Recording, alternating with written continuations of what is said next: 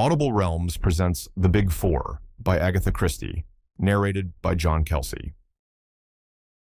I have met people who enjoy a channel crossing, men who can sit calmly in their deck chairs and, on arrival, wait until the boat is moored, then gather their belongings together without fuss and disembark. Personally, I can never manage this. From the moment I get on board, I feel that the time is too short to settle down to anything. I move my suitcases from one spot to another, and if I go down to the saloon for a meal, I bolt my food with an uneasy feeling that the boat may arrive unexpectedly whilst I am below. Perhaps all this is merely a legacy from one's short leaves in the war, when it seemed a matter of such importance to secure a place near the gangway, and to be amongst the first to disembark, lest one should waste precious minutes of one's 3 or 5 days' leave. On this particular July morning, as I stood by the rail and watched the white cliffs of Dover drawing nearer, I marveled at the passengers who could sit calmly in their chairs and never even raise their eyes for the first sight of their native land. Yet perhaps their case was different from mine. Doubtless many of them had only crossed to Paris for the weekend, whereas I had spent the last year and a half on a ranch in the Argentine. I had prospered there, and my wife and I had both enjoyed the free and easy life of the South American continent. Nevertheless, it was with a lump in my throat that I watched the familiar shore draw nearer and nearer. I had landed in France 2 days before, transacted some necessary business, and was now en route for London. I should be there some months, time enough to look up old friends, and one old friend in particular, a little man with an egg-shaped head and green eyes, Hercule Poirot. I proposed to take him completely by surprise. My last letter from the Argentine had given no hint of my intended voyage. Indeed, that had been decided upon hurriedly as a result of certain business complications, and I spent many amused moments picturing to myself his delight and stupefaction on beholding me. He, I knew, was not likely to be far from his headquarters. The time when his cases had drawn him from one end of England to the other was past. His fame had spread, and no longer would he allow one case to absorb all his time. He aimed more and more, as time went on, at being considered a consulting detective, as much a specialist as a Harley Street physician. He had always scoffed at the popular idea of the human bloodhound who assumed wonderful disguises to track criminals, and who paused at every footprint to measure it. "No, my friend Hastings," he would say, "we leave that to Giraud and his friends. Hercule Poirot's methods are his own. Order and method, and the little gray cells. Sitting at ease in our own armchairs, we see the things that these others overlook, and we do not jump to the conclusion like the worthy Jap." No, there was little fear of finding Hercule Poirot far afield. On arrival in London, I deposited my luggage at an hotel and drove straight on to the old address. What poignant memories it brought back to me. I hardly waited to greet my old landlady, but hurried up the stairs 2 at a time and rapped on Poirot's door. "Enter, then!" cried a familiar voice from within. I strode in. Poirot stood facing me. In his arms he carried a small valise, which he dropped with a crash on beholding me. "Mon ami, Hastings!" he cried. "Mon ami, Hastings!" And rushing forward, he enveloped me in a capacious embrace. Our conversation was incoherent and inconsequent. Ejaculations, eager questions, incomplete answers, messages from my wife, explanations as to my journey were all jumbled up together. "I suppose there's someone in my old rooms?" I asked at last, when we had calmed down somewhat. "I'd love to put up here again with you." Poirot's face changed with startling suddenness. "Mon Dieu, but what a chance épouvantable! Regard around you, my friend." For the first time, I took note of my surroundings. Against the wall stood a vast ark of a trunk of prehistoric design. Near to it were placed a number of suitcases, ranged neatly in order of size from large to small. The inference was unmistakable. "You are going away?" "Yes." "Where to?" "South America." "What?" "Yes, it is a droll farce, is it not? It is to Rio I go, and every day I say to myself, I will write nothing in my letters, but oh, the surprise of the good Hastings when he beholds me." "But when are you going?" Poirot looked at his watch. "In an hour's time." "I thought you always said nothing would induce you to make a long sea voyage." Poirot closed his eyes and shuddered. "Speak not of it to me, my friend. My doctor, he assures me that one dies not of it. and it is for the one time only. You understand that never, never shall I return." He pushed me into a chair. "Come, I will tell you how it all came about. Do you know who is the richest man in the world? Richer even than Rockefeller? Abe Ryland. The American soap king?" "Precisely. One of his secretaries approached me.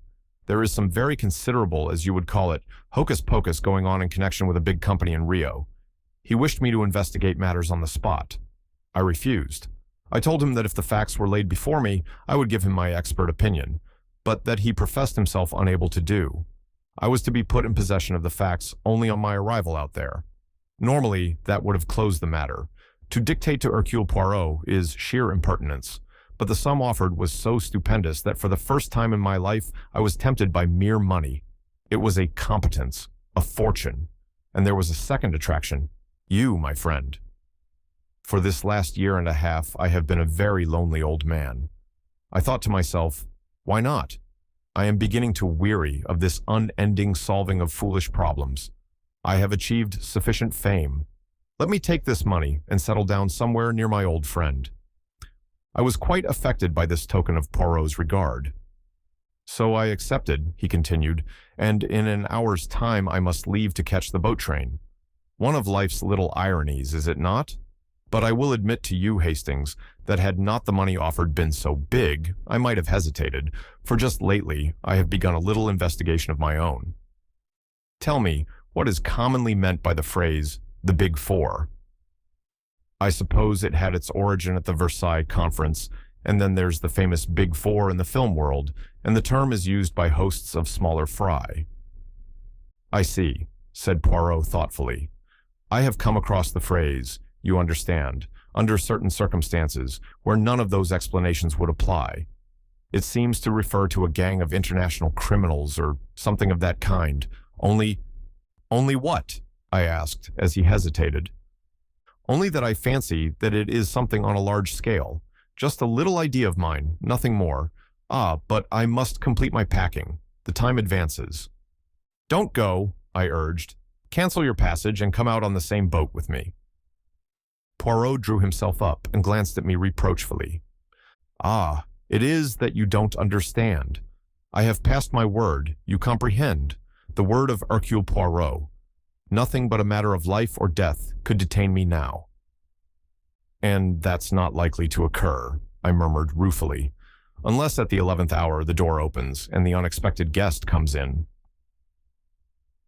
I quoted the old saw with a slight laugh, and then, in the pause that succeeded it, we both started as a sound came from the inner room. What's that? I cried. Ma foi, retorted Poirot. It sounds very like your unexpected guest in my bedroom. But how can anyone be in there? There's no door except into this room. Your memory is excellent, Hastings. Now for the deductions. The window. But it's a burglar then? He must have had a stiff climb of it. I should say it was almost impossible. I had risen to my feet and was striding in the direction of the door when the sound of fumbling at the handle from the other side arrested me. The door swung slowly open. Framed in the doorway stood a man. He was coated from head to foot with dust and mud. His face was thin and emaciated. He stared at us for a moment and then swayed and fell. Poirot hurried to his side. Then he looked up and spoke to me. Brandy. Quickly. I dashed some brandy into a glass and brought it. Poirot managed to administer a little, and together we raised him and carried him to the couch. In a few minutes, he opened his eyes and looked around him with an almost vacant stare. What is it you want, monsieur? Asked Poirot. The man opened his lips and spoke in a queer mechanical voice. Hercule Poirot, 14 Fairway Street. Yes, I am he. The man did not seem to understand and merely repeated in exactly the same tone. Hercule Poirot, 14 Fairway Street. Poirot tried him with several questions. Sometimes the man did not answer at all, sometimes he repeated the same phrase. Poirot made a sign to me to ring up on the telephone. Get Ridgway to come round. The doctor was in, luckily, and as his house was only just round the corner, few minutes elapsed before he came bustling in. What's all this, eh? Poirot gave him a brief explanation, and the doctor started examining our strange visitor, who seemed quite unconscious of his presence or ours. Said Ridgway when he had finished. Curious case. Brain fever, I suggested. The doctor immediately snorted with contempt. Brain fever. Brain fever. No such thing as brain fever, an invention of novelists. No, the man's had a shock of some kind. He's come here under the force of a persistent idea to find Hercule Poirot, 14 Fairway Street, and he repeats those words mechanically without in the least knowing what they mean. Aphasia? I said eagerly. This suggestion did not cause the doctor to snort quite as violently as my last one had done. He made no answer, but handed the man a sheet of paper and a pencil. Let's see what he'll do with that, he remarked. The man did nothing with it for some moments, then he suddenly began to write feverishly. With equal suddenness, he stopped and let both paper and pencil fall to the ground. The doctor picked it up and shook his head. Nothing here, only the figure 4 scrawled a dozen times, each one bigger than the last. Wants to write 14 Fairway Street, I expect. It's an interesting case. Very interesting. Can you possibly keep him here until this afternoon? I'm due at the hospital now, but I'll come back this afternoon and make all arrangements about him. It's too interesting a case to be lost sight of. I explained Poirot's departure and the fact that I proposed to accompany him to Southampton. That's all right. Leave the man here. He won't get into mischief. He's suffering from complete exhaustion. Will probably sleep for 8 hours on end. I'll have a word with that excellent funny face of yours and tell her to keep an eye on him. And Ridgway bustled out with his usual celerity. Poirot himself completed his packing, with one eye on the clock. The time, it marches with a rapidity unbelievable. Come now, Hastings, you cannot say that I have left you with nothing to do. A most sensational problem. The man from the unknown. Who is he? What is he? Ah, sapristi, but I would give 2 years of my life to have this boat go tomorrow instead of today. There is something here very curious, very interesting. But one must have time. Time. It may be days, or even months, before he will be able to tell us what he came to tell. I'll do my best, Poirot, I assured him. I'll try to be an efficient substitute. Yes. His rejoinder struck me as being a shade doubtful. I picked up the sheet of paper. If I were writing a story, I said lightly, I should weave this in with your latest idiosyncrasy and call it The Mystery of the Big Four. I tapped the penciled figures as I spoke. And then I started, for our invalid, roused suddenly from his stupor, sat up in his chair and said clearly and distinctly, Li Changyen. He had the look of a man suddenly awakened from sleep. Poirot made a sign to me not to speak. The man went on.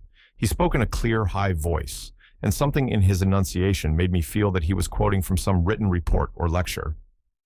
Li Changyen may be regarded as representing the brains of the Big Four. He is the controlling and motive force. I have designated him, therefore, as number 1. Number 2 is seldom mentioned by name. He is represented by an S with 2 lines through it, the sign for $1, also by 2 stripes and a star. It may be conjectured, therefore, that he is an American subject and that he represents the power of wealth. There seems no doubt that number 3 is a woman, and her nationality French. It is possible that she may be one of the sirens of the demi-monde, but nothing is known definitely. Number 4. His voice faltered and broke. Poirot leant forward. Yes, he prompted eagerly. Number 4? His eyes were fastened on the man's face. Some overmastering terror seemed to be gaining the day. The features were distorted and twisted. The destroyer, gasped the man. Then with a final convulsed movement, he fell back in a dead faint. Mon Dieu, whispered Poirot. I was right then. I was right. You think? He interrupted me. Carry him onto the bed in my room. I have not a minute to lose if I would catch my train. Not that I want to catch it. Oh, that I could miss it with a clear conscience. But I gave my word. Come, Hastings. Leaving our mysterious visitor in the charge of Pearson, we drove away, and duly caught the train by the skin of our teeth. Poirot was alternately silent and loquacious. He would sit staring out of the window like a man lost in a dream, apparently not hearing a word that I said to him. Then, reverting to animation suddenly, He would shower injunctions and commands upon me and urge the necessity of constant Marconigrams. We had a long fit of silence just after we passed Woking.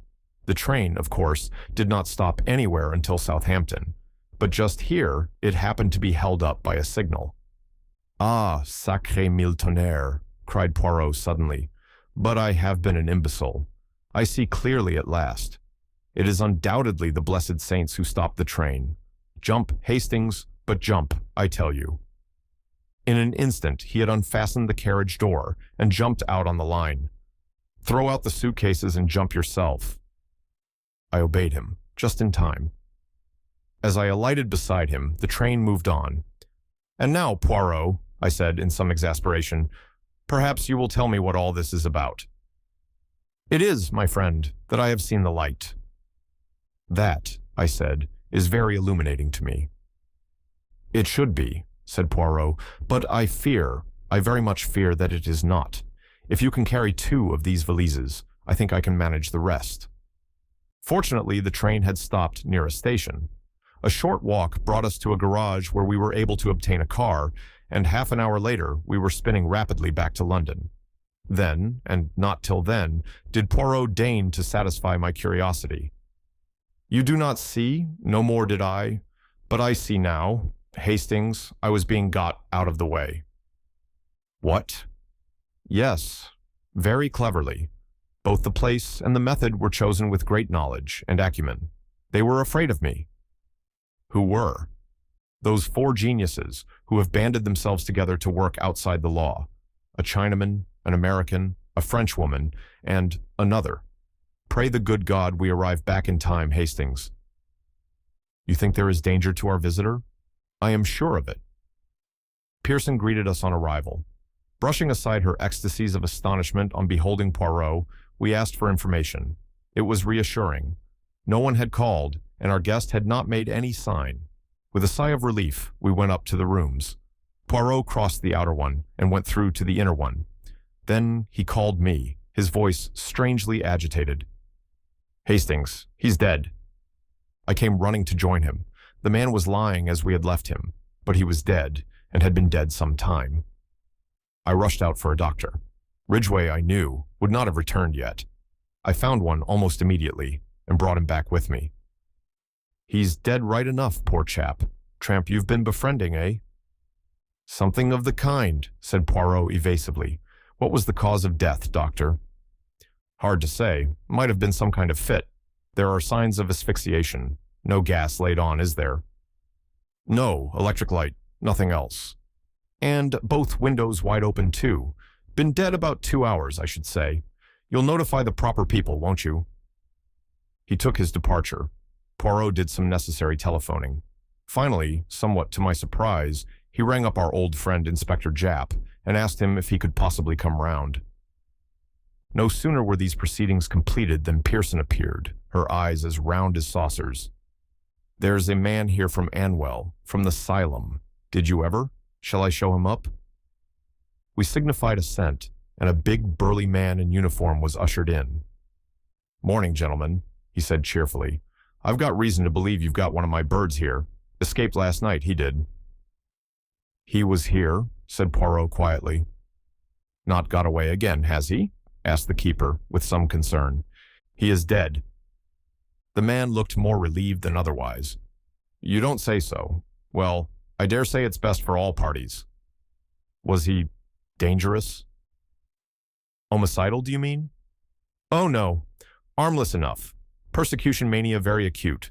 Full of secret societies from China that had got him shut up. They're all the same." I shuddered. "How long has he been shut up?" asked Poirot. "A matter of 2 years now." "I see," said Poirot quietly. "It never occurred to anybody that he might be sane." The keeper permitted himself to laugh. "If he was sane, what would he be doing in a lunatic asylum? They all say they're sane, you know." Poirot said no more. He took the man in to see the body. The identification came immediately. "That's him, right enough," said the keeper callously. "Funny sort of bloke, ain't he? Well, gentlemen, I had best go off now and make arrangements under the circumstances. We won't trouble you with the corpse much longer. If there's a inquest, you will have to appear at it, I dare say. Good morning, sir." With a rather uncouth bow, he shambled out of the room. A few minutes later, Japp arrived. The Scotland Yard inspector was jaunty and dapper as usual. "Here I am, Monsieur Poirot. What can I do for you? Thought you were off to the coral strands of somewhere or other today." "My good Japp, I want to know if you have ever seen this man before." He led Japp into the bedroom. The inspector stared down at the figure on the bed with a puzzled face. "Let me see now. He seems sort of familiar, and I pride myself on my memory, too. Why, God bless my soul, it's Mayerling." "And who is, or was, Mayerling?" "Secret Service chap, not one of our people. Went to Russia 5 years ago. Never heard of again. Always thought the Bolsheviks had done him in."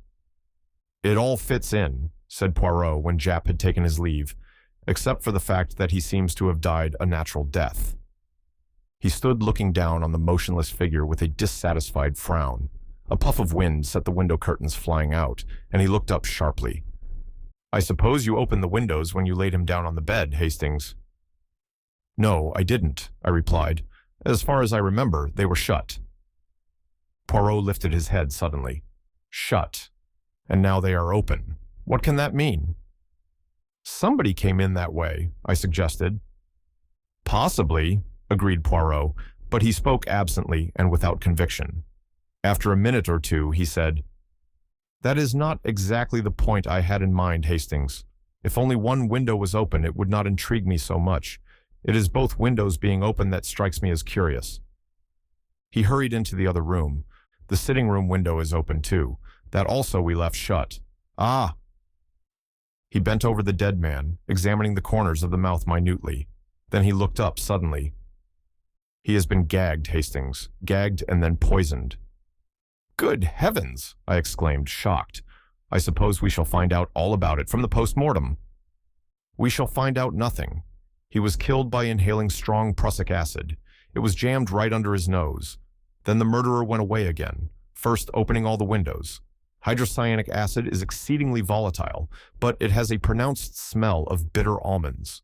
With no trace of the smell to guide them, and no suspicion of foul play, death would be put down to some natural cause by the doctors." "So this man was in the Secret Service, Hastings, and 5 years ago he disappeared in Russia." "The last 2 years he's been in the asylum," I said. "But what of the 3 years before that?" Poirot shook his head and then caught my arm. "The clock, Hastings. Look at the clock." I followed his gaze to the mantelpiece. The clock had stopped at 4 o'clock. "Mon ami, someone has tampered with it. It had still 3 days to run. It is an 8-day clock, you comprehend." "But what should they want to do that for? Some idea of a false scent by making the crime appear to have taken place at 4 o'clock?" No. Rearrange your ideas, mon ami. Exercise your little gray cells. You are Mayerling. You hear something, perhaps, and you know well enough that your doom is sealed. You have just time to leave a sign. 4 o'clock, Hastings. Number 4, the destroyer. Ah, an idea." He rushed into the other room and seized the telephone. He asked for Hanwell. "You are the asylum, yes?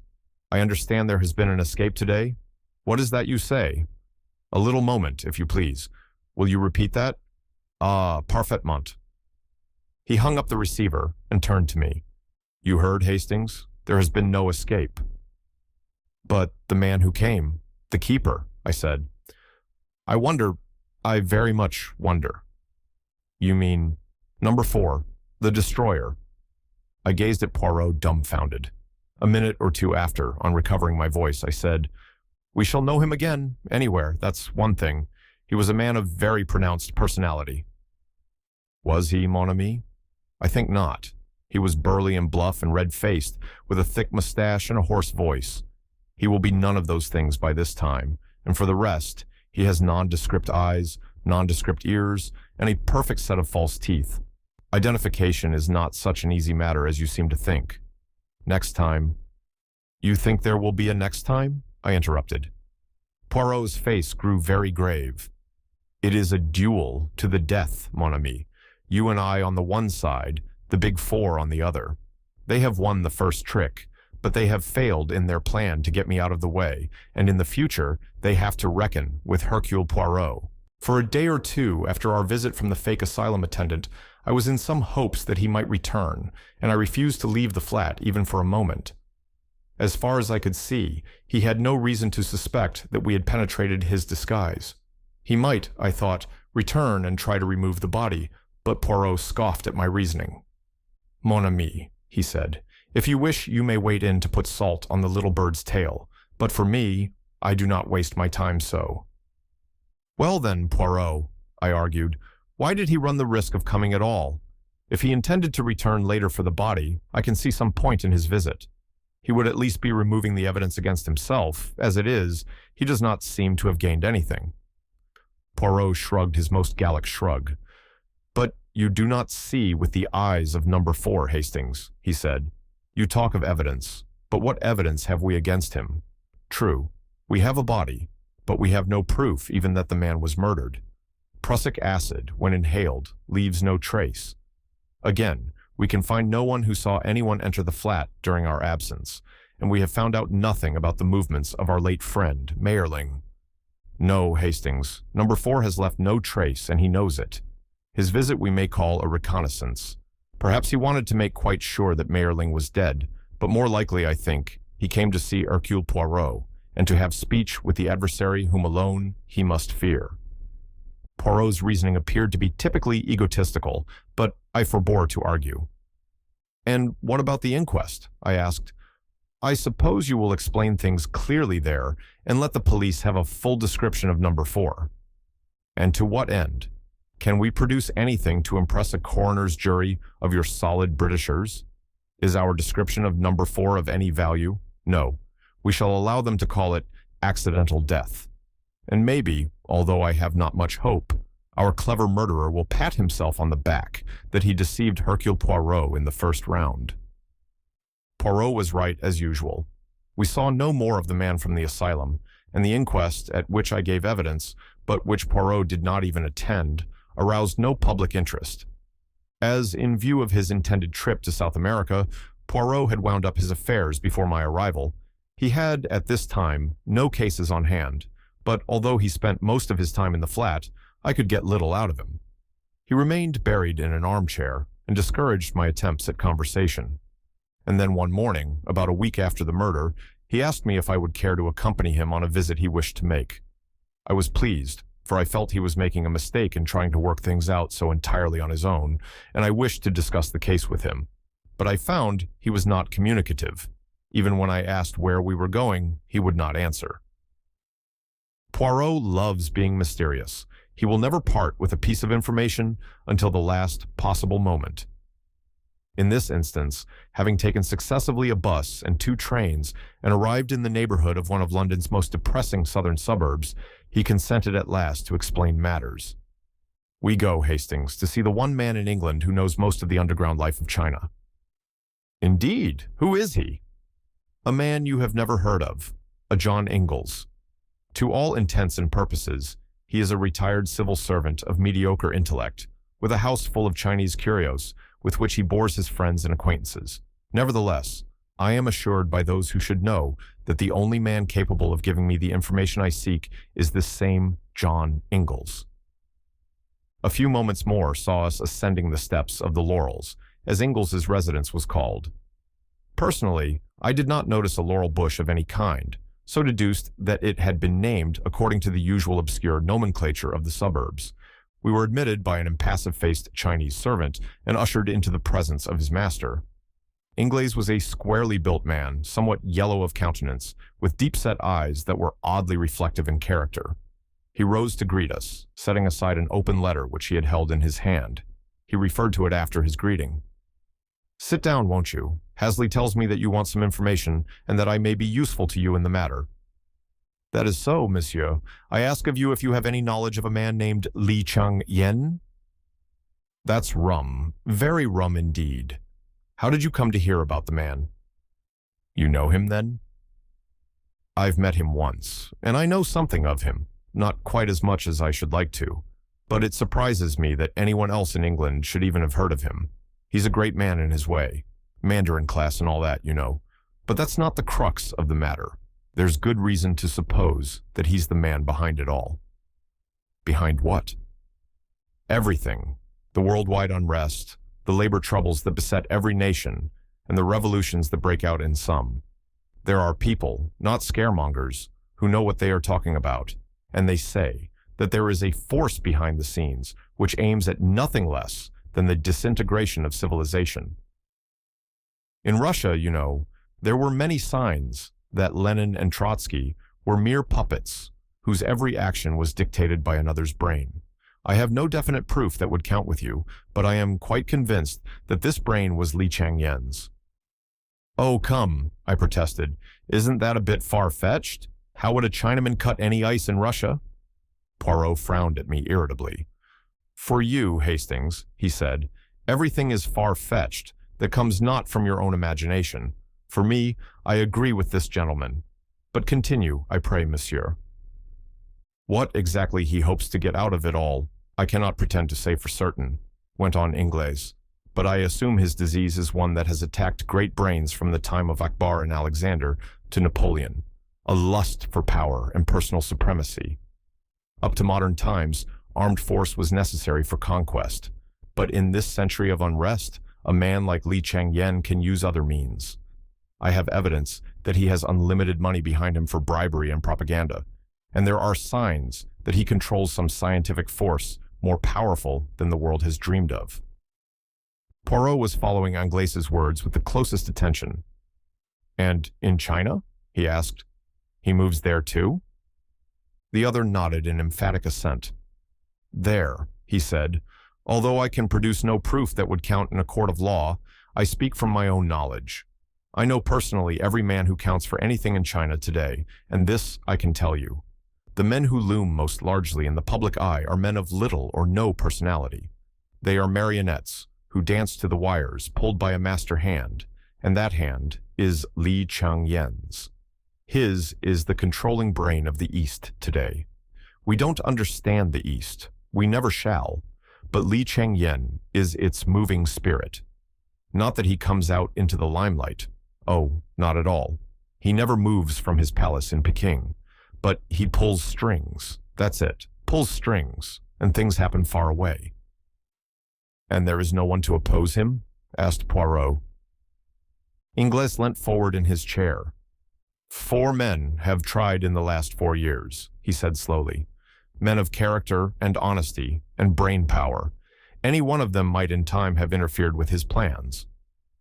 He paused. "Well?" I queried. "Well, they are dead. One wrote an article and mentioned Li Changyen's name in connection with the riots in Peking, and within 2 days he was stabbed in the street. His murderer was never caught. The offenses of the other 2 were similar. In a speech or an article or in conversation, each linked Li Changyen's name with rioting or revolution, and within a week of his indiscretion, each was dead. One was poisoned, one died of cholera, an isolated case, not part of an epidemic, and one was found dead in his bed. The cause of the last death was never determined, but I was told by a doctor who saw the corpse that it was burnt and shriveled, as though a wave of electrical energy, of incredible power, had passed through it." "And Li Changyen?" inquired Poirot. "Naturally nothing is traced to him, but there are signs, eh?" Ingles shrugged. "Oh, signs, yes, certainly. And once I found a man who would talk, a brilliant young Chinese chemist who was a protege of Li Changyen's. He came to me one day, this chemist, and I could see that he was on the verge of a nervous breakdown. He hinted to me of experiments on which he'd been engaged in Li Changyen's palace under the Mandarin's direction. Experiments on coolies in which the most revolting disregard for human life and suffering had been shown.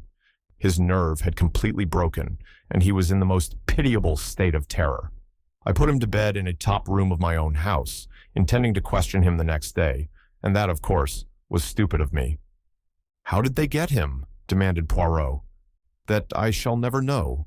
I woke that night to find my house in flames and was lucky to escape with my life. Investigation showed that a fire of amazing intensity had broken out on the top floor, and the remains of my young chemist friend were charred to a cinder." I could see from the earnestness with which he had been speaking that Ingles was a man mounted on his hobby horse, and evidently he too realized that he had been carried away, for he laughed apologetically. "But, of course," he said, "I have no proofs, and you, like the others, will merely tell me that I have a bee in my bonnet." "On the contrary," said Poirot quietly, "we have every reason to believe your story.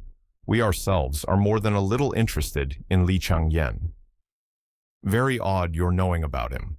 Didn't fancy a soul in England had ever heard of him. I'd rather like to know how you did come to hear of him, if it's not indiscreet." "Not in the least, monsieur. A man took refuge in my rooms.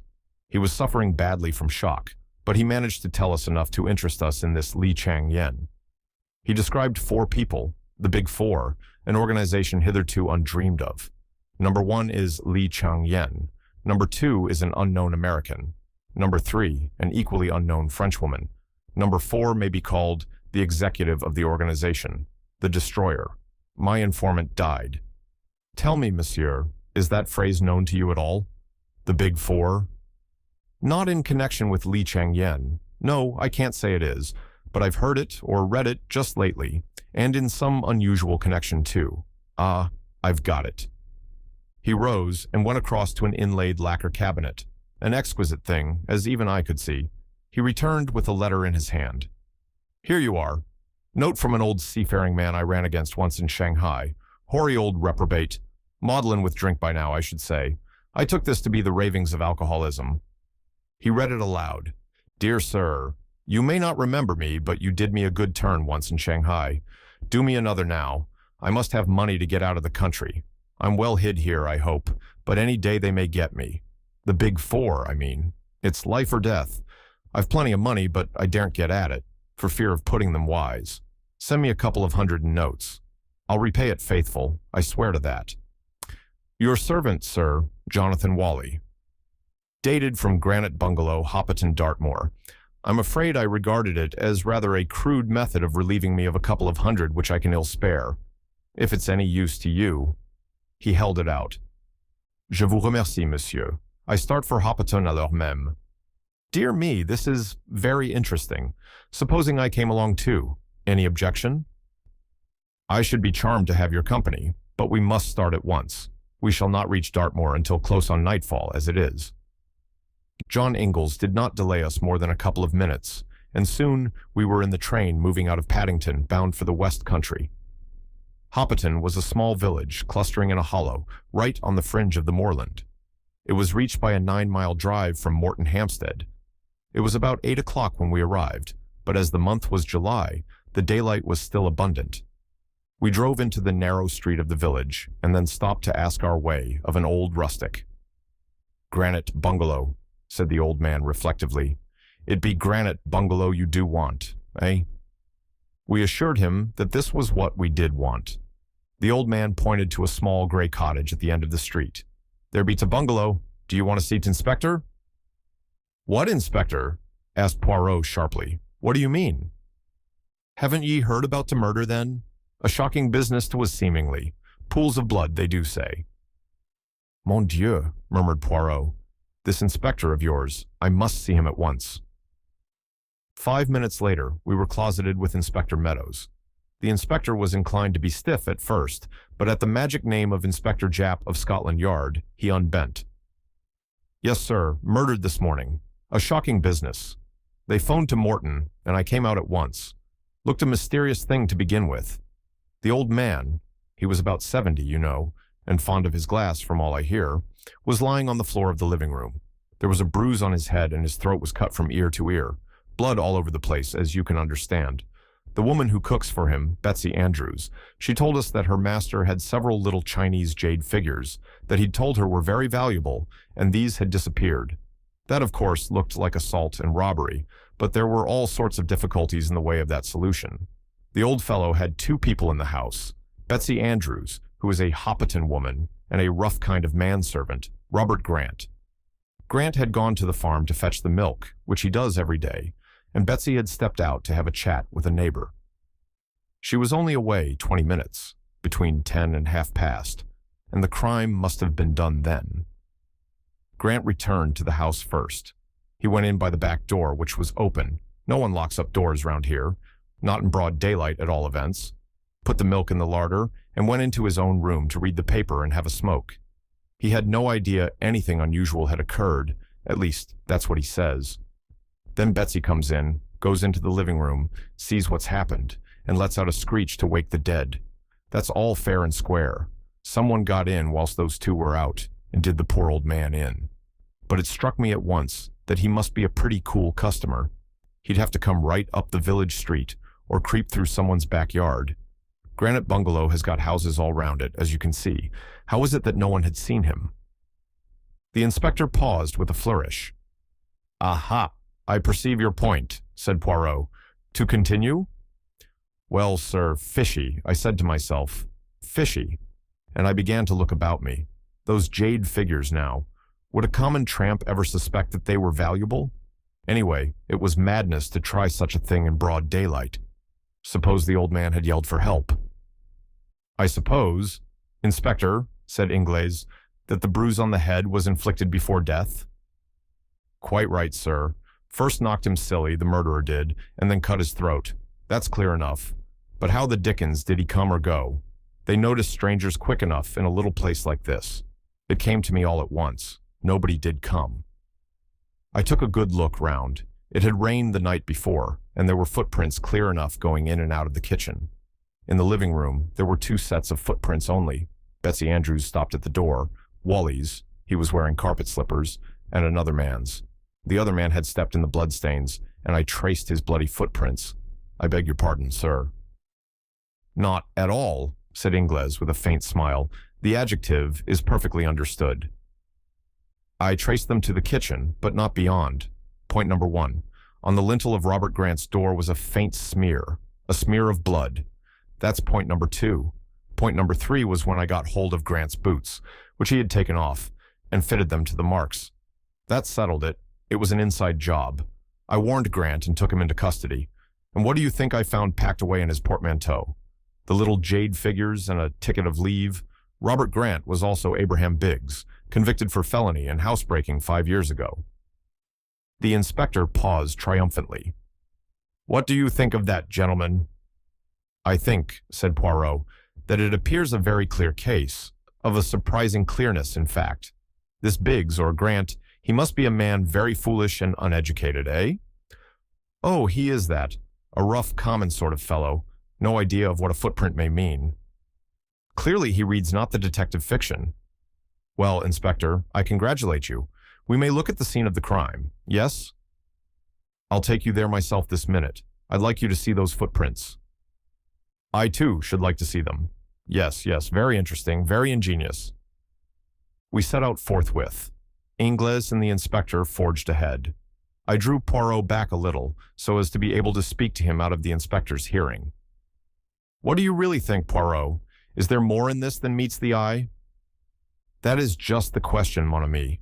Wally says plainly enough in his letter that the Big Four are on his track, and we know, you and I, that the Big Four is no bogey for the children. Yet everything seems to say that this man Grant committed the crime. Why did he do so? For the sake of the little jade figures? Or is he an agent of the Big Four? I confess that this last seems more likely. However valuable the jade, a man of that class was not likely to realize the fact, at any rate, not to the point of committing murder for them. That, par example, ought to have struck the inspector. He could have stolen the jade and made off with it, instead of committing a brutal murder. Ah, yes. I fear our Devonshire friend has not used his little gray cells. He has measured footprints and has omitted to reflect and arrange his ideas with the necessary order and method. The inspector drew a key from his pocket and unlocked the door of Granite Bungalow. The day had been fine and dry, so our feet were not likely to leave any prints. Nevertheless, we wiped them carefully on the mat before entering. A woman came up out of the gloom and spoke to the inspector, and he turned aside. Then he spoke over his shoulder. "Have a good look round, Poirot, and see all there is to be seen. I'll be back in about 10 minutes. By the way, here's Grant's boot. I brought it along with me for you to compare the impressions." We went into the living room, and the sound of the inspector's footsteps died away outside. Ingles was attracted immediately by some Chinese curios on a table in the corner and went over to examine them. He seemed to take no interest in Poirot's doings. I, on the other hand, watched him with breathless interest. The floor was covered with a dark green linoleum, which was ideal for showing up footprints. A door at the farther end led into the small kitchen. From there, another door led into the scullery, where the back door was situated, and another into the bedroom, which had been occupied by Robert Grant. Having explored the ground, Poirot commented upon it in a low, running monologue. Here is where the body lay. That big dark stain and the splashes all around mark the spot. Traces of carpet slippers and number 9 boots you observe, but all very confused. Then 2 sets of tracks leading to and from the kitchen. Whoever the murderer was, he came in that way. You have the boot, Hastings. Give it to me. He compared it carefully with the prints. Yes, both made by the same man, Robert Grant. He came in that way, killed the old man, and went back to the kitchen. He had stepped in the blood. See the stains he left as he went out? Nothing to be seen in the kitchen. All the village has been walking about in it. He went into his own room. No, first he went back again to the scene of the crime. Was that to get the little jade figures? Or had he forgotten something that might incriminate him? Perhaps he killed the old man the second time he went in, I suggested. Mais non, you do not observe. On one of the outgoing footmarks stained with blood, there is superimposed an ingoing one. I wonder what he went back for, the little jade figures as an afterthought. It is all ridiculous, stupid. Well, he's given himself away pretty hopelessly. N'est-ce pas? I tell you, Hastings, it goes against reason. It offends my little gray cells. Let us go into his bedroom. Ah, yes, there is the smear of blood on the lintel and just a trace of footmarks. Blood-stained. Robert Grant's footmarks, and is only near the body. Robert Grant the only man who went near the house. Yes, it must be so. What about the old woman? I said suddenly. She was in the house alone after Grant had gone for the milk. She might have killed him and then gone out. Her feet would leave no prints if she hadn't been outside. Very good, Hastings. I wondered whether that hypothesis would occur to you. I had already thought of it and rejected it. Betsy Andrews is a local woman, well known hereabouts. She can have no connection with the Big Four, and besides, old Wally was a powerful fellow by all accounts. This is a man's work, not a woman's. I suppose the Big Four couldn't have had some diabolical contrivance concealed in the ceiling, something which descended automatically and cut the old man's throat and was afterwards drawn up again. Like Jacob's ladder? I know, Hastings, that you have an imagination of the most fertile, but I implore of you to keep it within bounds. I subsided, abashed. Poirot continued to wander about, poking into rooms and cupboards with a profoundly dissatisfied expression on his face. Suddenly he uttered an excited yelp, reminiscent of a Pomeranian dog. I rushed to join him. He was standing in the larder in a dramatic attitude. In his hand, he was brandishing a leg of mutton. My dear Poirot, I cried, what is the matter? Have you suddenly gone mad?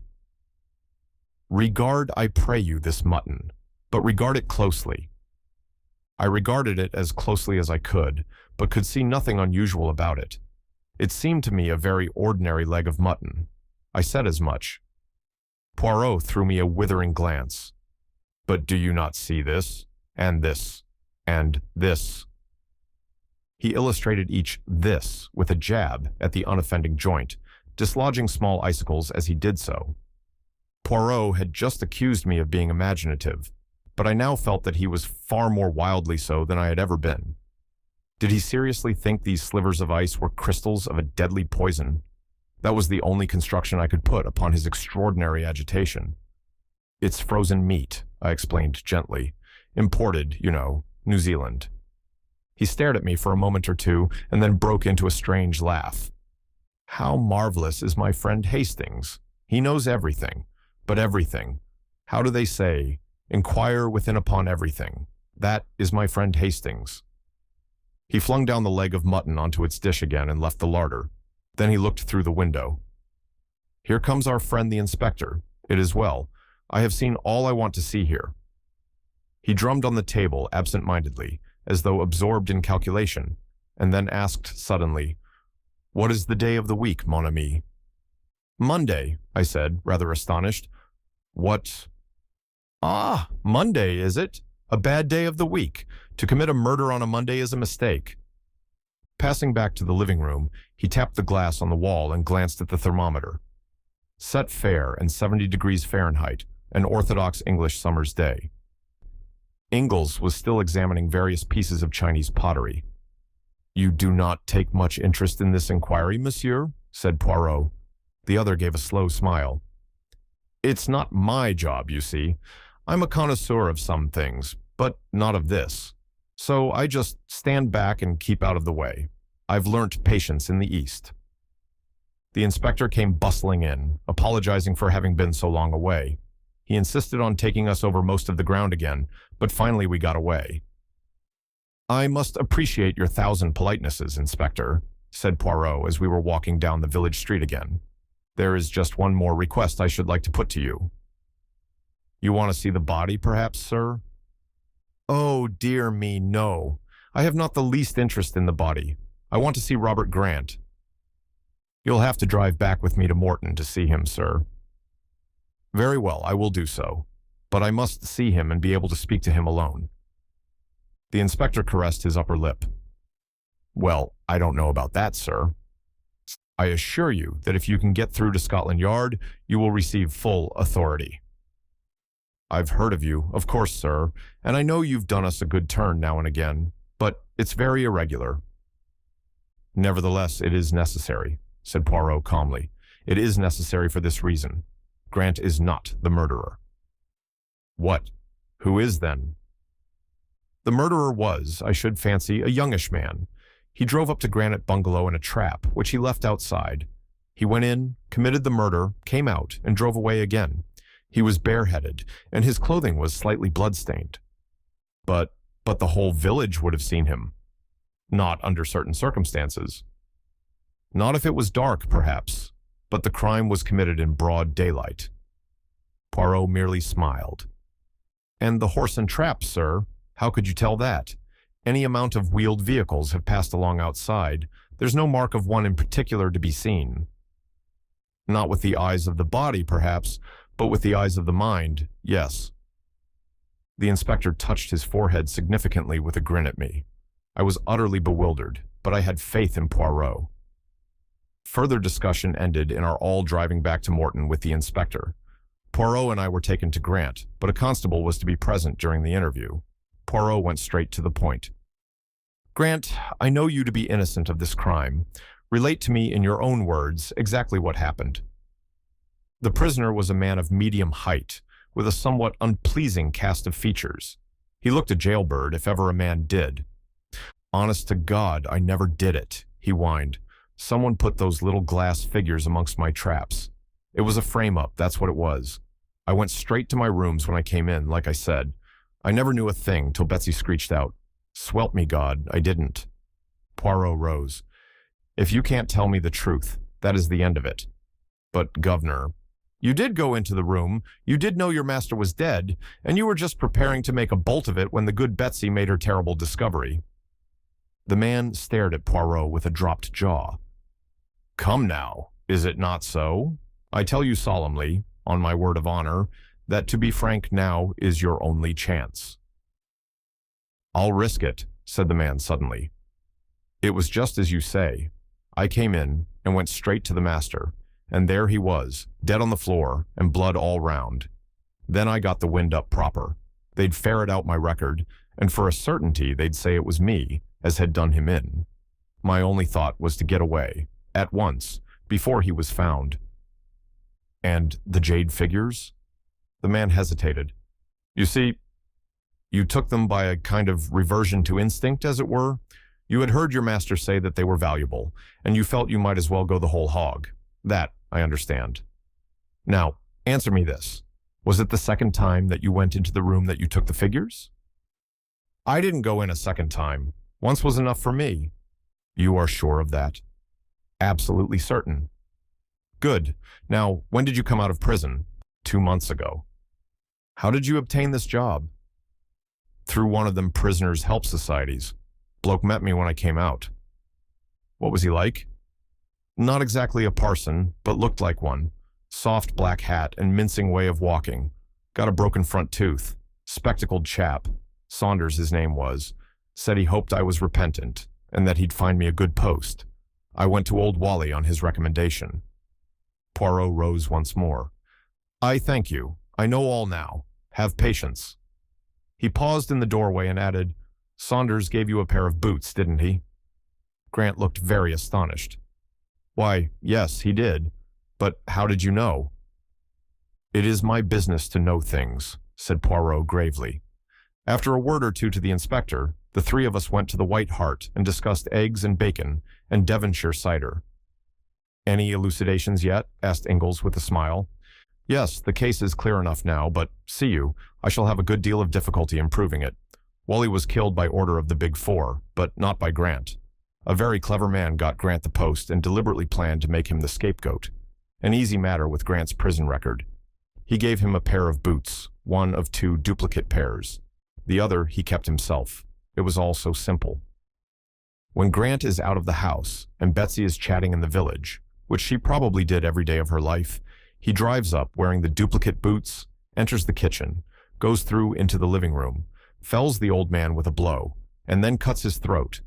Then he returns to the kitchen, removes the boots, puts on another pair, and, carrying the first pair, goes out to his trap and drives off again. Inglés looked steadily at Poirot. "There's a catch in it still. Why did nobody see him?" "Ah, that is where the cleverness of number 4, I am convinced, comes in. Everybody saw him, and yet nobody saw him. You see, he drove up in a butcher's cart." I uttered an exclamation. "The leg of mutton?" "Exactly, Hastings, the leg of mutton. Everybody swore that no one had been to Granite Bungalow that morning, but, nevertheless, I found in the larder a leg of mutton, still frozen. It was Monday, so the meat must have been delivered that morning, for if on Saturday in this hot weather, it would not have remained frozen over Sunday. So someone had been to the bungalow, and a man on whom a trace of blood here and there would attract no attention." "Damned ingenious," cried Inglés approvingly. "Yes, he is clever, number 4. "As clever as Hercule Poirot?" I murmured. My friend threw me a glance of dignified reproach. "There are some jests that you should not permit yourself, Hastings," he said sententiously. "Have I not saved an innocent man from being sent to the gallows? That is enough for one day. Personally, I don't think that even when a jury had acquitted Robert Grant, alias Biggs, of the murder of Jonathan Wally, Inspector Meadows was entirely convinced of his innocence. The case which he had built up against Grant, the man's record, the jade which he had stolen, the boots which fitted the footprints so exactly, was to his matter-of-fact mind too complete to be easily upset. But Poirot, compelled much against his inclination to give evidence, convinced the jury. 2 witnesses were produced who had seen a butcher's cart drive up to the bungalow on that Monday morning, and the local butcher testified that his cart only called there on Wednesdays and Fridays. A woman was actually found who, when questioned, remembered seeing the butcher's man leaving the bungalow, but she could furnish no useful description of him. The only impression he seemed to have left on her mind was that he was clean-shaven, of medium height, and looked exactly like a butcher's man. At this description, Poirot shrugged his shoulders philosophically. "It is, as I tell you, Hastings," he said to me after the trial. "He is an artist, this one. He disguises himself not with the false beard and the blue spectacles. He alters his features, yes, but that is the least part. For the time being, he is the man he would be. He lives in his part." Certainly I was compelled to admit that the man who had visited us from Hanwell had fitted in exactly with my idea of what an asylum attendant should look like. I should never for a moment have dreamt of doubting that he was genuine. It was all a little discouraging, and our experience on Dartmoor did not seem to have helped us at all. I said as much to Poirot, but he would not admit that we had gained nothing. "We progress," he said. "We progress. At every contact with this man, we learn a little of his mind and his methods. Of us and our plans, he knows nothing." "And there, Poirot," I protested. "He and I seem to be in the same boat. You don't seem to me to have any plans. You seem to sit and wait for him to do something." Poirot smiled. "Mon ami, you do not change. Always the same Hastings, who would be up and at their throats. Perhaps," he added, as a knock sounded on the door, "you have here your chance. It may be our friend who enters." And he laughed at my disappointment when Inspector Japp and another man entered the room. "Good evening, monsieur," said the inspector. "Allow me to introduce Captain Kent of the United States Secret Service." Captain Kent was a tall, lean American with a singularly impassive face which looked as though it had been carved out of wood. "Pleased to meet you, gentlemen," he murmured as he shook hands jerkily. Poirot threw an extra log on the fire and brought forward more easy chairs. I brought out glasses and the whiskey and soda. The captain took a deep draught and expressed appreciation. "Legislation in your country is still sound," he observed. "And now to business," said Jap. "Monsieur Poirot here made a certain request to me. He was interested in some concern that went by the name of the Big Four, and he asked me to let him know at any time if I came across a mention of it in my official line of business. I didn't take much stock in the matter, but I remembered what he said, and when the captain here came over with rather a curious story, I said at once, 'We'll go round to Monsieur Poirot's.'" Poirot looked across at Captain Kent, and the American took up the tale. "You may remember reading, Poirot, that a number of torpedo boats and destroyers were sunk by being dashed upon the rocks off the American coast. It was just after the Japanese earthquake, and the explanation given was that the disaster was the result of a tidal wave. Now, a short time ago, a roundup was made of certain crooks and gunmen, and with them were captured some papers which put an entirely new face upon the matter. They appeared to refer to some organization called the Big Four, and gave an incomplete description of some powerful wireless installation, a concentration of wireless energy far beyond anything so far attempted, and capable of focusing a beam of great intensity upon some given spot. The claims made for this invention seemed manifestly absurd, but I turned them in to headquarters for what they were worth, and one of our highbrow professors got busy on them. Now, it appears that one of your British scientists read a paper upon the subject before the British Association. His colleagues didn't think great shakes of it, by all accounts, thought it far-fetched and fanciful, but your scientist stuck to his guns and declared that he himself was on the eve of success in his experiments. "Eh bien?" demanded Poirot with interest. "It was suggested that I should come over here and get an interview with this gentleman. Quite a young fellow he is, Halliday by name. He is the leading authority on the subject, and I was to get from him whether the thing suggested was any way possible." "And was it?" I asked eagerly. "That's just what I don't know. I haven't seen Halliday, and I'm not likely to by all accounts." "The truth of the matter is," said Jap shortly, "Halliday's disappeared." "When?" "2 months ago." "Was his disappearance reported?" "Of course it was. His wife came to us in a great state. We did what we could, but I knew all along it would be no good." "Why not?" "Never is, when a man disappears that way." Jap winked. "What way?" "Paris." "So Halliday disappeared in Paris?" "Yes, went over there on scientific work, so he said. Of course, he'd have to say something like that. But you know what it means when a man disappears over there. Either it's Apache work, and that's the end of it, or else it's voluntary disappearance. And that's a great deal the commoner of the two, I can tell you. Gay Paris and all that, you know. Sick of home life. Halliday and his wife had had a tiff before he started, which all helps to make it a pretty clear case." "I wonder," said Poirot thoughtfully. The American was looking at him curiously. "Say, mister," he drawled, "what's this Big Four idea?" "The Big Four," said Poirot, "is an international organization which has at its head a Chinaman. He is known as Number 1. Number 2 is an American. Number 3 is a Frenchwoman. Number 4, the destroyer, is an Englishman." "A Frenchwoman, eh?" The American whistled. "And Halliday disappeared in France. Maybe there's something in this. What's her name?" "I don't know. I know nothing about her." "But it's a mighty big proposition, eh?" suggested the other. Poirot nodded as he arranged the glasses in a neat row on the tray. His love of order was as great as ever. "What was the idea in sinking those boats? Are the Big Four a German stunt?" "The Big Four are for themselves, and for themselves only, Le Capitaine. Their aim is world domination." The American burst out laughing, but broke off at the sight of Poirot's serious face. "You laugh, monsieur," said Poirot, shaking a finger at him. "You reflect not. You use not the little gray cells of the brain. Who are these men who send a portion of your navy to destruction simply as a trial of their power? For that was all it was, monsieur, a test of this new force of magnetical attraction which they hold. Go on with you, monsieur, said Japp good-humoredly. I've read of supercriminals many a time, but I've never come across them. Well, you've heard Captain Kent's story. Anything further I can do for you? Yes, my good friend. You can give me the address of Halliday, and also a few words of introduction to her if you will be so kind.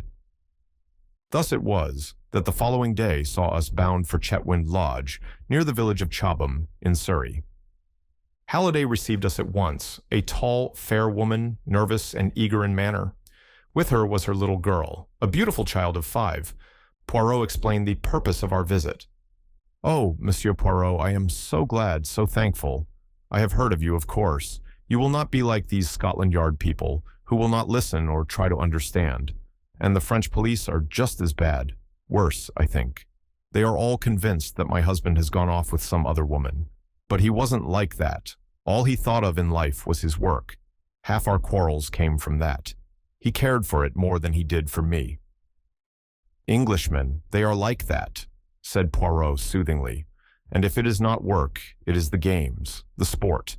All those things they take au grand sérieux. Now, madame, recount to me exactly, in detail, and as methodically as you can, the exact circumstances of your husband's disappearance." "My husband went to Paris on Thursday, the 20th of July. He was to meet and visit various people there, connected with his work, amongst them Madame Olivier." Poirot nodded at the mention of the famous French woman chemist, who had eclipsed even Madame Curie in the brilliance of her achievements. She had been decorated by the French government and was one of the most prominent personalities of the day. He arrived there in the evening and went at once to the Hotel Castiglione in the Rue de Castiglione. On the following morning, he had an appointment with Professor Bourgognot, which he kept. His manner was normal and pleasant. The two men had a most interesting conversation, and it was arranged that he should witness some experiments in the professor's laboratory on the following day. He lunched alone at the Café Royal, went for a walk in the Bois, and then visited Madame Olivier at her house at Passy. There, also, his manner was perfectly normal. He left about 6. Where he dined is not known, probably alone at some restaurant. He returned to the hotel about 11 o'clock and went straight up to his room, after inquiring if any letters had come for him. On the following morning, he walked out of the hotel and has not been seen again. At what time did he leave the hotel? At the hour when he would normally leave it to keep his appointment at Professor Bourgognot's laboratory? We do not know. He was not remarked leaving the hotel, but no petit déjeuner was served to him, which seems to indicate that he went out early. Or he might, in fact, have gone out again after he came in the night before. I do not think so. His bed had been slept in, and the night porter would have remembered anyone going out at that hour.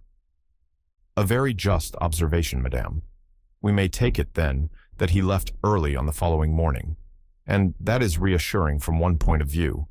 He is not likely to have fallen a victim to any Apache assault at that hour. His baggage now, was it all left behind? Halliday seemed rather reluctant to answer, but at last she said, "No. He must have taken one small suitcase with him." Said Poirot thoughtfully. "I wonder where he was that evening. If we knew that, we should know a great deal. Whom did he meet? There lies the mystery. Madame, myself, I do not of necessity accept the view of the police. With them is it always cherchez la femme. Yet it is clear that something occurred that night to alter your husband's plans. You say he asked for letters on returning to the hotel. Did he receive any?" "One only, and that must have been the one I wrote him on the day he left England." Poirot remained sunk in thought for a full minute. Then he rose briskly to his feet. "Well, madame, the solution of the mystery lies in Paris, and to find it, I myself journey to Paris on the instant." "It is all a long time ago, monsieur." Yes. Nevertheless, it is there that we must seek." He turned to leave the room, but paused with his hand on the door. "Tell me, madame, do you ever remember your husband mentioning the phrase, 'the Big Four'?" "The Big Four," she repeated thoughtfully. "No, I can't say I do. That was all that could be elicited from Halliday." We hurried back to London, and the following day saw us en route for the continent. With rather a rueful smile, Poirot observed, This big four. They make me to bestir myself, mon ami. I run up and down all over the ground, like our old friend, the human foxhound. Perhaps you'll meet him in Paris, I said, knowing that he referred to a certain Giraud, one of the most trusted detectives of the Sûreté, whom he had met on a previous occasion. Poirot made a grimace. I devoutly hope not. He loved me not, that one. Won't it be a very difficult task, I asked, to find out what an unknown Englishman did on an evening 2 months ago? Very difficult, mon ami, but as you know well, difficulties rejoice the heart of Hercule Poirot. You think the Big Four kidnapped him? Poirot nodded. Our inquiries necessarily went over old ground, and we learnt little to add to what Halliday had already told us.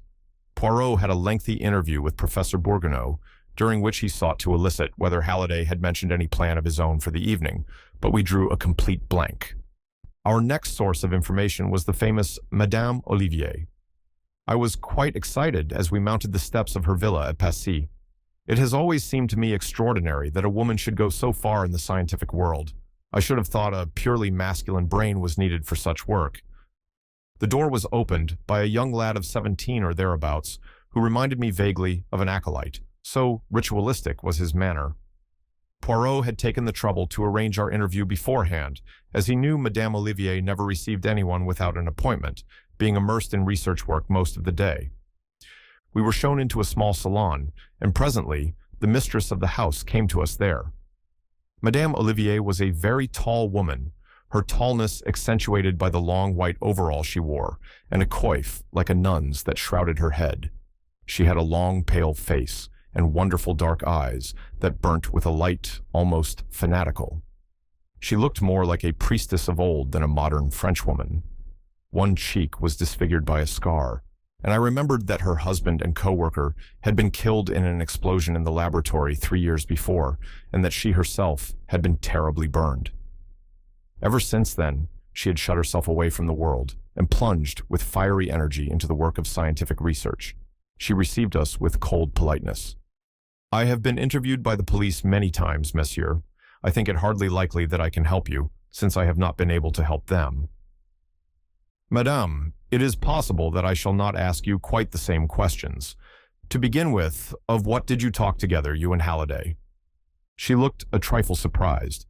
But of his work, and also mine. Did he mention to you the theories he had embodied recently in his paper, read before the British Association? Certainly he did. It was chiefly of those we spoke. His ideas were somewhat fantastic, were they not? Asked Poirot carelessly. Some people have thought so. I do not agree. You consider them practicable? Perfectly practicable. My own line of research has been somewhat similar, though not undertaken with the same end in view. I have been investigating the gamma rays emitted by the substance usually known as radium-C, a product of radium emanation, and in doing so, I have come across some very interesting magnetical phenomena. Indeed, I have a theory as to the actual nature of the force we call magnetism, but it is not yet time for my discoveries to be given to the world. Halliday's experiments and views were exceedingly interesting to me. Poirot nodded. Then he asked a question which surprised me. Madame, where did you converse on these topics? In here? No, monsieur, in the laboratory. May I see it? Certainly. She led the way to the door from which she had entered. It opened on a small passage. We passed through 2 doors and found ourselves in the big laboratory, with its array of beakers and crucibles and 100 appliances of which I did not even know the names. There were 2 occupants, both busy with some experiment. Madame Olivier introduced them. Mademoiselle Claude, one of my assistants. A tall, serious-faced young girl bowed to us. Monsieur Henri, an old and trusted friend. The young man, short and dark, bowed jerkily. Poirot looked round him. There were 2 other doors, besides the one by which we had entered. One, Madame explained, led into the garden, the other into a smaller chamber also devoted to research. Poirot took all this in, then declared himself ready to return to the salon. Madame, were you alone with Halliday during your interview? Yes, monsieur. My 2 assistants were in the smaller room next door. Could your conversation be overheard? By them, or anyone else? Madame reflected, then shook her head. I do not think so. I am almost sure it could not. The doors were all shut. Could anyone have been concealed in the room? There is the big cupboard in the corner, but the idea is absurd. Pas tout à fait, madame. One thing more. Did Halliday make any mention of his plans for the evening? He said nothing whatever, monsieur. I thank you, madame, and I apologize for disturbing you. Pray do not trouble. We can find our way out. We stepped out into the hall. A lady was just entering the front door as we did so. She ran quickly up the stairs, and I was left with an impression of the heavy mourning that denotes a French widow. A most unusual type of woman that, remarked Poirot as we walked away. Madame Olivier? Yes, she... Mais non, not Madame Olivier. Cela va sans dire. There are not many geniuses of her stamp in the world. No, I referred to the other lady, the lady on the stairs. I didn't see her face, I said, staring, and I hardly see how you could have done. She never looked at us. That is why I said she was an unusual type, said Poirot placidly. A woman who enters her home, for I presume that it is her home since she enters with a key, and runs straight upstairs without even looking at two strange visitors in the hall to see who they are, is a very unusual type of woman. Quite unnatural, in fact. Mille tonnerres, what is that? He dragged me back, just in time. A tree had crashed down onto the sidewalk, just missing us. Poirot stared at it, pale and upset. It was a near thing that, but clumsy all the same, for I had no suspicion, at least hardly any suspicion. Yes, but for my quick eyes, the eyes of a cat, Hercule Poirot might now be crushed out of existence. A terrible calamity for the world, and you too, mon ami, though that would not be such a national catastrophe. Thank you, I said coldly. And what are we going to do now? Do? Cried Poirot. We are going to think. Yes, here and now, we are going to exercise our little gray cells. This Halliday now, was he really in Paris? Yes, for Professor Bourgognot, who knows him, saw, and spoke to him. What on earth are you driving at? I cried. That was Friday morning. He was last seen at 11 Friday night. But was he seen then? The porter. A night porter, who had not previously seen Halliday. A man comes in, sufficiently like Halliday. We may trust number 4 for that. Asks for letters, goes upstairs, packs a small suitcase, and slips out the next morning. Nobody saw Halliday all that evening. No, because he was already in the hands of his enemies. Was it Halliday whom Madame Olivier received? Yes, for though she did not know him by sight, an impostor could hardly deceive her on her own special subject. He came here, he had his interview, he left. What happened next? Seizing me by the arm, Poirot was fairly dragging me back to the villa. Now, mon ami, imagine that it is the day after the disappearance, and that we are tracking footprints. You love footprints, do you not? See, here they go, a man's, Halliday's. He turns to the right as we did. He walks briskly. Other footsteps following behind, very quickly. Small footsteps, a woman's. See, she catches him up, a slim young woman in a widow's veil. Pardon, monsieur. Madame Olivier desires that I recall you. He stops. He turns. Now, where would the young woman take him? Is it coincidence that she catches up with him just where a narrow alleyway opens, dividing two gardens? She leads him down it. It is shorter this way, monsieur. On the right is the garden of Madame Olivier's villa, on the left the garden of another villa, and from that garden, mark you, the tree fell, so nearly on us. Garden doors from both open on the alley. The ambush is there. Men pour out, overpower him, and carry him into the strange villa. Good gracious, Poirot, I cried. Are you pretending to see all this? I see it with the eyes of the mind, mon ami. So, and only so, could it have happened. Come, let us go back to the house. You want to see Madame Olivier again? Poirot gave a curious smile. No, Hastings, I want to see the face of the lady on the stairs. Who do you think she is? A relation of Madame Olivier's? More probably a secretary, and a secretary engaged not very long ago. The same gentle acolyte opened the door to us. Can you tell me, said Poirot, the name of the lady, the widow lady who came in just now? Madame Veronneau? Madame's secretary? That is the lady. Would you be so kind as to ask her to speak to us for a moment?" The youth disappeared. He soon reappeared. "I am sorry. Madame Verneau must have gone out again." "I think not," said Poirot quietly. "Will you give her my name, Hercule Poirot, and say that it is important I should see her at once, as I am just going to the prefecture?" Again, our messenger departed. This time the lady descended. She walked into the salon. We followed her. She turned and raised her veil. To my astonishment, I recognized our old antagonist, the Countess Rossakoff, a Russian countess who had engineered a particularly smart jewel robbery in London. "As soon as I caught sight of you in the hall, I feared the worst," she observed plaintively. "My dear Countess Rossakoff." She shook her head. "Inez Verneau now," she murmured. "A Spaniard, married to a Frenchman. What do you want of me, Poirot? You are a terrible man. You hunted me from London. Now, I suppose, you will tell our wonderful Madame Olivier about me and hunt me from Paris? We poor Russians, we must live, you know." "It is more serious than that, madame," said Poirot, watching her. "I propose to enter the villa next door and release Halliday, if he is still alive. I know everything, you see." I saw her sudden pallor. She bit her lip. Then she spoke with her usual decision. "He is still alive, but he is not at the villa. Come, monsieur, I will make a bargain with you. Freedom for me, and Halliday, alive and well, for you." "I accept," said Poirot. "I was about to propose the same bargain myself. By the way, are the Big Four your employers, madame?" Again I saw that deathly pallor creep over her face, but she left his question unanswered. Instead, "You permit me to telephone?" she asked, and crossing to the instrument, she rang up a number. "The number of the villa," she explained, "where our friend is now imprisoned. You may give it to the police. The nest will be empty when they arrive." "Ah, I am through. Is that you, André?" "It is I, Inez. The little Belgian knows all. Send Halliday to the hotel and clear out." She replaced the receiver and came towards us, smiling. "You will accompany us to the hotel, madame?" "Naturally. I expected that." I got a taxi, and we drove off together. I could see by Poirot's face that he was perplexed. The thing was almost too easy. We arrived at the hotel. The porter came up to us.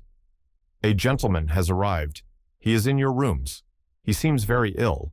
A nurse came with him, but she has left." "That is all right," said Poirot. "He is a friend of mine." We went upstairs together. Sitting in a chair by the window was a haggard young fellow who looked in the last stages of exhaustion. Poirot went over to him. "Are you John Halliday?" The man nodded. "Show me your left arm. John Halliday has a mole just below the left elbow." The man stretched out his arm. The mole was there. Poirot bowed to the Countess. She turned and left the room. A glass of brandy revived Halliday somewhat. "My God," he muttered. "I have been through hell. Hell. Those fiends are devils incarnate. My wife, where is she? What does she think? They told me that she would believe. She does not," said Poirot firmly. "Her faith in you has never wavered. She is waiting for you. She and the child. Thank God for that. I can hardly believe that I am free once more." "Now that you are a little recovered, monsieur, I should like to hear the whole story from the beginning." Halliday looked at him with an indescribable expression. "I remember nothing," he said. "What? Have you ever heard of the Big Four?" "Something of them," said Poirot dryly. "You do not know what I know. They have unlimited power. If I remain silent, I shall be safe. If I say one word, not only I, but my nearest and dearest will suffer unspeakable things. It is no good arguing with me. I know. I remember nothing." And getting up, he walked from the room. Poirot's face wore a baffled expression. "So it is like that, is it?" he muttered. "The Big Four win again. What is that you are holding in your hand, Hastings?" I handed it to him. "The Countess scribbled it before she left," I explained. He read it.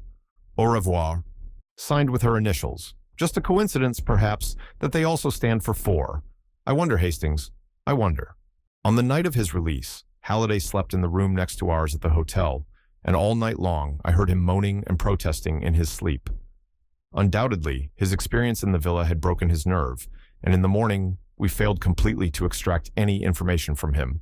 He would only repeat his statement about the unlimited power at the disposal of the Big Four, and his assurance of the vengeance which would follow if he talked. After lunch, he departed to rejoin his wife in England, but Poirot and I remained behind in Paris. I was all for energetic proceedings of some kind or other, and Poirot's quiescence annoyed me. "For heaven's sake, Poirot," I urged, "let us be up and at them." "Admirable, mon ami, admirable. Up where and at whom? Be precise, I beg of you." "At the Big Four, of course. Cela va sans dire.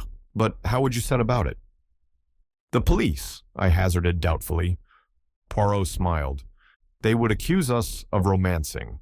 We have nothing to go upon, nothing whatever. We must wait." "Wait for what?" "Wait for them to make a move. See now, in England, you all comprehend and adore le box. If one man does not make a move, the other must, and by permitting the adversary to make the attack, one learns something about him. That is our part, to let the other side make the attack." "You think they will?" I said doubtfully. "I have no doubt whatever of it. To begin with, see, they try to get me out of England. That fails. Then, in the Dartmoor affair, we step in and save their victim from the gallows. And yesterday, once again, we interfere with their plans. Assuredly, they will not leave the matter there." As I reflected on this, there was a knock on the door. Without waiting for a reply, a man stepped into the room and closed the door behind him. He was a tall, thin man, with a slightly hooked nose and a sallow complexion. He wore an overcoat buttoned up to his chin, and a soft hat well pulled down over his eyes.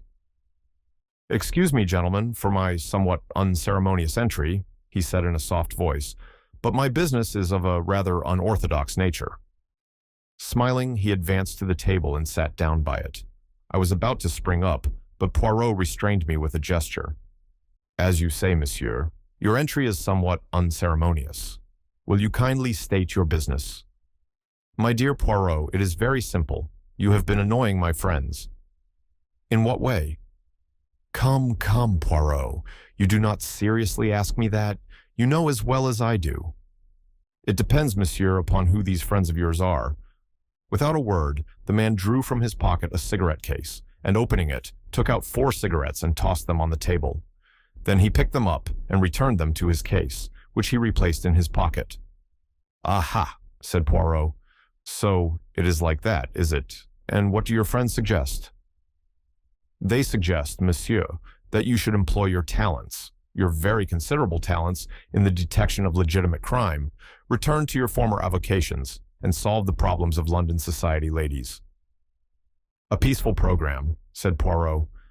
"And supposing I do not agree?" The man made an eloquent gesture. "We should regret it, of course, exceedingly," he said. "So would all the friends and admirers of the great Hercule Poirot. But regrets, however poignant, do not bring a man to life again." "Put very delicately," said Poirot, nodding his head.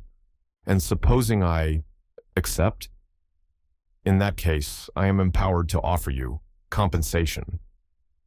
He drew out a pocketbook and threw 10 notes on the table. They were for 10,000 francs each. "That is merely a guarantee of our good faith," he said. 10 times that amount will be paid you." "Good God!" I cried, springing up. "You dare to think—" "Sit down, Hastings," said Poirot autocratically. "Subdue your so beautiful and honest nature, and sit down. To you, monsieur, I will say this. What is to prevent me ringing up the police and giving you into their custody, whilst my friend here prevents you from escaping?" "By all means do so if you think it advisable," said our visitor calmly. "Oh, look here, Poirot," I cried. "I can't stand this. Ring up the police and have done with it." Rising swiftly, I strode to the door and stood with my back against it. "It seems the obvious course," murmured Poirot, as though debating with himself. "But you distrust the obvious, eh?" said our visitor, smiling. "Go on, Poirot," I urged. "It will be your responsibility, mon ami." As he lifted the receiver, the man made a sudden cat-like jump at me. I was ready for him. In another minute we were locked together, staggering round the room. Suddenly I felt him slip and falter. I pressed my advantage. He went down before me. And then, in the very flush of victory, an extraordinary thing happened. I felt myself flying forwards. Head first, I crashed into the wall in a complicated heap. I was up in a minute, but the door was already closing behind my late adversary. I rushed to it and shook it. It was locked on the outside. I seized the telephone from Poirot. "Is that the bureau? Stop a man who is coming out. A tall man, with a buttoned-up overcoat and a soft hat. He is wanted by the police." Very few minutes elapsed before we heard a noise in the corridor outside. The key was turned and the door flung open. The manager himself stood in the doorway. "The man, you have got him?" I cried. "No, monsieur. No one has descended." "You must have passed him." "We have passed no one, monsieur. It is incredible that he can have escaped." "You have passed someone, I think," said Poirot in his gentle voice. "One of the hotel staff, perhaps." "Only a waiter carrying a tray, monsieur." "Ah," said Poirot in a tone that spoke infinities. "So that was why he wore his overcoat buttoned up to his chin," mused Poirot when we had finally got rid of the excited hotel officials. "I'm awfully sorry, Poirot," I murmured, rather crestfallen. "I thought I'd downed him all right." "Yes, that was a Japanese trick, I fancy. Do not distress yourself, mon ami. All went according to plan. His plan. That is what I wanted." "What's this?" I cried, pouncing on a brown object that lay on the floor. It was a slim pocketbook of brown leather, and had evidently fallen from our visitor's pocket during his struggle with me. It contained 2 receipted bills in the name of Felix Léon, and a folded-up piece of paper which made my heart beat faster. It was a half sheet of notepaper, on which a few words were scrawled in pencil, but they were words of supreme importance. "The next meeting of the council will be on Friday at 34 Rue des Echelles at 11. It was signed with a big figure 4, and today was Friday, and the clock on the mantelpiece showed the hour to be 10:30. "My God, what a chance!" I cried. "Fate is playing into our hands. We must start at once, though. What stupendous luck!" "So that was why he came," murmured Poirot. "I see it all now." "See what? Come on, Poirot, don't stay daydreaming there." Poirot looked at me and slowly shook his head, smiling as he did so. "Will you walk into my parlor?" said the spider to the fly. "That is your little English nursery rhyme, is it not?" "No, no, they are subtle, but not so subtle as Hercule Poirot." "What on earth are you driving at, Poirot?" "My friend, I have been asking myself the reason of this morning's visit. Did our visitor really hope to succeed in bribing me? Or, alternatively, in frightening me into abandoning my task? It seemed hardly credible. Why then did he come? And now I see the whole plan. Very neat, very pretty, the ostensible reason to bribe or frighten me. The necessary struggle which he took no pains to avoid, and which should make the dropped pocketbook natural and reasonable. And finally, the pitfall, Rue des Echelles, 11. I think not, mon ami. One does not catch Hercule Poirot as easily as that." "Good heavens," I gasped. Poirot was frowning to himself. "There is still one thing I do not understand." "What is that?" "The time, Hastings. The time. If they wanted to decoy me away, surely nighttime would be better. Why this early hour? Is it possible that something is about to happen this morning? Something which they are anxious Hercule Poirot should not know about?" He shook his head. "We shall see. Here I sit, mon ami. We do not stir out this morning. We await events here." It was at 11:30 exactly that the summons came. A petit bleu. Poirot tore it open, then handed it to me. It was from Madame Olivier, the world-famous scientist, whom we had visited yesterday in connection with the Halliday case. It asked us to come out to Passy at once. We obeyed the summons without an instant's delay. Madame Olivier received us in the same small salon. I was struck anew with the wonderful power of this woman, with her long nun's face and burning eyes, this brilliant successor of Becquerel and the Curies. She came to the point at once. "Monsieur, you interviewed me yesterday about the disappearance of Halliday. I now learn that you returned to the house a second time, and asked to see my secretary, Inez Veronneau. She left the house with you, and has not returned here since." Is that all, madame? No, monsieur, it is not. Last night the laboratory was broken into, and several valuable papers and memoranda were stolen. The thieves had a try for something more precious still, but luckily they failed to open the big safe. Madame, these are the facts of the case. Your late secretary, Madame Verneau, was really the Countess Rossakoff, an expert thief, and it was she who was responsible for the disappearance of Halliday. How long had she been with you? 5 months, monsieur. What you say amazes me. It is true, nevertheless. These papers, were they easy to find? Or do you think an inside knowledge was shown? It is rather curious that the thieves knew exactly where to look. You think Inez? Yes, I have no doubt that it was upon her information that they acted. But what is this precious thing that the thieves failed to find? Jewels? Madame Olivier shook her head with a faint smile.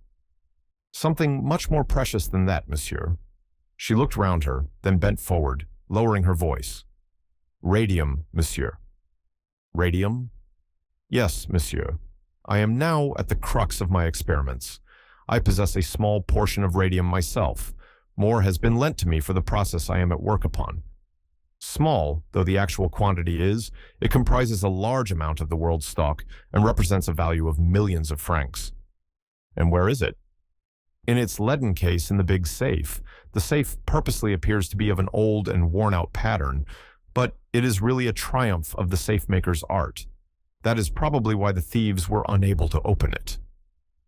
How long are you keeping this radium in your possession? Only for 2 days more, monsieur. Then my experiments will be concluded.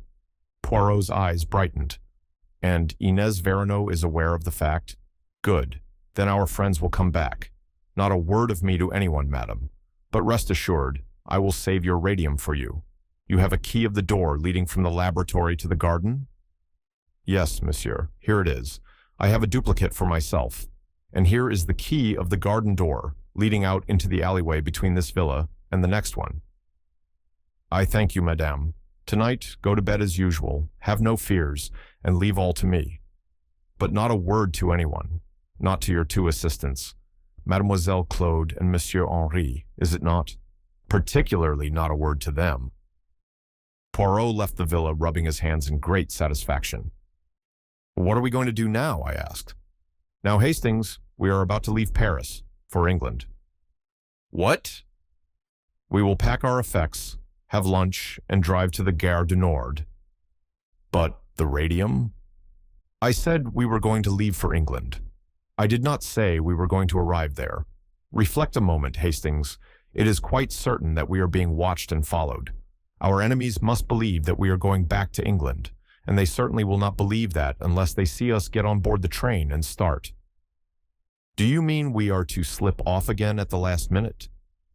No, Hastings. Our enemies will be satisfied with nothing less than a bona fide departure. But the train doesn't stop until Calais? It will stop if it is paid to do so. Oh, come now, Poirot. Surely you can't pay an express to stop. They'd refuse. My dear friend, have you never remarked the little handle, the signal d'arrêt, penalty for improper use? 100 francs, I think. Oh, you are going to pull that? Or rather, a friend of mine, Pierre Combeau, will do so. Then, while he is arguing with the guard and making a big scene, and all the train is agog with interest, you and I will fade quietly away. We duly carried out Poirot's plan. Pierre Combeau, an old crony of Poirot's, and who evidently knew my little friend's methods pretty well, fell in with the arrangements. The communication cord was pulled just as we got to the outskirts of Paris. Combeau made a scene in the most approved French fashion, and Poirot and I were able to leave the train without anyone being interested in our departure. Our first proceeding was to make a considerable change in our appearance. Poirot had brought the materials for this with him in a small case. 2 loafers in dirty blue blouses were the result. We had dinner in an obscure hostelry and started back to Paris afterwards. It was close on 11 o'clock when we found ourselves once more in the neighborhood of Madame Olivier's villa. We looked up and down the road before slipping into the alleyway. The whole place appeared to be perfectly deserted. One thing we could be quite certain of, no one was following us. I do not expect them to be here yet, whispered Poirot to me, Possibly, they may not come until tomorrow night, but they know perfectly well that there are only 2 nights on which the radium will be there. Very cautiously, we turned the key in the garden door. It opened noiselessly, and we stepped into the garden. And then, with complete unexpectedness, the blow fell. In a minute, we were surrounded, gagged, and bound. At least 10 men must have been waiting for us. Resistance was useless. Like 2 helpless bundles, we were lifted up and carried along. To my intense astonishment, they took us towards the house and not away from it. With a key, they opened the door into the laboratory and carried us into it. One of the men stooped down before a big safe. The door of it swung open. I felt an unpleasant sensation down my spine. Were they going to bundle us into it and leave us there to asphyxiate slowly? However, to my amazement, I saw that from the inside of the safe steps led down beneath the floor. We were thrust down this narrow way and eventually came out into a big subterranean chamber. A woman stood there, tall and imposing, with a black velvet mask covering her face. She was clearly in command of the situation by her gestures of authority. The men slung us down on the floor and left us, alone with the mysterious creature in the mask. I had no doubt who she was. This was the unknown Frenchwoman, number 3 of the Big Four. She knelt down beside us and removed the gags, but left us bound. Then rising and facing us, with a sudden swift gesture, she removed her mask. It was Madame Olivier. "Poirot," she said in a low mocking tone. "The great, the wonderful, the unique Poirot. I sent a warning to you yesterday morning. You chose to disregard it.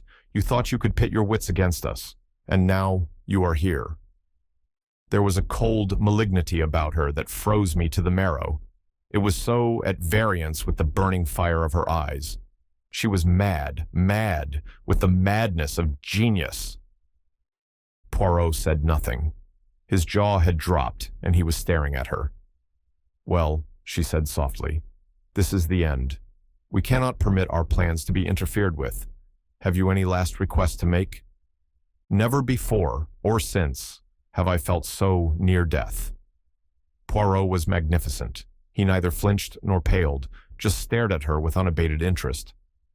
"Your psychology interests me enormously, madame," he said quietly.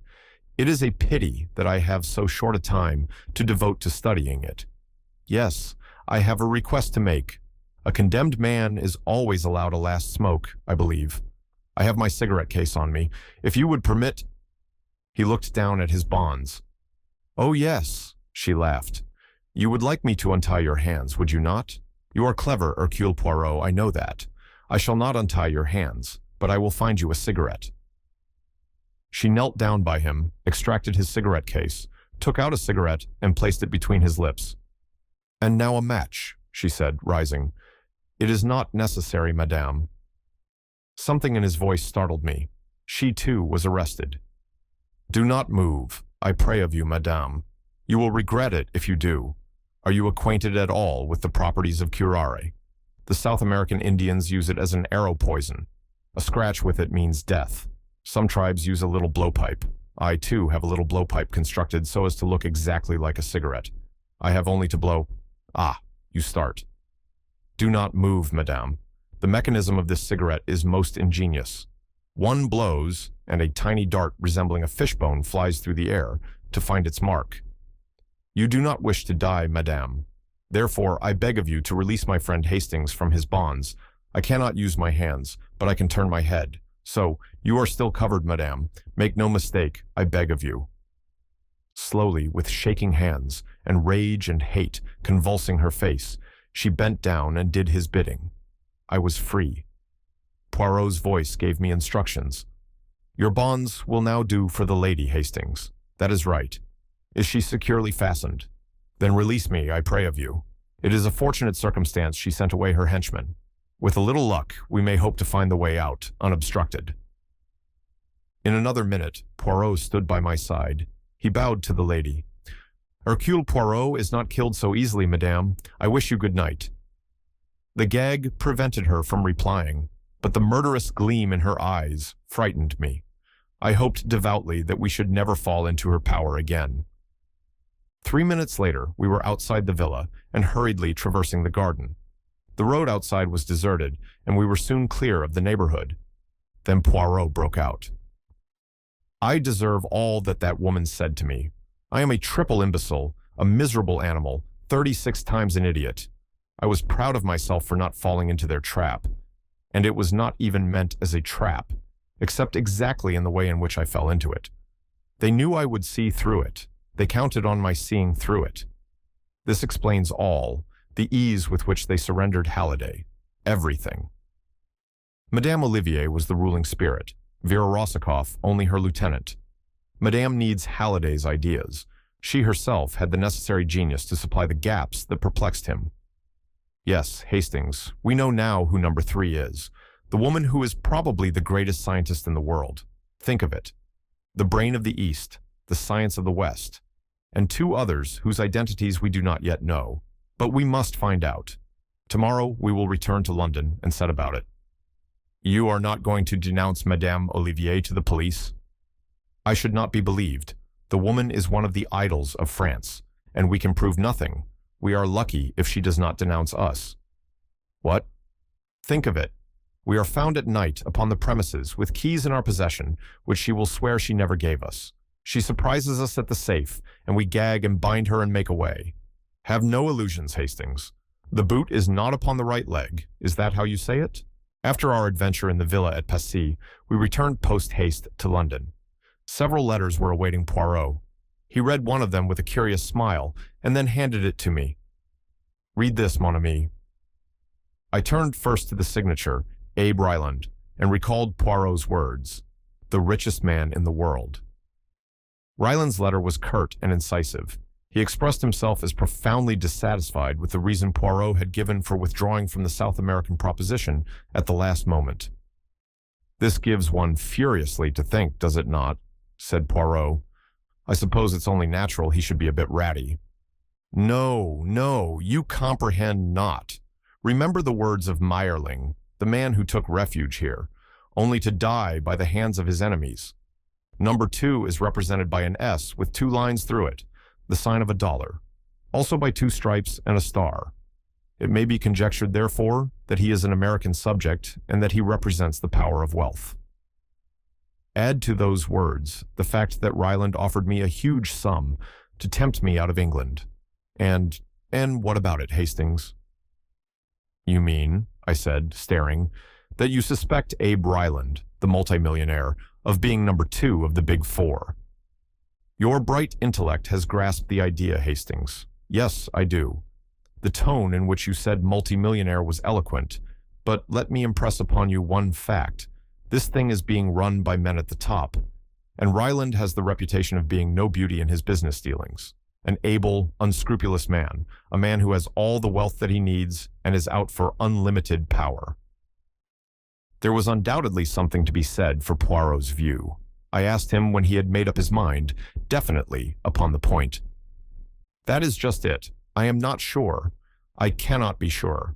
Mon ami, I would give anything to know. Let me but place number 2 definitely as Abe Ryland, and we draw nearer to our goal." "He has just arrived in London, I see by this," I said, tapping the letter. "Shall you call upon him and make your apologies in person?" "I might do so." 2 days later, Poirot returned to our rooms in a state of boundless excitement. He grasped me by both hands in his most impulsive manner.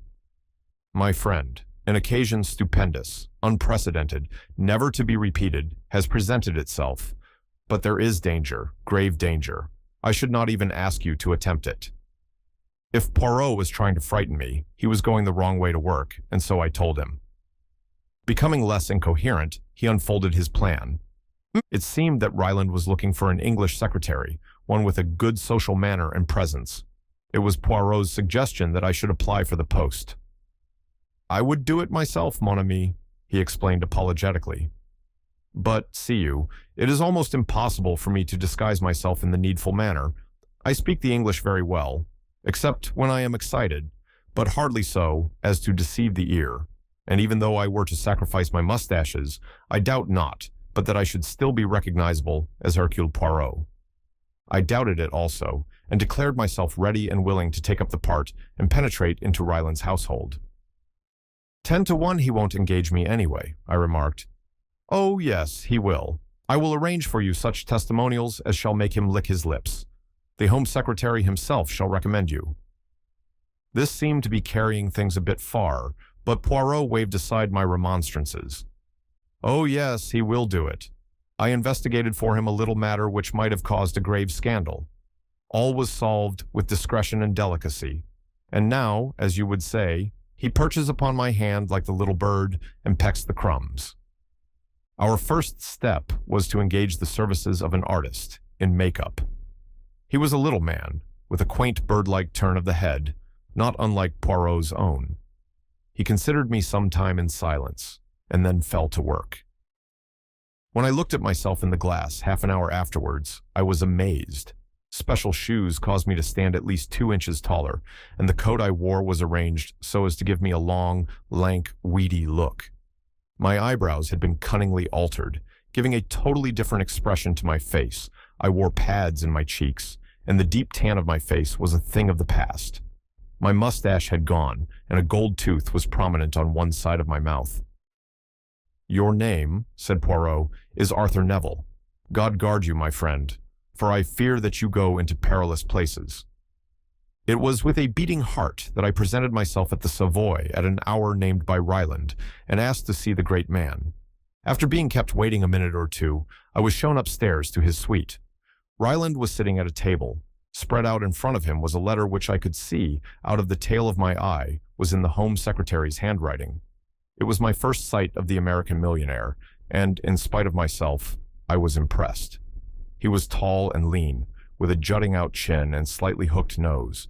His eyes glittered cold and gray behind penthouse brows. He had thick, grizzled hair and a long black cigar, without which, I learned later, he was never seen, protruded rakishly from the corner of his mouth. Sit down, he grunted. I sat. He tapped the letter in front of him. According to this piece here, you're the goods all right, and I don't need to look further. Say, are you well up in the social matters? I said that I thought I could satisfy him in that respect. I mean to say, if I have a lot of dukes and earls and viscounts and such like down to the country place I've gotten, you'll be able to sort them out all right and put them where they should be round the dining table? Oh, quite easily, I replied, smiling. We exchanged a few more preliminaries, and then I found myself engaged. What Ryland wanted was a secretary conversant with English society, as he already had an American secretary and a stenographer with him. 2 days later, I went down to Hatton Chase, the seat of the Duke of Loamshire, which the American millionaire had rented for a period of 6 months. My duties gave me no difficulty whatever. At one period of my life, I had been private secretary to a busy member of Parliament, so I was not called upon to assume a role unfamiliar to me. Ryland usually entertained a large party over the weekend, but the middle of the week was comparatively quiet. I saw very little of Appleby, the American secretary, but he seemed a pleasant, normal young American, very efficient in his work. Of Miss Martin, the stenographer, I saw rather more. She was a pretty girl of about 23 or 4, with auburn hair and brown eyes that could look mischievous enough upon occasion, though they were usually cast demurely down. I had an idea that she both disliked and distrusted her employer, though, of course, she was careful never to hint at anything of the kind, but the time came when I was unexpectedly taken into her confidence. I had, of course, carefully scrutinized all the members of the household. 1 or 2 of the servants had been newly engaged, 1 of the footmen, I think, and some of the housemaids. The butler, the housekeeper, and the chef were the Duke's own staff, who had consented to remain on in the establishment. The housemaids I dismissed as unimportant. I scrutinized James, the second footman, very carefully, but it was clear that he was an underfootman, and an underfootman only. He had indeed been engaged by the butler. A person of whom I was far more suspicious was Deeves, Ryland's valet, whom he had brought over from New York with him. An Englishman by birth, with an irreproachable manner, I yet harbored vague suspicions about him. I had been at Hatton Chase 3 weeks, and not an incident of any kind had arisen which I could lay my finger on in support of our theory. There was no trace of the activities of the Big Four. Ryland was a man of overpowering force and personality, But I was coming to believe that Poirot had made a mistake when he associated him with that dread organization. I even heard him mention Poirot in a casual way at dinner one night. Wonderful little man, they say, but he's a quitter. How do I know?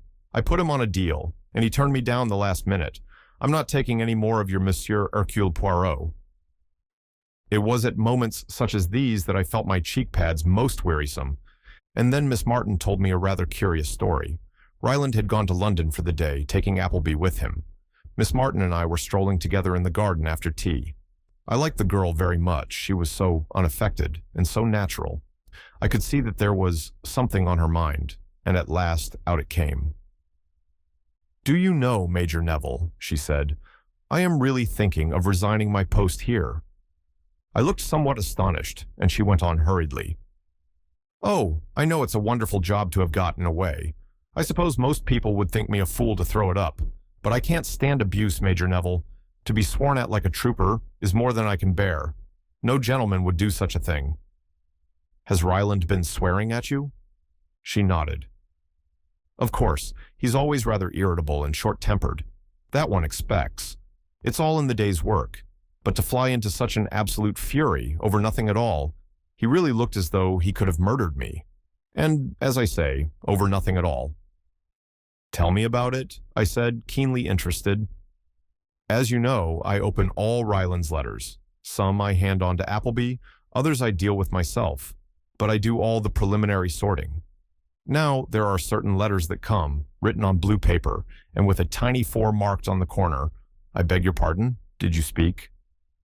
I had been unable to repress a stifled exclamation, but I hurriedly shook my head and begged her to continue. "Well, as I was saying, these letters come, and there are strict orders that they are never to be opened, but to be handed over to Ryland intact. And of course, I always do so. But there was an unusually heavy mail yesterday morning, and I was opening these letters in a terrific hurry. By mistake, I opened one of these letters. As soon as I saw what I had done, I took it to Ryland and explained. To my utter amazement, he flew into the most awful rage. As I tell you, I was quite frightened."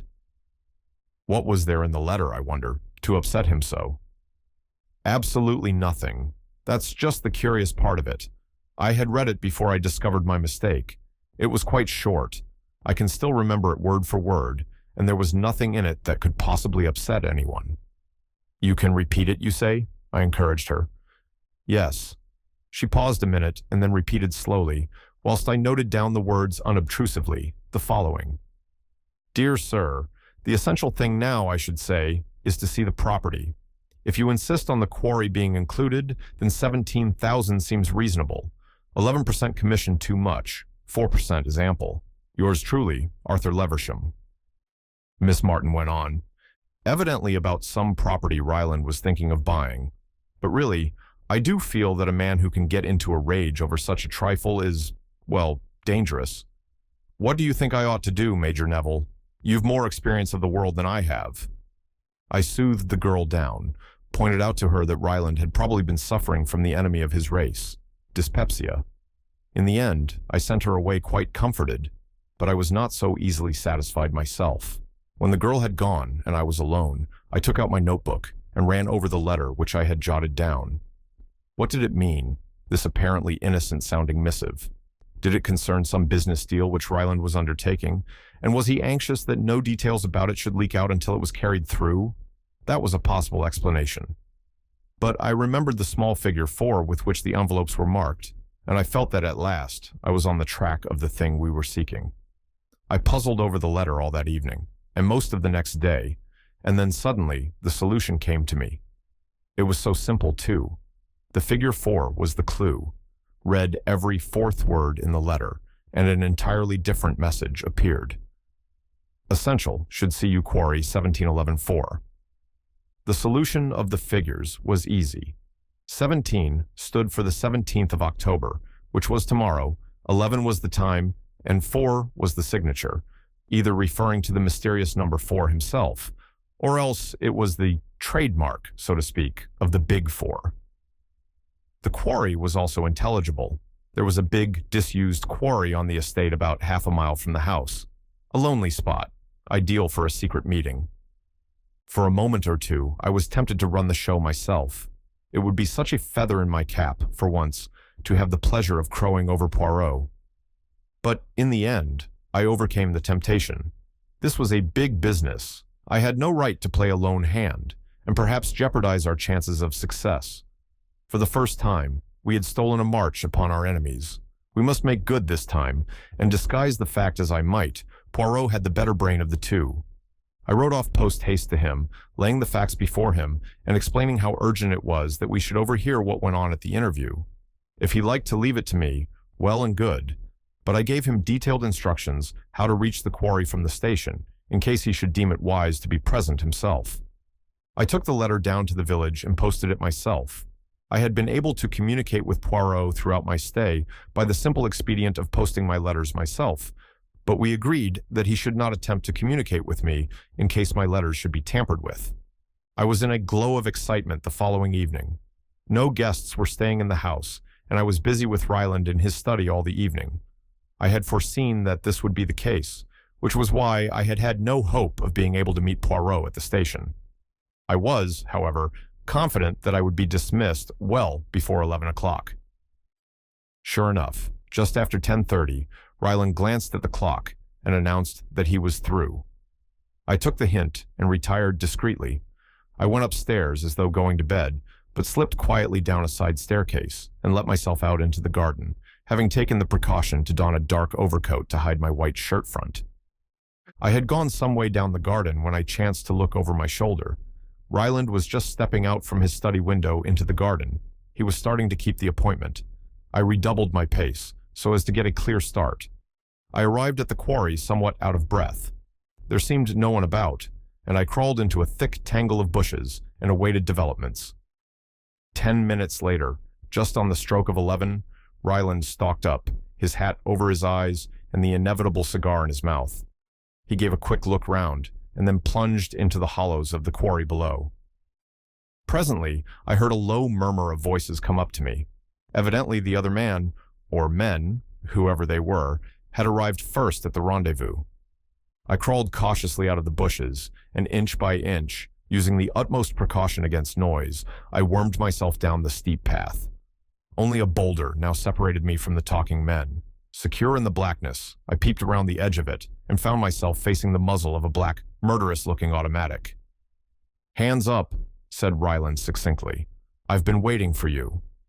He was seated in the shadow of the rock, so that I could not see his face, but the menace in his voice was unpleasant. Then I felt a ring of cold steel on the back of my neck, and Ryland lowered his own automatic. "That's right, George," he drawled. "March him around here." Raging inwardly, I was conducted to a spot in the shadows where the unseen George, whom I suspected of being the impeccable Deeves, gagged and bound me securely. Ryland spoke again in a tone which I had difficulty in recognizing, so cold and menacing was it. "This is going to be the end of you two. You've got in the way of the Big Four once too often. Ever heard of landslides? There was one about here 2 years ago. There's going to be another tonight. I fixed that good and square. Say, that friend of yours doesn't keep his dates very punctually." A wave of horror swept over me. Poirot! In another minute, he would walk straight into the trap, and I was powerless to warn him. I could only pray that he had elected to leave the matter in my hands and had remained in London. Surely, if he had been coming, he would have been here by now. With every minute that passed, my hopes rose. Suddenly, they were dashed to pieces. I heard footsteps, cautious footsteps, but footsteps nevertheless. I writhed in impotent agony. They came down the path, paused, and then Poirot himself appeared, his head a little on one side, peering into the shadows. I heard the growl of satisfaction Ryland gave as he raised the big automatic and shouted, "Hands up!" Deeves sprang forward as he did so and took Poirot in the rear. The ambush was complete. "Pleased to meet you, Hercule Poirot," said the American grimly. Poirot's self-possession was marvelous. He did not turn a hair, but I saw his eyes searching in the shadows. "My friend, he is here?" "Yes, you are both in the trap of the Big Four." He laughed. "A trap?" queried Poirot. "Say, haven't you tumbled to it yet?" "I comprehend that there is a trap, yes. said Poirot gently. "But you are in error, monsieur. It is you who are in it, not I and my friend." "What?"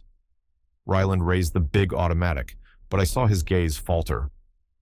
"If you fire, you commit murder watched by 10 pairs of eyes, and you will be hanged for it. This place is surrounded, has been for the last hour, by Scotland Yard men. It is checkmate, Abe Ryland." He uttered a curious whistle, and as though by magic, the place was alive with men. They seized Ryland and the valet and disarmed them. After speaking a few words to the officer in charge, Poirot took me by the arm and led me away.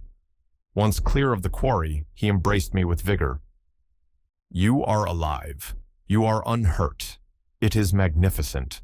Often have I blamed myself for letting you go." "I'm perfectly all right," I said, disengaging myself, "but I'm just a bit fogged. You tumbled to their little scheme, did you?" "But I was waiting for it. For what else did I permit you to go there? Your false name, your disguise, not for a moment was it intended to deceive." "What?" I cried. "You never told me." "As I have frequently told you, Hastings, you have a nature so beautiful and so honest that unless you are yourself deceived, it is impossible for you to deceive others." "Good then, you are spotted from the first, and they do what I had counted on their doing, a mathematical certainty to anyone who uses his gray cells properly, use you as a decoy. They set the girl on, by the way, mon ami, as an interesting fact psychologically, had she got red hair?" "If you mean Miss Martin," I said coldly, "her hair is a delicate shade of auburn, but they are épatants. These people, they have even studied your psychology." "Oh yes, my friend. Miss Martin was in the plot, very much so. She repeats the letter to you, together with her tale of Ryland's wrath. You write it down, you puzzle your brains. The cipher is nicely arranged, difficult, but not too difficult. You solve it, and you send for me. But what they do not know is that I am waiting for just this very thing to happen. I go post-haste to Jap and arrange things, and so, as you see, all is triumph." I was not particularly pleased with Poirot, and I told him so. We went back to London on a milk train in the early hours of the morning, and a most uncomfortable journey it was. I was just out of my bath and indulging in pleasurable thoughts of breakfast when I heard Jap's voice in the sitting room. I threw on a bathrobe and hurried in. "A pretty mare's nest you've got us into this time," Jap was saying. "It's too bad of you, Poirot. First time I've ever known you take a toss." Poirot's face was a study. Jap went on. "There were we, taking all this Black Hand stuff seriously, and all the time it was the footman." "The footman?" I gasped. "Yes, James, or whatever his name is. Seems he laid him a wager in the servants' hall that he could get taken for the old man by his nibs. That's you, Captain Hastings, and would hand him out a lot of spy stuff about a Big Four gang." "Impossible," I cried. "Don't you believe it? I marched our gentlemen straight to Hatton Chase, and there was the real Ryland in bed and asleep, and the butler and the cook, and God knows how many of them to swear to the wager. Just a silly hoax. That's all it was. And the valet is with him." "So that was why he kept in the shadow," murmured Poirot. After Jap had gone, we looked at each other. "We know, Hastings," said Poirot at last. "Number 2 of the Big Four is Abe Ryland. The masquerading on the part of the footman was to ensure a way of retreat in case of emergencies. And the footman—" "Yes," I breathed.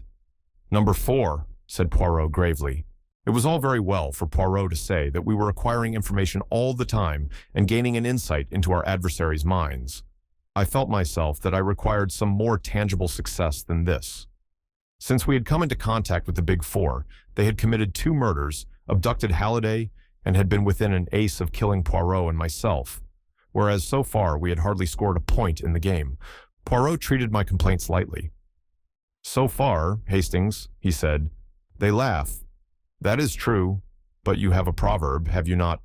He laughs best who laughs at the end. And at the end, mon ami, you shall see. You must remember, too," he added, "that we deal with no ordinary criminal, but with the second greatest brain in the world." I forbore to pander to his conceit by asking the obvious question. I knew the answer, at least I knew what Poirot's answer would be, and instead I tried without success to elicit some information as to what steps he was taking to track down the enemy. As usual, he had kept me completely in the dark as to his movements, but I gathered that he was in touch with Secret Service agents in India, China, and Russia, and, from his occasional bursts of self-glorification, that he was at least progressing in his favorite game of gauging his enemy's mind. He had abandoned his private practice almost entirely, and I know that at this time he refused some remarkably handsome fees. True, he would sometimes investigate cases which intrigued him, but he usually dropped them the moment he was convinced that they had no connection with the activities of the Big Four. This attitude of his was remarkably profitable to our friend, Inspector Japp. Undeniably, he gained much kudos for solving several problems in which his success was really due to a half-contemptuous hint from Poirot. In return for such service, Japp supplied full details of any case which he thought might interest the little Belgian, and when he was put in charge of what the newspapers called the Yellow Jasmine Mystery, he wired Poirot, asking him whether he would care to come down and look into the case.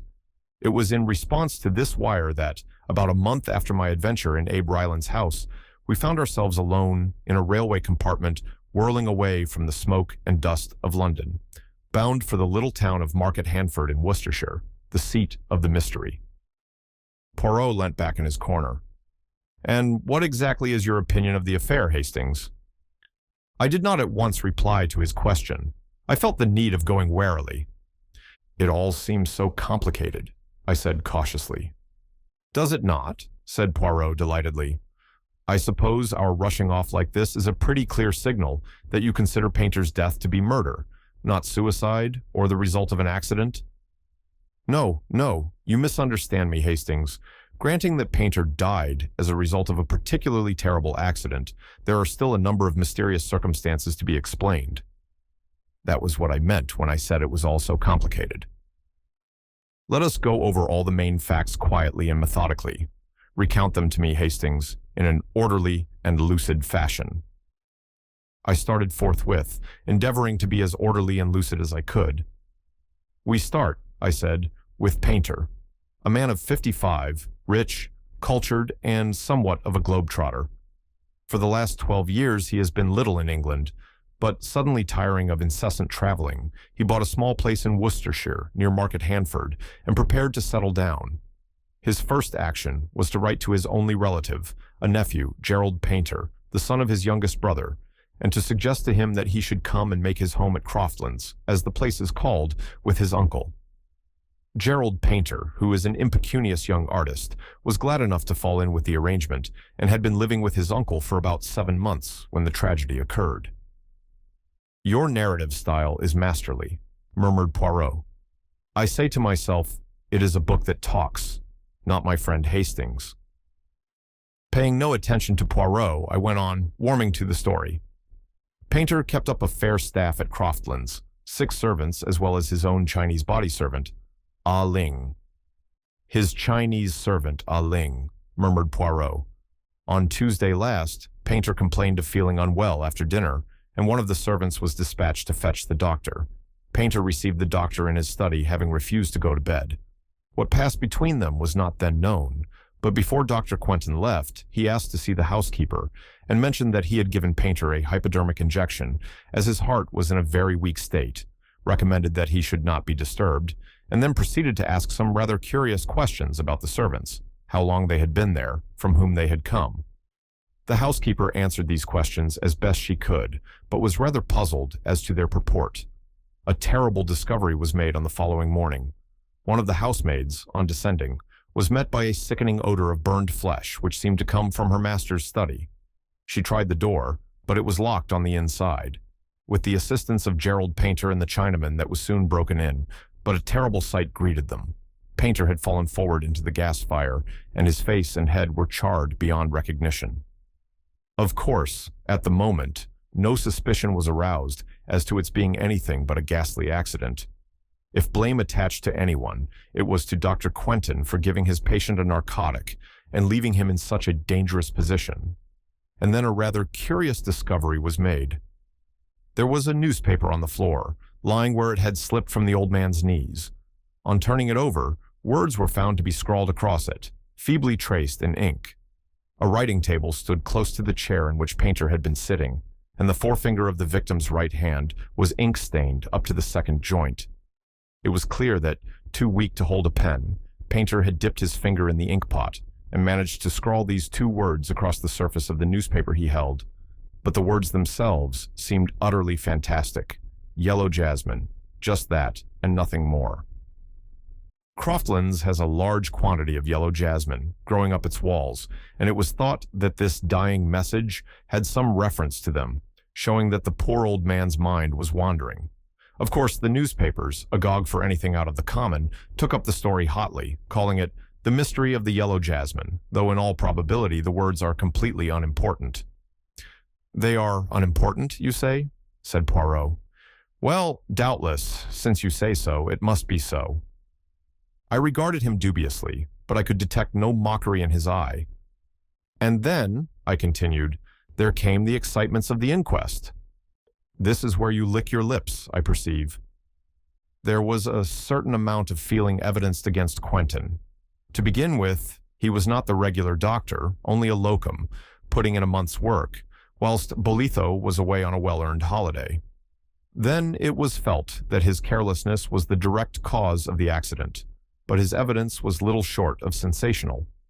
Painter had been ailing in health since his arrival at Croftlands. Bolitho had attended him for some time, but when Quentin first saw his patient, he was mystified by some of the symptoms. He had only attended him once before the night when he was sent for after dinner. As soon as he was alone with Painter, the latter had unfolded a surprising tale. To begin with, he was not feeling ill at all, he explained, but the taste of some curry that he had been eating at dinner had struck him as peculiar. Making an excuse to get rid of Ah Ling for a few minutes, he had turned the contents of his plate into a bowl, and he now handed it over to the doctor with injunctions to find out if there were really anything wrong with it. In spite of his statement that he was not feeling ill, the doctor noted that the shock of his suspicions had evidently affected him and that his heart was feeling it. Accordingly, he administered an injection, not of a narcotic, but of strychnine. That, I think, completes the case, except for the crux of the whole thing, the fact that the uneaten curry, duly analyzed, was found to contain enough powdered opium to have killed 2 men.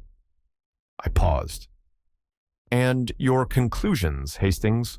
asked Poirot quietly. "It's difficult to say. It might be an accident. The fact that someone attempted to poison him the same night might be merely a coincidence." "But you don't think so? You prefer to believe it murder, don't you?" "Mon ami, you and I do not reason in the same way. I'm not trying to make up my mind between 2 opposite solutions, murder or accident, that will come when we have solved the other problem, the mystery of the yellow jasmine. By the way, you have left out something there." "You mean the 2 lines at right angles to each other faintly indicated under the words?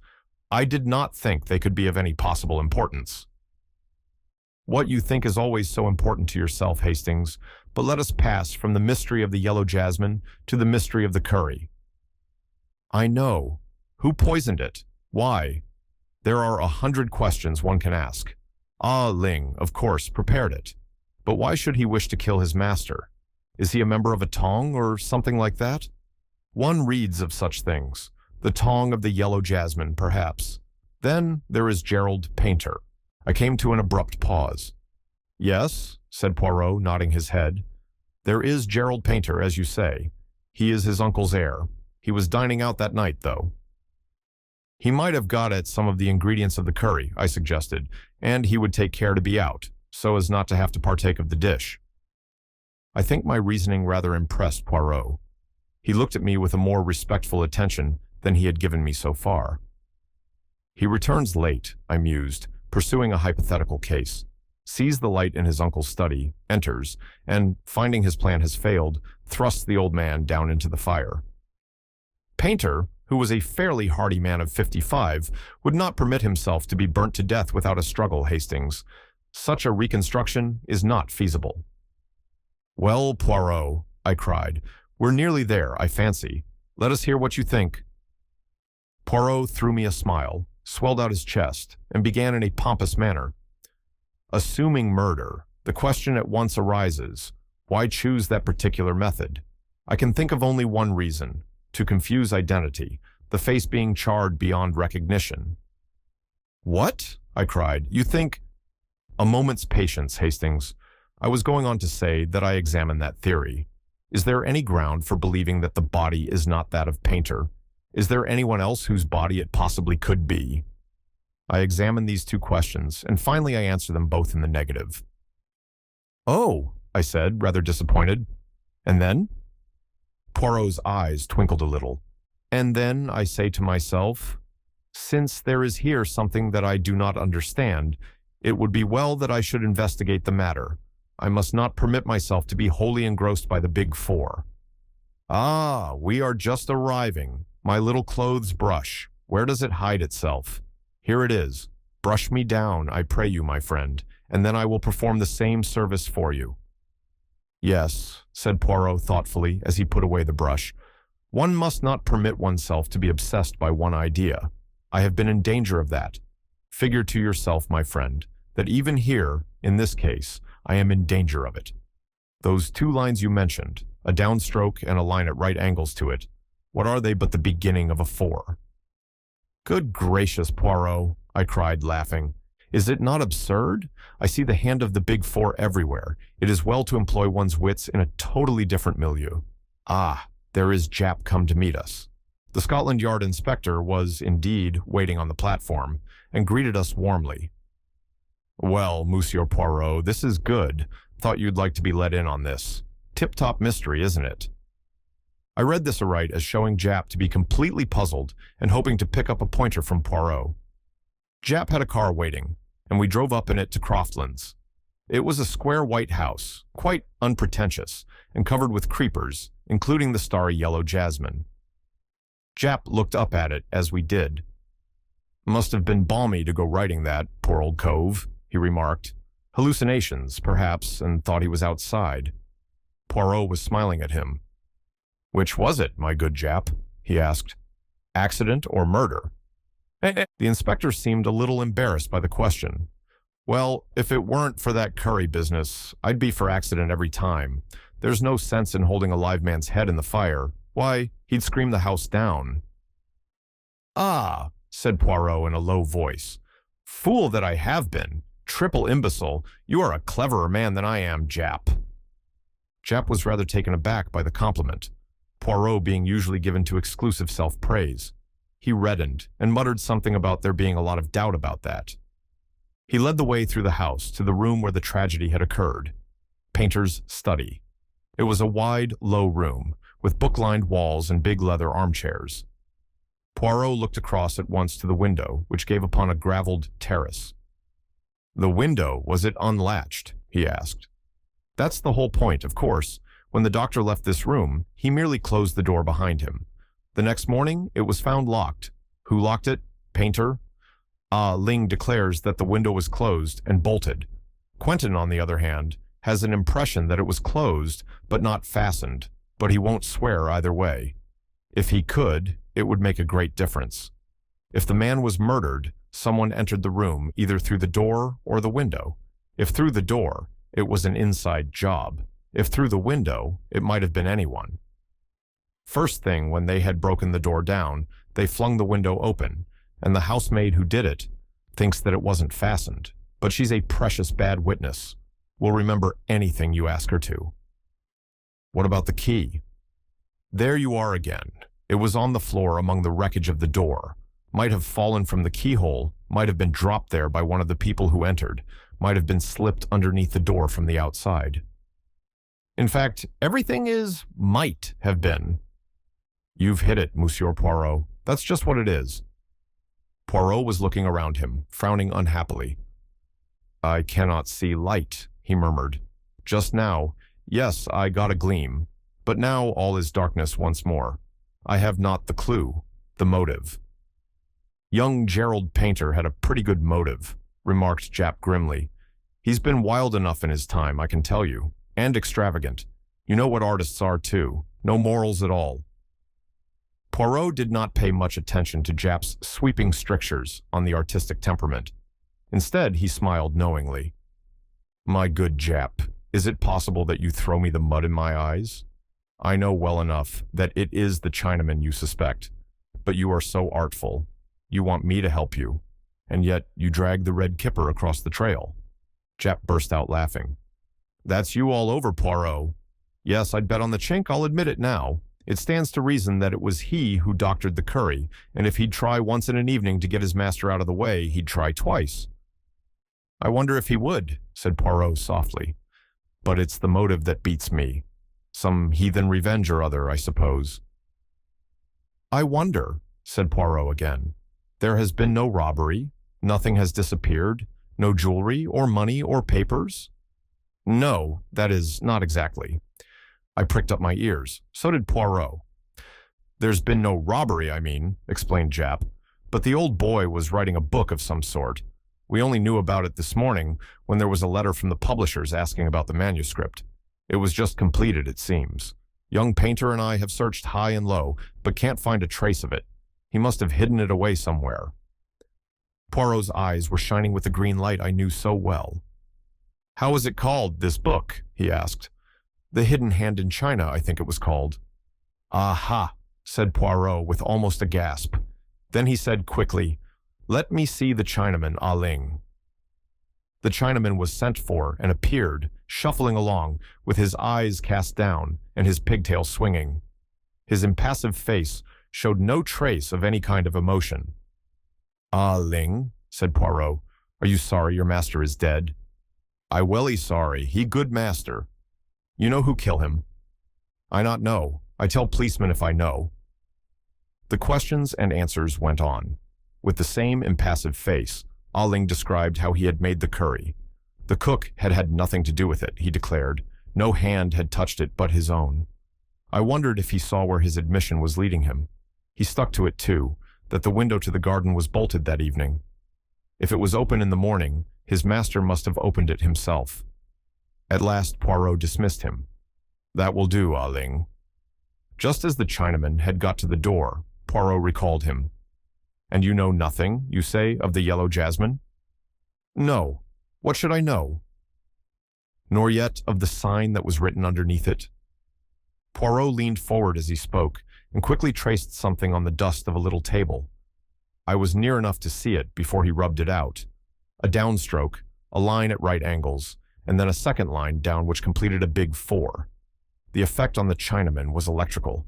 For one moment, his face was a mask of terror. Then, as suddenly, it was impassive again, and repeating his grave disclaimer, he withdrew. Japp departed in search of young Painter, and Poirot and I were left alone together. "The Big 4, Hastings!" cried Poirot. "Once again, the Big 4. Painter was a great traveler. In his book there was doubtless some vital information concerning the doings of number 1, Li Chang-yen, the head and brains of the Big 4. But who, how? Hush, here they come." Gerald Painter was an amiable, rather weak-looking young man. He had a soft brown beard and a peculiar flowing tie. He answered Poirot's questions readily enough. "I dined out with some neighbors of ours, the Wycherleys," he explained. "What time did I get home?" "Oh, about 11. I had a latchkey, you know. All the servants had gone to bed, and I naturally thought my uncle had done the same. As a matter of fact, I did think I caught sight of that soft-footed Chinese beggar Ah Ling just whisking round the corner of the hall, but I fancy I was mistaken." "When did you last see your uncle, Painter? I mean, before you came to live with him?" "Oh, not since I was a kid of 10. He and his brother, my father, quarreled, you know." "But he found you again with very little trouble, did he not, in spite of all the years that had passed?" "Yes, it was quite a bit of luck, my seeing the lawyer's advertisement." Poirot asked no more questions. Our next move was to visit Quentin.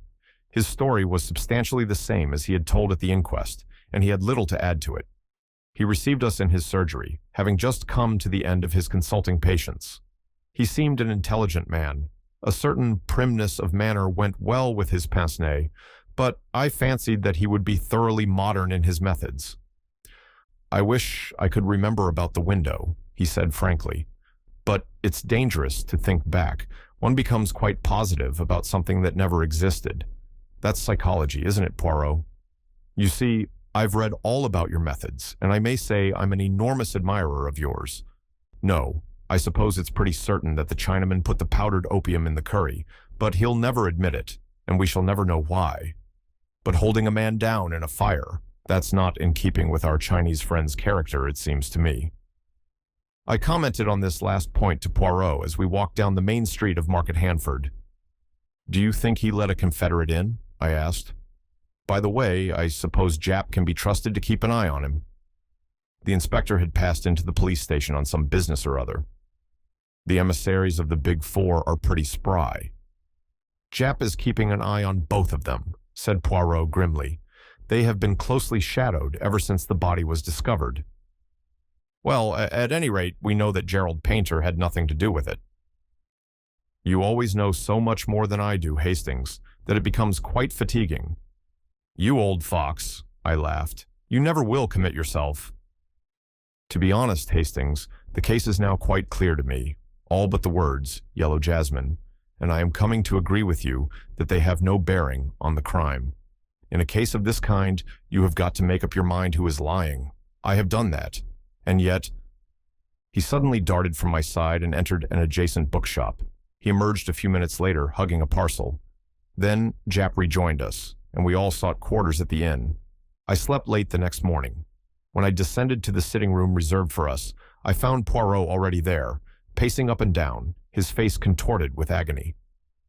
Do not converse with me, he cried, waving an agitated hand. Not until I know that all is well, that the arrest is made. Ah, but my psychology has been weak. Hastings, if a man writes a dying message, it is because it is important. Everyone has said, Yellow Jasmine? There is yellow jasmine growing up the house. It means nothing.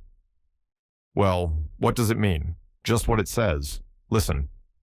He held up a little book he was holding. My friend, it struck me that it would be well to inquire into the subject. What exactly is yellow jasmine? This little book has told me. Listen. He read. Gelseminis radix, yellow jasmine, composition, alkaloids gelseminin, a potent poison acting like conine. Gelsemine, acting like strychnine. Gelsemic acid, gelsemium is a powerful depressant to the central nervous system. At a late stage in its action, it paralyzes the motor nerve endings, and in large doses causes giddiness and loss of muscular power. Death is due to paralysis of the respiratory center. You see, Hastings? At the beginning, I had an inkling of the truth when Jap made his remark about a live man being forced into the fire. I realized then that it was a dead man who was burned. But why? What was the point? My friend, if you were to shoot a man or stab a man after he were dead, or even knock him on the head, it would be apparent that the injuries were inflicted after death. But with his head charred to a cinder, no one is going to hunt about for obscure causes of death, and a man who has apparently just escaped being poisoned at dinner is not likely to be poisoned just afterwards. Who is lying? That is always the question. I decided to believe Ah Ling. What? I exclaimed. You are surprised, Hastings? Ah Ling knew of the existence of the Big Four. That was evident. So evident that it was clear he knew nothing of their association with the crime until that moment. Had he been the murderer, he would have been able to retain his impassive face perfectly. So I decided then to believe Ah Ling, and I fixed my suspicions on Gerald Painter. It seemed to me that number 4 would have found an impersonation of a long-lost nephew very easy. What? I cried. Number 4? No, Hastings, not number 4. As soon as I had read up the subject of Yellow Jasmine, I saw the truth. In fact, it leapt to the eye. As always, I said coldly, it doesn't leap to mine. Because you will not use your little gray cells. Who had a chance to tamper with the curry? Ah Ling, no one else. No one else? What about the doctor? But that was afterwards. Of course it was afterwards. There was no trace of powdered opium in the curry served to Painter, but acting in obedience to the suspicions Quentin had aroused, the old man eats none of it and preserves it to give to his medical attendant, whom he summons according to plan. Quentin arrives, takes charge of the curry, and gives Painter an injection, of strychnine, he says, but really of yellow jasmine, a poisonous dose. When the drug begins to take effect, he departs after unlatching the window. Then, in the night, he returns by the window, finds the manuscript, and shoves Painter into the fire. He does not heed the newspaper that drops to the floor and is covered by the old man's body. Painter knew what drug he had been given and strove to accuse the Big Four of his murder. It is easy for Quentin to mix powdered opium with the curry before handing it over to be analyzed. He gives his version of the conversation with the old man and mentions the strychnine injection casually in case the mark of the hypodermic needle is noticed. Suspicion at once is divided between accident and the guilt of Ah Ling owing to the poison of the curry. But Quentin cannot be number 4? I fancy he can. There is undoubtedly a real Quentin who is probably abroad somewhere. Number 4 has simply masqueraded as him for a short time. The arrangements with Bolitho were all carried out by correspondence, the man who was to do locum originally having been taken ill at the last minute. At that minute, Japp burst in, very red in the face. "Have you got him?" cried Poirot anxiously. Japp shook his head, very out of breath. Bolitho came back from his holiday this morning, recalled by telegram. No one knows who sent it. The other man left last night. We'll catch him yet, though. Poirot shook his head quietly. "I think not," he said, and absent-mindedly, he drew a big 4 on the table with a fork. Poirot and I often dined at a small restaurant in Soho. We were there one evening when we observed a friend at an adjacent table.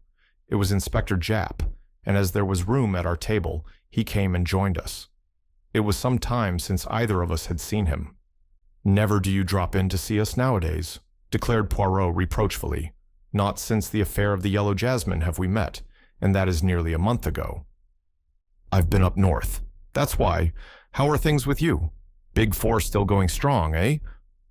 Poirot shook a finger at him reproachfully. "Ah, you mock yourself at me, but the Big 4, they exist." "Oh, I don't doubt that, but they're not the hub of the universe, as you make out." "My friend, you are very much mistaken. The greatest power for evil in the world today is this Big 4. To what end they are tending, no one knows, but there has never been another such criminal organization. The finest brain in China at the head of it, an American millionaire, and a French woman scientist as members, and for the 4th, Japp interrupted. I know. Regular bee in your bonnet over it all. It's becoming your little mania, Monsieur Poirot. Let's talk of something else for a change. Take any interest in chess?" "I have played it, yes." "Did you see that curious business yesterday? Match between 2 players of worldwide reputation, and one died during the game." "I saw mention of it. Severanov, the Russian champion, was one of the players, and the other, who succumbed to heart failure, was the brilliant young American, Gilmore Wilson." "Quite right. Severanov beat Rubinstein and became Russian champion some years ago. Wilson was said to be a second Capablanca." "A very curious occurrence," mused Poirot. "If I mistake not, you have a particular interest in the matter?" Japp gave a rather embarrassed laugh. "You've hit it, Monsieur Poirot. I'm puzzled. Wilson was sound as a bell. No trace of heart trouble. His death is quite inexplicable." "You suspect Severanov of putting him out of the way?" I cried. "Hardly that," said Japp dryly. "I don't think even a Russian would murder another man in order not to be beaten at chess. And anyway, from all I can make out, the boot was likely to be on the other leg. The doctor is supposed to be very hot stuff. Second to Lasker, they say he is." Poirot nodded thoughtfully. "Then what exactly is your little idea?" he asked. "Why should Wilson be poisoned? For I assume, of course, that it is poison you suspect." "Naturally. Heart failure means your heart stops beating. That's all there is to that. That's what a doctor says officially at the moment, but privately, he tips us the wink that he's not satisfied." "When is the autopsy to take place?" "Tonight. Wilson's death was extraordinarily sudden. He seemed quite as usual and was actually moving one of the pieces when he suddenly fell forward, dead." "There are very few poisons would act in such a fashion," objected Poirot. "I know. The autopsy will help us, I expect. But why should anyone want Gilmore Wilson out of the way? That's what I'd like to know. Harmless, unassuming young fellow. Just come over here from the States and apparently hadn't an enemy in the world." "It seems incredible," I mused. "Not at all," said Poirot, smiling. "Japp has his theory, I can see." "I have, Monsieur Poirot. I don't believe the poison was meant for Wilson. It was meant for the other man." "Severanov?" "Yes. Severanov fell foul of the Bolsheviks at the outbreak of the revolution. He was even reported killed. In reality, he escaped, and for 3 years endured incredible hardships in the wilds of Siberia. His sufferings were so great that he is now a changed man. His friends and acquaintances declare they would hardly have recognized him. His hair is white, and his whole aspect that of a man terribly aged. He is a semi-invalid, and seldom goes out, living alone with a niece, Sonia Daviloff, and a Russian manservant in a flat-down Westminster way. It is possible that he still considers himself a marked man. Certainly, he was very unwilling to agree to this chess contest. He refused several times point blank, and it was only when the newspapers took it up and began making a fuss about the unsportsmanlike refusal that he gave in. Gilmore Wilson had gone on challenging him with real Yankee pertinacity, and in the end, he got his way. Now, I ask you, Monsieur Poirot, why wasn't he willing? Because he didn't want attention drawn to him, didn't want somebody or other to get on his track. That's my solution. Gilmore Wilson got pipped by mistake. There is no one who has any private reason to gain by Savernoff's death? Well, his niece, I suppose. He's recently come into an immense fortune, left him by Madame Gospia, whose husband was a sugar profiteer under the old regime.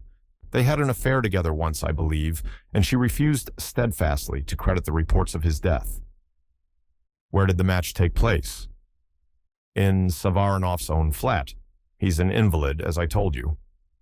Many people there to watch it? At least a dozen, probably more. Poirot made an expressive grimace.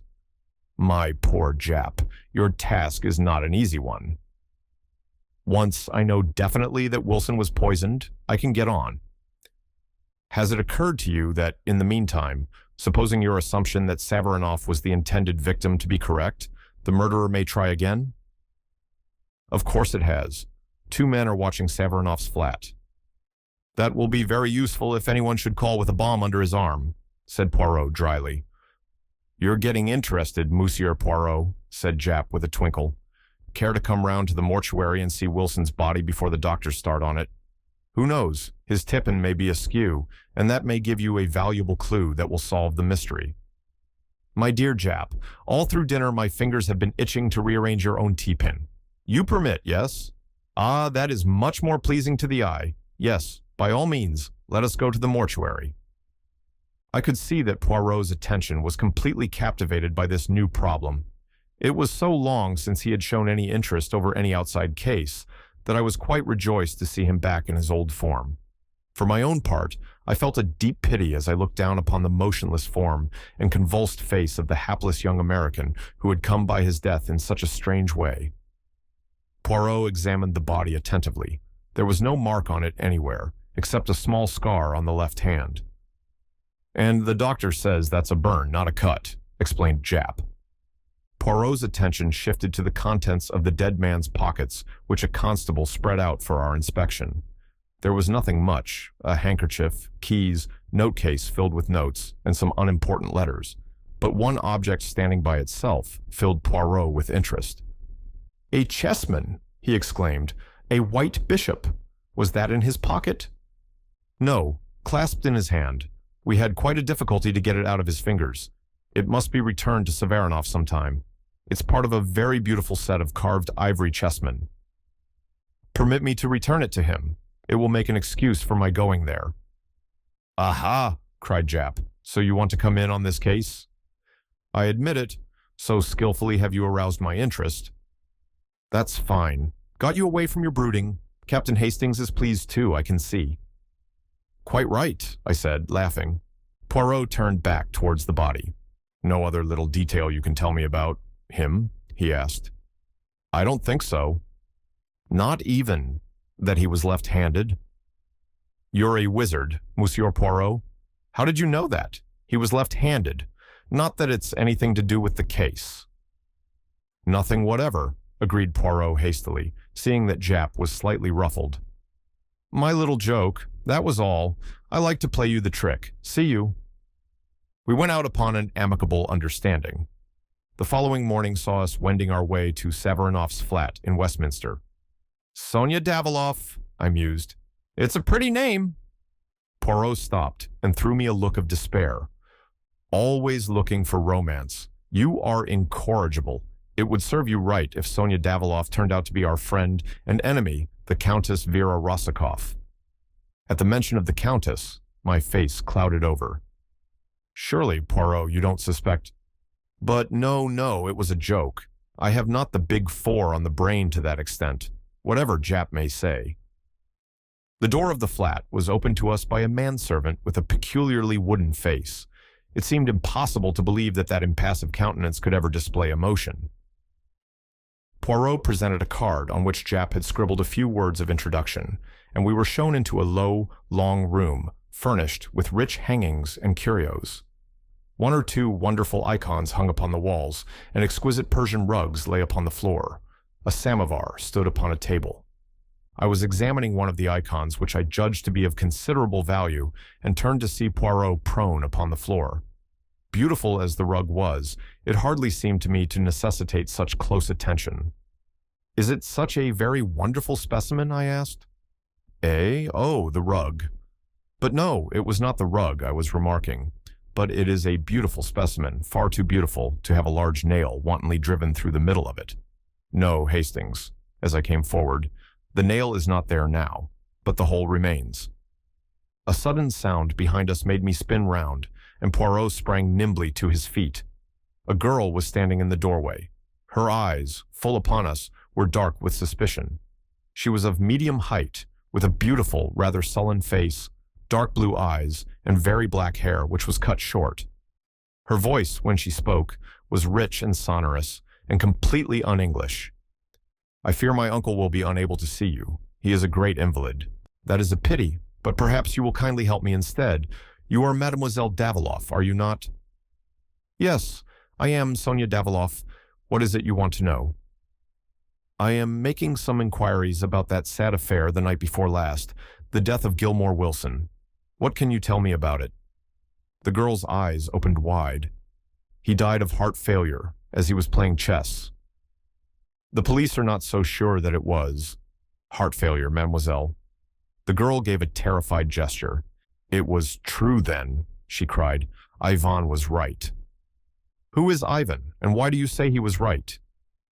"It was Ivan who opened the door to you, and he has already said to me that in his opinion Gilmore Wilson did not die a natural death, that he was poisoned by mistake." "By mistake?" "Yes, the poison was meant for my uncle." She had quite forgotten her first distrust now, and was speaking eagerly. "Why do you say that, mademoiselle? Who should wish to poison Savarinoff?" She shook her head. "I do not know. I am all in the dark. And my uncle, he will not trust me. It is natural, perhaps. You see, he hardly knows me. He saw me as a child, and not since till I came to live with him here in London.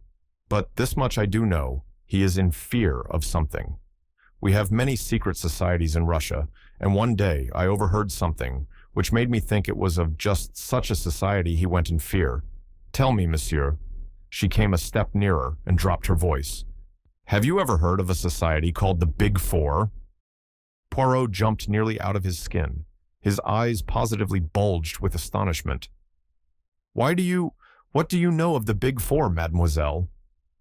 "There is such an association, then. I overheard a reference to them, and asked my uncle about it afterwards. Never have I seen a man so afraid. He turned all white and shaking. He was in fear of them, monsieur, in great fear, I am sure of it, and by mistake they killed the American, Wilson." "The Big Four," murmured Poirot. "Always the Big Four.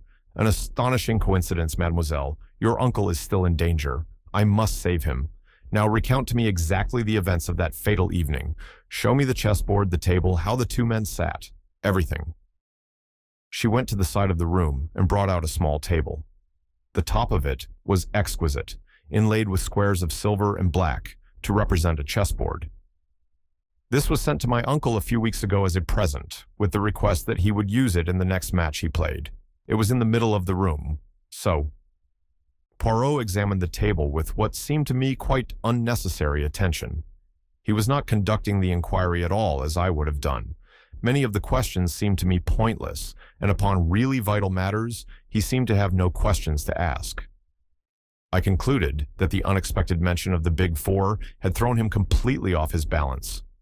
After a minute examination of the table and the exact position it had occupied, he asked to see the chessmen. Sonia Daviloff brought them to him in a box. He examined one or two of them in a perfunctory manner. "An exquisite set," he murmured absent-mindedly. Still not a question as to what refreshments there had been or what people had been present. I cleared my throat significantly. "Don't you think, Poirot, that—" He interrupted me peremptorily. "Do not think, my friend. Leave all to me. Mademoiselle, is it quite impossible that I should see your uncle?" A faint smile showed itself on her face. "He will see you, yes.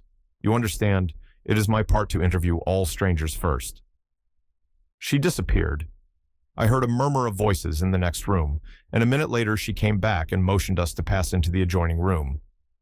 The man who lay there on a couch was an imposing figure, tall, gaunt, with huge bushy eyebrows and white beard, and a face haggard as the result of starvation and hardships. Savarinoff was a distinct personality. I noted the peculiar formation of his head, its unusual height. A great chess player must have a great brain, I knew. I could easily understand Savarinoff being the second greatest player in the world. Poirot bowed. "Le docteur, may I speak to you alone?" Savarinoff turned to his niece. "Leave us, Sonia." She disappeared obediently. "Now, sir, what is it?" "Savarinoff, you have recently come into an enormous fortune. If you should die unexpectedly, who inherits it?" "I have made a will leaving everything to my niece, Sonia Daviloff. You do not suggest—" "I suggest nothing, but you have not seen your niece since she was a child. It would have been easy for anyone to impersonate her." Savarinoff seemed thunderstruck by the suggestion. Poirot went on easily. "Enough as to that.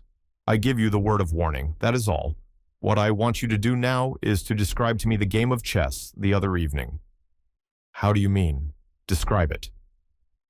"Well, I do not play the chess myself, but I understand that there are various regular ways of beginning. The gambit, do they not call it?" Savarinoff smiled a little. "Ah, I comprehend you now. Wilson opened Ruy Lopez, one of the soundest openings there is, and one frequently adopted in tournaments and matches." "And how long had you been playing when the tragedy happened?" "It must have been about the third or fourth move, when Wilson suddenly fell forward over the table, stone dead."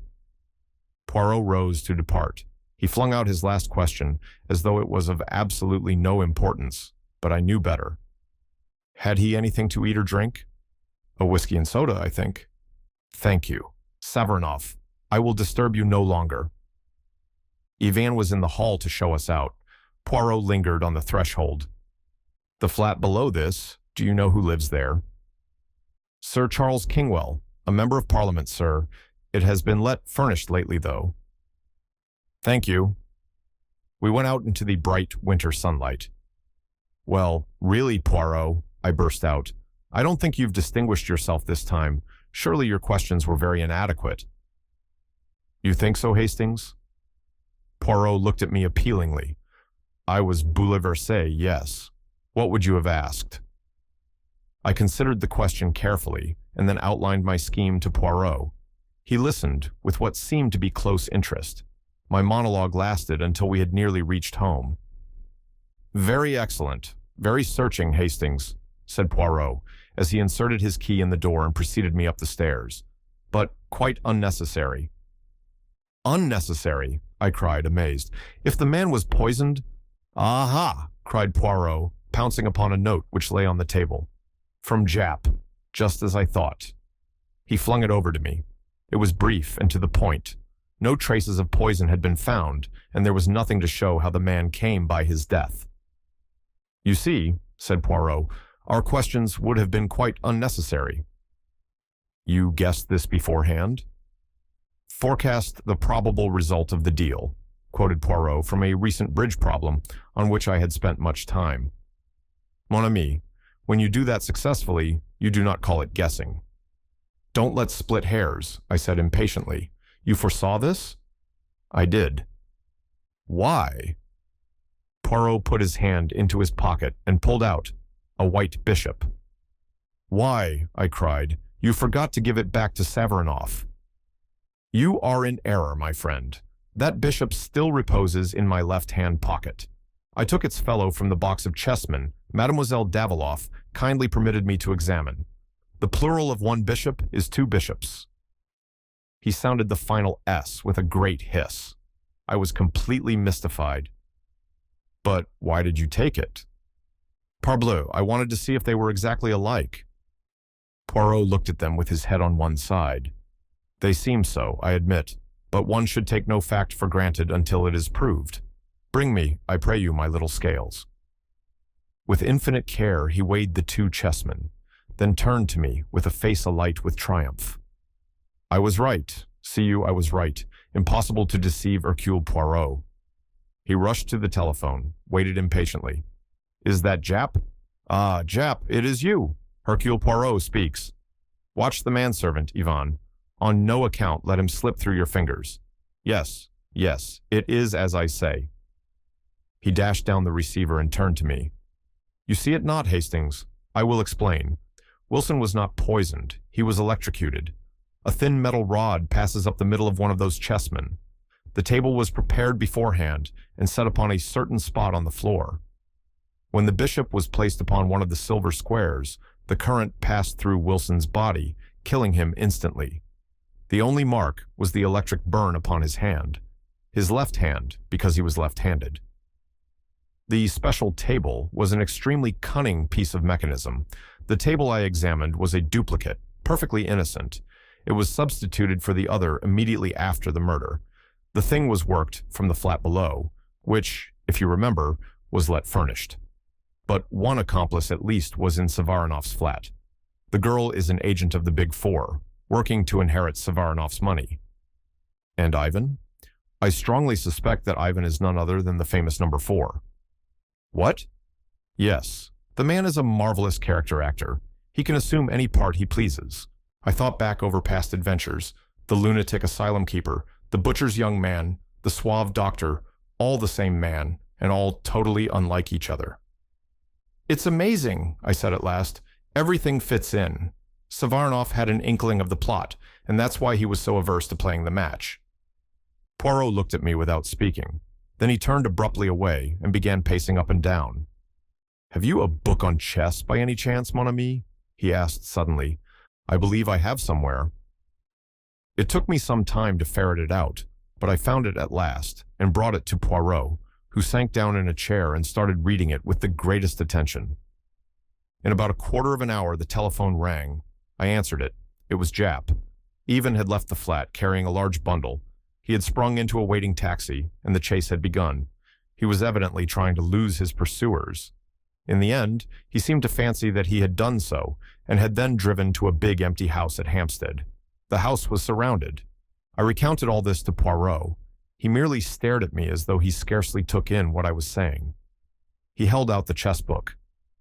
Listen to this, my friend. This is the Roy Lopez opening. 1 PK4, PK4, 2 KTKB3, KQB3, 3 BKT5. Then there comes a question as to Black's best third move. He has the choice of various defenses. It was White's third move that killed Gilmore Wilson, 3 BKT5. Only the third move. Does that say nothing to you? I hadn't the least idea what he meant, and told him so. Suppose, Hastings, that while you were sitting in this chair, you heard the front door being opened and shut. What would you think? I should think someone had gone out, I suppose. Yes, but there are always two ways of looking at things. Someone gone out, someone come in. Two totally different things, Hastings. But if you assume the wrong one, presently some little discrepancy would creep in and show you that you were on the wrong track. What does all this mean, Poirot? Poirot sprang to his feet with sudden energy. It means that I have been a triple imbecile. Quick, quick, to the flat in Westminster. We may yet be in time. We tore off in a taxi. Poirot returned no answer to my excited questions. We raced up the stairs. Repeated rings and knocks brought no reply, but listening closely, I could distinguish a hollow groan coming from within. The hall porter proved to have a master key, and after a few difficulties, he consented to use it. Poirot went straight to the inner room. A whiff of chloroform met us. On the floor was Sonia Daviloff, gagged and bound, with a great wad of saturated cotton wool over her nose and mouth. Poirot tore it off and began to take measures to restore her. Presently, a doctor arrived, and Poirot handed her over to his charge and drew aside with me. There was no sign of Savaronoff. What does it all mean? I asked, bewildered. It means that before two equal deductions, I chose the wrong one. You heard me say that it would be easy for anyone to impersonate Sonia Daviloff because her uncle had not seen her for so many years. Yes? Well, precisely the opposite held good also. It was equally easy for anyone to impersonate the uncle. What? Savarinoff did die at the outbreak of the revolution. The man who pretended to have escaped with such terrible hardships, the man so changed that his own friends could hardly recognize him, the man who successfully laid claim to an enormous fortune. Yes. Who was he? Number 4. No wonder he was frightened when Sonia let him know she had overheard one of his private conversations about the Big Four. Again, he has slipped through my fingers. He guessed I should get on the right track in the end, so he sent off the honest Ivan on a tortuous wild goose chase, chloroformed the girl, and got out, having by now doubtless realized most of the securities left by Madame Gospoda. But who tried to kill him then? Nobody tried to kill him. Wilson was the intended victim all along. But why? My friend, Savarinoff was the second greatest chess player in the world. In all probability, number 4 did not even know the rudiments of the game. Certainly he could not sustain the fiction of a match. He tried all he knew to avoid the contest. When that failed, Wilson's doom was sealed. At all costs, he must be prevented from discovering that the great Savarinoff did not even know how to play chess. Wilson was fond of the Ruy Lopez opening and was certain to use it. Number 4 arranged for death to come with the third move before any complications of defense set in. But, my dear Poirot, I persisted, are we dealing with a lunatic? I quite follow your reasoning and admit that you must be right, but to kill a man just to sustain his role? Surely there were simpler ways out of the difficulty than that. He could have said that his doctor forbade the strain of a match. Poirot wrinkled his forehead. Certainment, Hastings, he said. There were other ways, but none so convincing. Besides, you are assuming that to kill a man is a thing to avoid, are you not? Number 4's mind, it does not act that way. I put myself in his place, a thing impossible for you.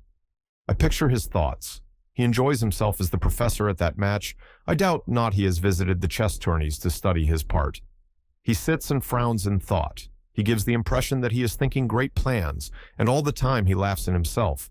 He is aware that 2 moves are all that he knows, and all that he need know. Again, it would appeal to his mind to foresee the time that suits number 4. Oh yes, Hastings, I begin to understand our friend and his psychology. I shrugged. Well, I suppose you're right, but I can't understand anyone running a risk he could so easily avoid. Risk, Poirot snorted. Where then lay the risk? Would Jap have solved the problem? No. If number 4 had not made one small mistake, he would have run no risk. And his mistake? I asked, although I suspected the answer. Mon ami, he overlooked the little gray cells of Hercule Poirot. Poirot has his virtues, but modesty is not one of them. It was mid-January, a typical English winter day in London, damp and dirty. Poirot and I were sitting in 2 chairs, well drawn up to the fire. I was aware of my friend looking at me with a quizzical smile, the meaning of which I could not fathom. A penny for your thoughts, I said lightly. I was thinking, my friend, that at midsummer, when you first arrived, you told me that you proposed to be in this country for a couple of months only. Did I say that? I asked, rather awkwardly. I don't remember. Poirot's smile broadened. You did, mon ami. Since then you have changed your plan, is it not so? Yes, I have. And why is that? Dash it all, Poirot. You don't think I'm going to leave you all alone when you're up against a thing like the Big Four, do you? Poirot nodded gently. Just as I thought. You are a staunch friend, Hastings. It is to serve me that you remain on here. And your wife, little Cinderella as you call her, what does she say? I haven't gone into details, of course, but she understands. She'd be the last one to wish me to turn my back on a pal. Yes, she too is a loyal friend. But it is going to be a long business, perhaps. I nodded, rather discouraged. 6 months already, I mused. And where are we? You know, Poirot, I can't help thinking that we ought to do something. Always so energetic, Hastings. And what precisely would you have me do? This was somewhat of a poser, but I was not going to withdraw from my position. "We ought to take the offensive," I urged. "What have we done all this time?" "More than you think, my friend. After all, we have established the identity of number 2 and number 3, and we have learnt more than a little about the ways and methods of number 4. I brightened up a little. As Poirot put it, things didn't sound so bad. "Oh, yes, Hastings, we have done a great deal. It is true that I am not in a position to accuse either Ryland or Madame Olivier. Who would believe me? You remember I thought once I had Ryland successfully cornered? Nevertheless, I have made my suspicions known in certain quarters. The highest, Lord Aldington, who enlisted my help in the matter of the stolen submarine plans, is fully cognizant of all my information respecting the Big Four, and while others may doubt, he believes. Ryland and Madame Olivier and Li Changyan himself may go their ways, but there is a searchlight turned on all their movements." "And number 4? I asked. "As I said just now, I am beginning to know and understand his methods. You may smile, Hastings, but to penetrate a man's personality, to know exactly what he will do under any given circumstances, that is the beginning of success. It is a duel between us, and whilst he is constantly giving away his mentality to me, I endeavor to let him know little or nothing of mine. He is in the light, I in the shade. I tell you, Hastings, that every day they fear me the more for my chosen inactivity." "They've let us alone anyway," I observed. "There have been no more attempts on your life, and no ambushes of any kind." "No," said Poirot thoughtfully. "On the whole, that rather surprises me, especially as there are 1 or 2 fairly obvious ways of getting at us, which I should have thought certain to have occurred to them. You catch my meaning, perhaps?" "An infernal machine of some kind?" I hazarded. Poirot made a sharp click with his tongue, expressive of impatience. "But no, I appeal to your imagination, and you can suggest nothing more subtle than bombs in the fireplace. Well, I have need of some matches. I will promenade myself despite the weather. Pardon, my friend, but it is possible that you read The Future of the Argentine, Mirror of Society, Cattle Breeding, The Clue of Crimson and Sport in the Rockies at one and the same time?" I laughed and admitted that The Clue of Crimson was at present engaging my sole attention. Poirot shook his head sadly. "But replace then the others on the bookshelf. Never, never shall I see you embrace the order and the method. Mon Dieu, what then is a bookshelf for?" I apologized humbly, and Poirot, after replacing the offending volumes, each in its appointed place, went out and left me to uninterrupted enjoyment of my selected book.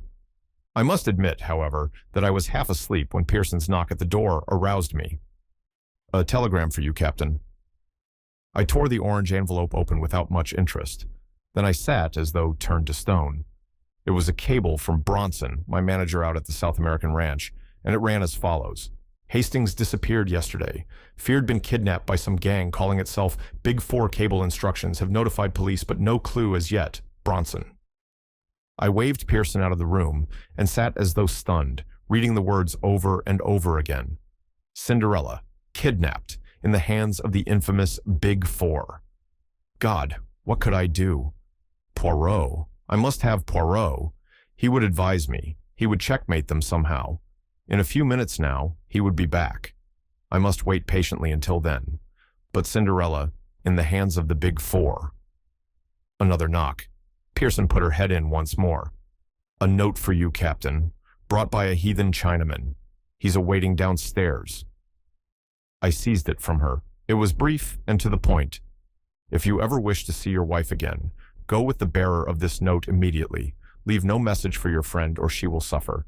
It was signed with a Big Four. What ought I to have done? What would you who read have done in my place? I had no time to think. I saw only one thing, Cinderella in the power of those devils. I must obey. I dare not risk a hair of her head. I must go with this Chinaman and follow whither he led. It was a trap, yes, and it meant certain capture and possible death. But it was baited with the person dearest to me in the whole world, and I dared not hesitate. What irked me most was to leave no word for Poirot. Once set him on my track, and all might yet be well. Dare I risk it? Apparently I was under no supervision, but yet I hesitated. It would have been so easy for the Chinaman to come up and assure himself that I was keeping to the letter of the command. Why didn't he? His very abstention made me more suspicious. I had seen so much of the omnipotence of the Big Four that I credited them with almost superhuman powers. For all I know, even the little bedraggled servant girl might be one of their agents. No, I dared not risk it. But one thing I could do, leave the telegram.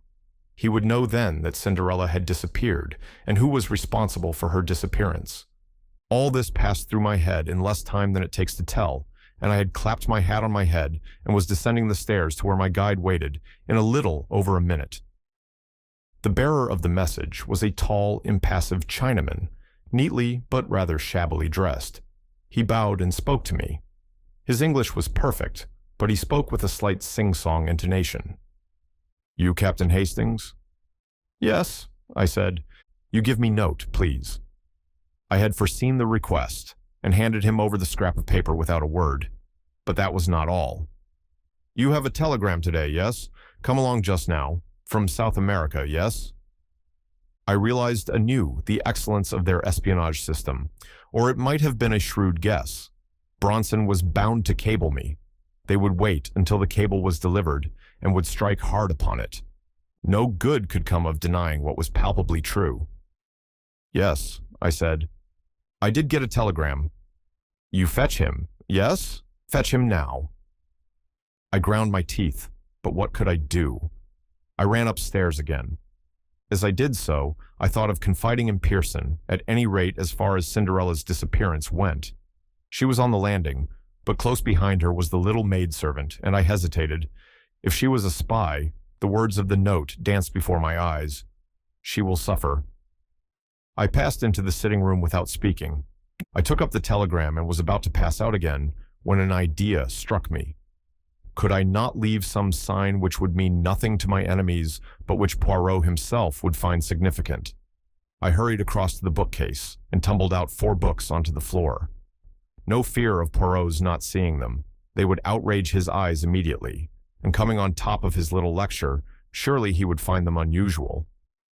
Next, I put a shovelful of coal on the fire and managed to spill 4 knobs into the grate. I had done all I could. Pray heaven Poirot would read the sign aright. I hurried down again. The Chinaman took the telegram from me, read it, then placed it in his pocket, and with a nod beckoned me to follow him. It was a long, weary march that he led me. Once we took a bus, and once we went for some considerable way in a tram, and always our route led us steadily eastward. We went through strange districts, whose existence I had never dreamed of. We were down by the docks now, I knew, and I realized that I was being taken into the heart of Chinatown. In spite of myself, I shivered. Still my guide plodded on, turning and twisting through mean streets and byways, until at last he stopped at a dilapidated house and rapped 4 times upon the door. It was opened immediately by another Chinaman who stood aside to let us pass in. The clanging to of the door behind me was the knell of my last hopes. I was indeed in the hands of the enemy. I was now handed over to the second Chinaman. He led me down some rickety stairs and into a cellar which was filled with bales and casks, and which exhaled a pungent odor as of eastern spices. I felt wrapped all round with the atmosphere of the East, tortuous, cunning, sinister. Suddenly my guide rolled aside 2 of the casks, and I saw a low, tunnel-like opening in the wall. He motioned me to go ahead. The tunnel was of some length, and it was too low for me to stand upright. At last, however, it broadened out into a passage, and a few minutes later, we stood in another cellar. My Chinaman went forward and rapped 4 times on one of the walls. A whole section of the wall swung out, leaving a narrow doorway. I passed through, and to my utter astonishment, found myself in a kind of Arabian Nights palace. A low, long, subterranean chamber hung with rich oriental silks, brilliantly lighted and fragrant with perfumes and spices. There were 5 or 6 silk-covered divans, and exquisite carpets of Chinese workmanship covered the ground. At the end of the room was a curtained recess. From behind these curtains came a voice. "You have brought our honored guest?" "Excellency, he is here," replied my guide. "Let our guest enter," was the answer. At the same moment, the curtains were drawn aside by an unseen hand, and I was facing an immense cushioned divan, on which sat a tall, thin Oriental, dressed in wonderfully embroidered robes, and clearly by the length of his fingernails, a great man. "Be seated, I pray you. Captain Hastings," he said with a wave of his hand. "You acceded to my request to come immediately. I am glad to see." "Who are you?" I asked. "Li Changyan?" "Indeed, no. I am but the humblest of the master's servants. I carry out his behests, that is all, as do other of his servants in other countries, in South America, for instance." I advanced a step. "Where is she? What have you done with her out there?" "She is in a place of safety, where none will find her. As yet, she is unharmed. You observe that I say, as yet." Cold shivers ran down my spine as I confronted this smiling devil. "What do you want?" I cried. "Money?" "My dear Captain Hastings, we have no designs on your small savings, I can assure you. Not, pardon me, a very intelligent suggestion on your part. Your colleague would not have made it, I fancy." "I suppose," I said heavily, "you wanted to get me into your toils. Well, you have succeeded. I have come here with my eyes open. Do what you like with me, and let her go. She knows nothing, and she can be no possible use to you. You've used her to get hold of me. You've got me all right, and that settles it." The smiling Oriental caressed his smooth cheek, watching me obliquely out of his narrow eyes. "You go too fast," he said purringly. "That does not quite settle it. In fact, to get hold of you, as you express it, is not really our objective. But through you, we hope to get hold of your friend, Hercule Poirot." "I'm afraid you won't do that," I said with a short laugh. "What I suggest is this," continued the other, his words running on as though he had not heard me. "You will write Hercule Poirot a letter, such a letter as will induce him to hasten hither and join you." "I shall do no such thing," I said angrily. "The consequences of refusal will be disagreeable." "Damn your consequences. The alternative might be death." A nasty shiver ran down my spine, but I endeavored to put a bold face upon it. "It's no good threatening me and bullying me. Keep your threats for Chinese cowards." "My threats are very real ones. Captain Hastings, I ask you again, will you write this letter?" "I will not. And what's more, you daren't kill me. You'd have the police on your tracks in no time." My interlocutor clapped his hands swiftly. Two Chinese attendants appeared as it were out of the blue and pinioned me by both arms. Their master said something rapidly to them in Chinese, and they dragged me across the floor to a spot in one corner of the big chamber. One of them stooped, and suddenly, without the least warning, the flooring gave beneath my feet. But for the restraining hand of the other man, I should have gone down the yawning gap beneath me. It was inky black, and I could hear the rushing of water. "The river," said my questioner from his place on the divan. "Think well, Captain Hastings. If you refuse again, you go headlong to eternity, to meet your death in the dark waters below. For the last time, will you write that letter?" I'm not braver than most men. I admit frankly that I was scared to death, and in a blue funk. That Chinese devil meant business, I was sure of that. It was goodbye to the good old world.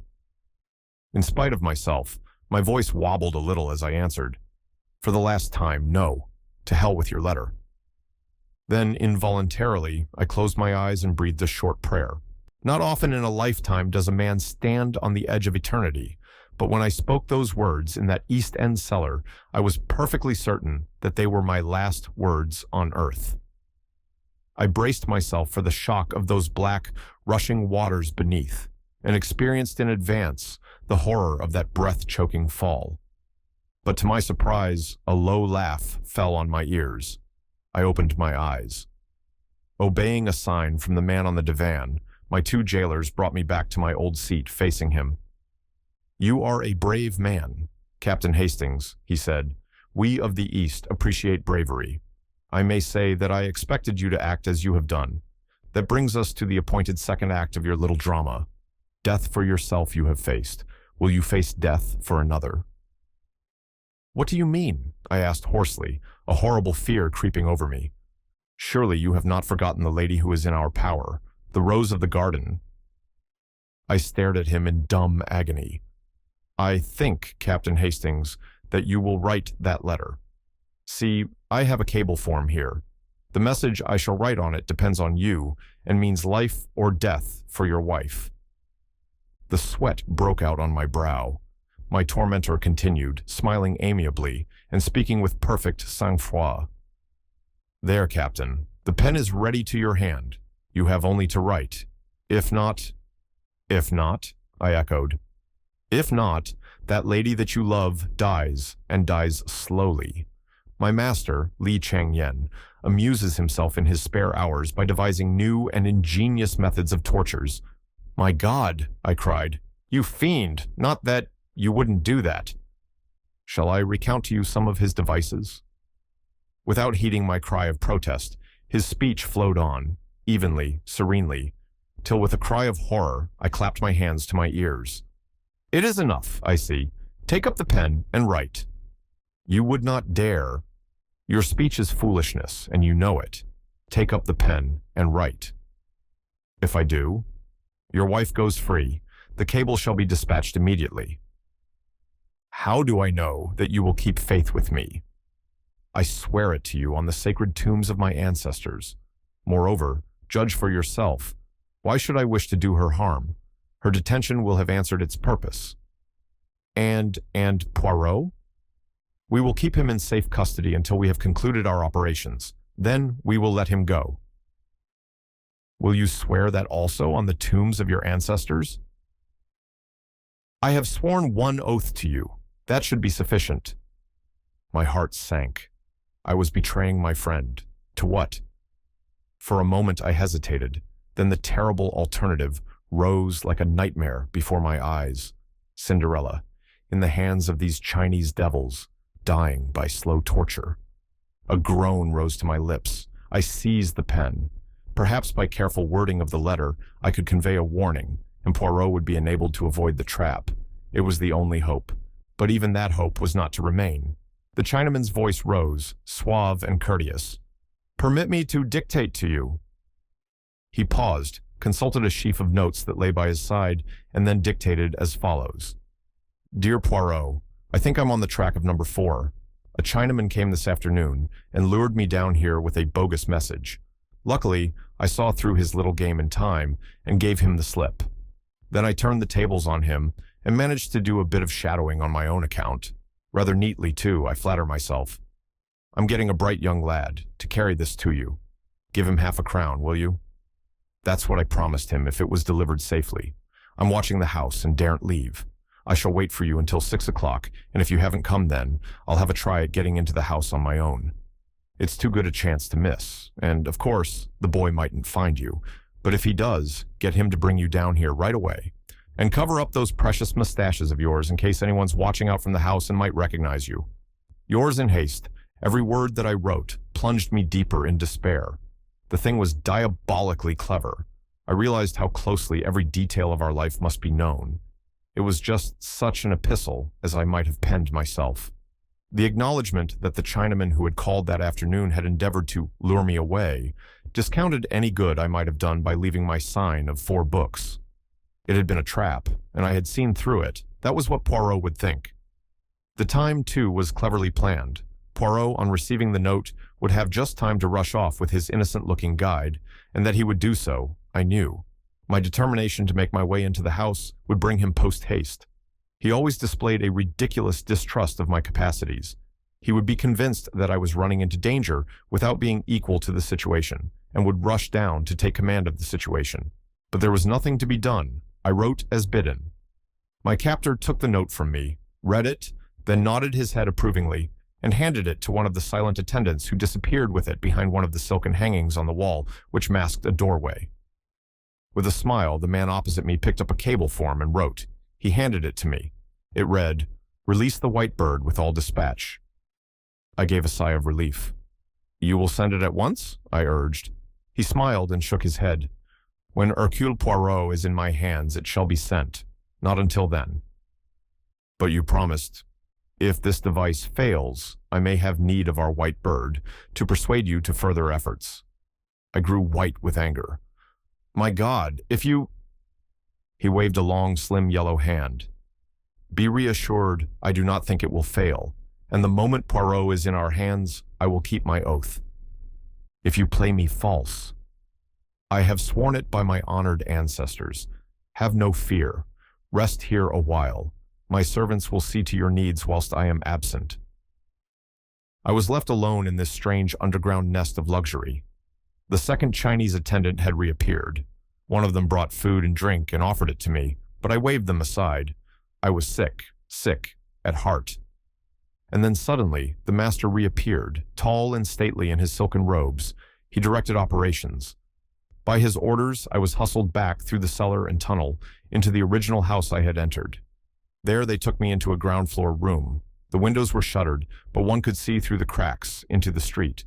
An old, ragged man was shuffling along the opposite side of the road, and when I saw him make a sign to the window, I understood that he was one of the gang on watch. "It is well," said my Chinese friend. "Hercule Poirot has fallen into the trap. He approaches now, and alone, except for the boy who guides him. Now, Captain Hastings, you have still one more part to play. Unless you show yourself, he will not enter the house. When he arrives opposite, you must go out on the step and beckon him in." "What?" I cried, revolted. "You play that part alone. Remember the price of failure. If Hercule Poirot suspects anything is amiss and does not enter the house, your wife dies by the 70 lingering deaths. Ah, here he is." With a beating heart and a feeling of deathly sickness, I looked through the crack in the shutters. In the figure walking along the opposite side of the street, I recognized my friend at once, though his coat collar was turned up and an immense yellow muffler hid the bottom part of his face. But there was no mistaking that walk and the poise of that egg-shaped head. It was Poirot coming to my aid in all good faith, suspecting nothing amiss. By his side ran a typical London urchin, grimy of face and ragged of apparel. Poirot paused, looking across at the house, whilst the boy spoke to him eagerly and pointed. It was the time for me to act. I went out in the hall. At a sign from the tall Chinaman, one of the servants unlatched the door. "Remember the price of failure," said my enemy in a low voice. I was outside on the steps. I beckoned to Poirot. He hastened across. "Aha. So all is well with you, my friend. I was beginning to be anxious. You managed to get inside? Is the house empty then?" "Yes," I said, in a low voice. I strove to make natural. "There must be a secret way out of it somewhere. Come in, and let us look for it." I stepped back across the threshold. In all innocence, Poirot prepared to follow me. And then something seemed to snap in my head. I saw only too clearly the part I was playing, the part of Judas. "Back, Poirot," I cried. "Back for your life. It's a trap. Never mind me. Get away at once." Even as I spoke, or rather shouted my warning, hands gripped me like a vice. One of the Chinese servants sprang past me to grab Poirot. I saw the latter spring back, his arm raised, then suddenly a dense volume of smoke was rising round me, choking me, killing me. I felt myself falling, suffocating. This was death. I came to myself slowly and painfully, all my senses dazed. The first thing I saw was Poirot's face. He was sitting opposite me, watching me with an anxious face. He gave a cry of joy when he saw me looking at him. "Ah, you revive. You return to yourself. All is well. My friend, my poor friend." "Where am I?" I said painfully. "Where? But chez vous." I looked round me. True enough, I was in the old familiar surroundings, and in the grate were the identical 4 knobs of coal I had carefully spilt there. Poirot had followed my glance. "But yes, that was a famous idea of yours, that and the books. See you, if they should say to me any time, 'That friend of yours, that Hastings, he has not the great brain, is it not so?' I shall reply to them, 'You are in error. It was an idea magnificent and superb that occurred to you there.' You understood their meaning then? Am I an imbecile? Of course I understood. It gave me just the warning I needed, and the time to mature my plans. Somehow or other, the Big Four had carried you off. With what object? Clearly not for your beaux yeux. Equally clearly not because they feared you and wanted to get you out of the way. No, their object was plain. You would be used as a decoy to get the great Hercule Poirot into their clutches. I have long been prepared for something of the kind. I make my little preparations, and presently, sure enough, the messenger arrives.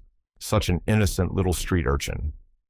Me, I swallow everything and hasten away with him, and very fortunately, they permit you to come out on the doorstep. That was my one fear, that I should have to dispose of them before I had reached the place where you were concealed, and that I should have to search for you, perhaps in vain, afterwards. Dispose of them, did you say? I asked feebly. Single-handed. Oh, there is nothing very clever about that. If one is prepared in advance, all is simple. The motto of the Boy Scout, is it not? And a very fine one. Me, I was prepared. Not so long ago, I rendered a service to a very famous chemist who did a lot of work in connection with poison gas during the war. He devised for me a little bomb, simple and easy to carry about. One has but to throw it, and poof, the smoke, and then the unconsciousness. Immediately I blow a little whistle, and straightway some of Jap's clever fellows who were watching the house here long before the boy arrived, and who managed to follow us all the way to Limehouse, came flying up and took charge of the situation. But how was it you weren't unconscious too? Another piece of luck. Our friend number 4, who certainly composed that ingenious letter, permitted himself a little jest at my mustaches, which rendered it extremely easy for me to adjust my respirator under the guise of a yellow muffler. I remember, I cried eagerly, and then with the word remember, all the ghastly horror that I had temporarily forgotten came back to me. Cinderella. I fell back with a groan. I must have lost consciousness again for a minute or two.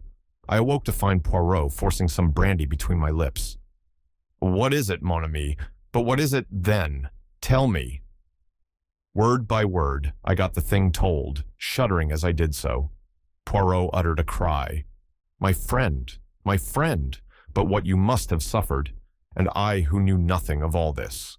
But reassure yourself, all is well. You will find her, you mean? But she is in South America, and by the time we get there, long before she will be dead, and God knows how and in what horrible way she will have died. No, you do not understand. She is safe and well. She has never been in their hands for one instant. But I got a cable from Bronson? No, you did not.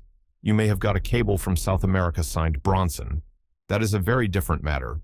Tell me, has it never occurred to you that an organization of this kind, with ramifications all over the world, might easily strike at us through the little girl, Cinderella, whom you love so well?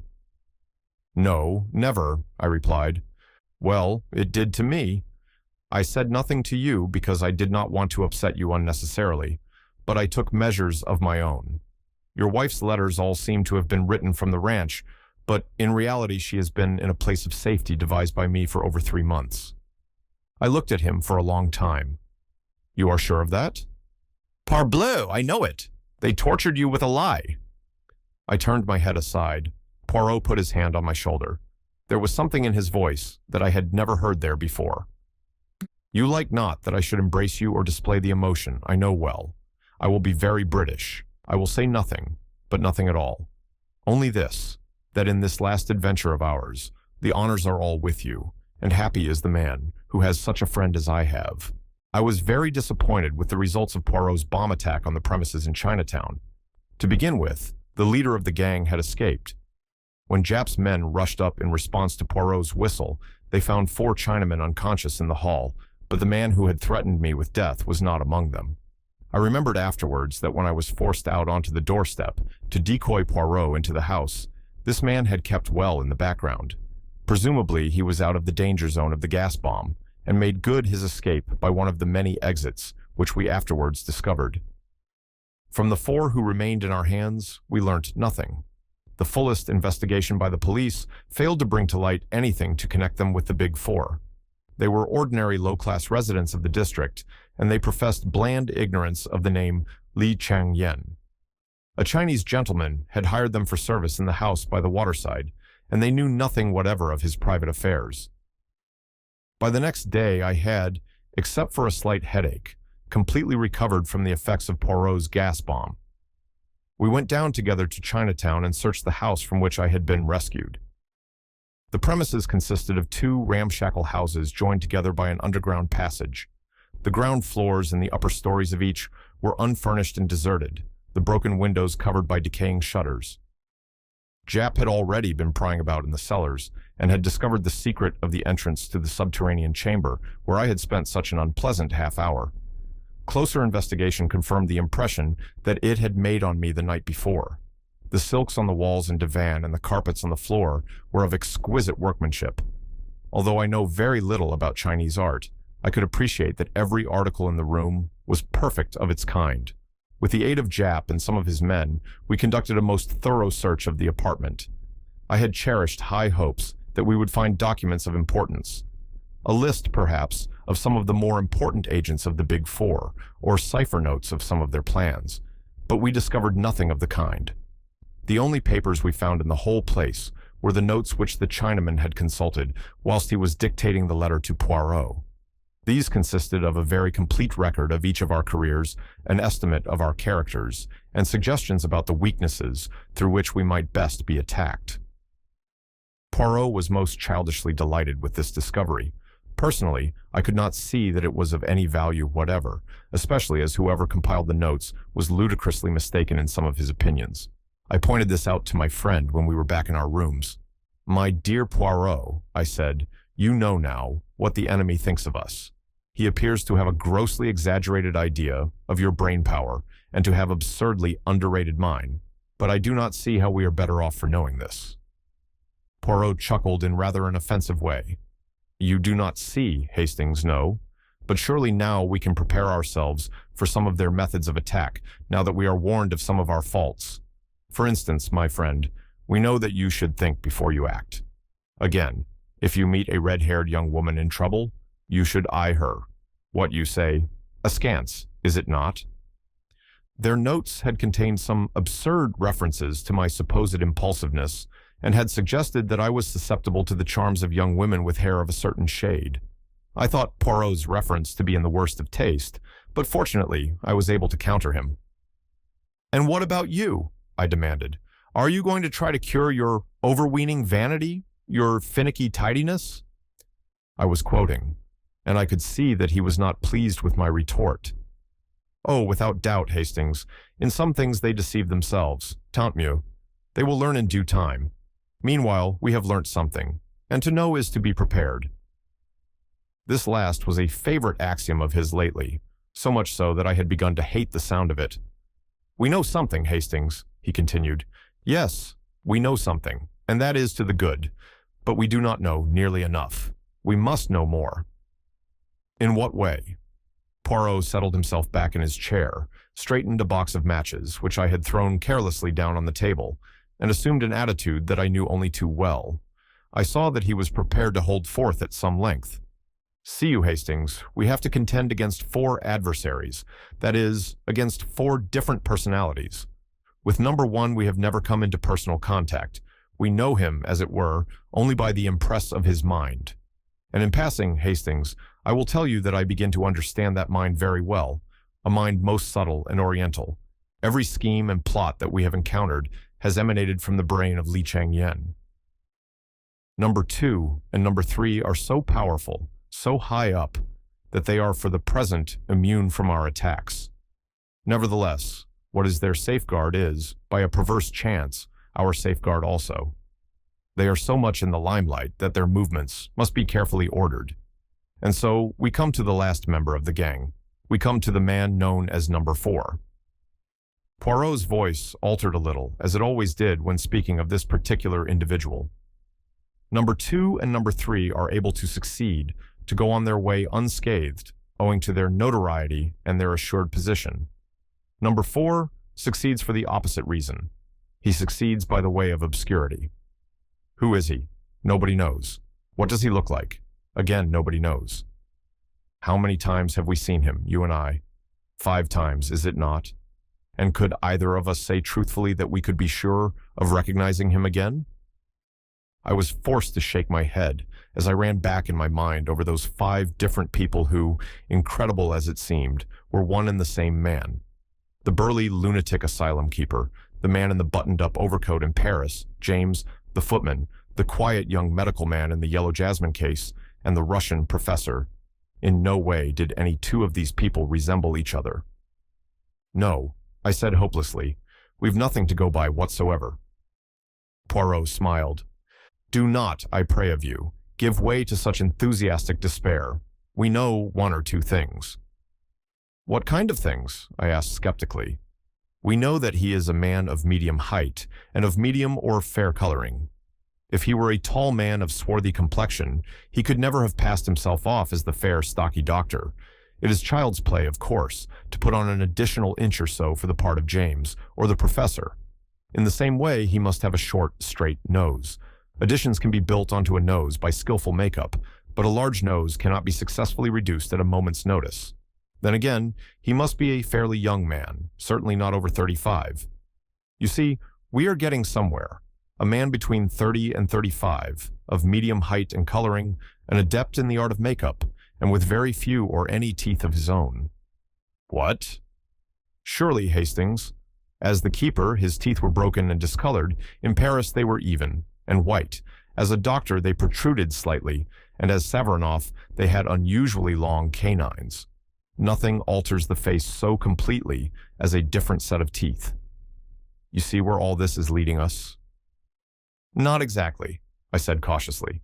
A man carries his profession written in his face, they say. He's a criminal, I cried. He is an adept in the art of making up. It's the same thing. Rather a sweeping statement, Hastings, and one which would hardly be appreciated by the theatrical world. Do you not see that the man is, or has been, at one time or another, an actor? An actor? But certainly, he has the whole technique at his fingertips. Now there are two classes of actors, the one who sinks himself in his part, and the one who manages to impress his personality upon it. It is from the latter class that actor managers usually spring. They seize a part and mold it to their own personality. The former class is quite likely to spend its days doing Lloyd George at different music halls or impersonating old men with beards in repertory plays. It is among that former class that we must look for our number 4. He is a supreme artist in the way he sinks himself in each part he plays. I was growing interested. So, you fancy you may be able to trace his identity through his connection with the stage? Your reasoning is always brilliant, Hastings. It might have been better, I said coldly, if the idea had come to you sooner. We have wasted a lot of time. You are in error, mon ami. No more time has been wasted than was unavoidable. For some months now, my agents have been engaged on the task. Joseph Aarons is one of them. You remember him? They have compiled a list for me of men fulfilling the necessary qualifications, young men round about the age of 30, of more or less nondescript appearance and with a gift for playing character parts. Men, moreover, who have definitely left the stage within the last 3 years. Well, I said, deeply interested. The list was, necessarily, rather a long one. For some time now, we have been engaged on the task of elimination, and finally we have boiled the whole thing down to 4 names. Here they are, my friend. He tossed me over a sheet of paper. I read its contents aloud.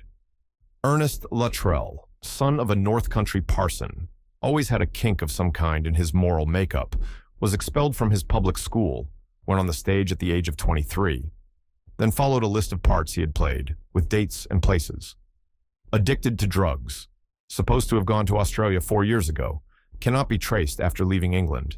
Age 32, height 5'10½", clean-shaven, hair brown, nose straight, complexion fair, eyes gray.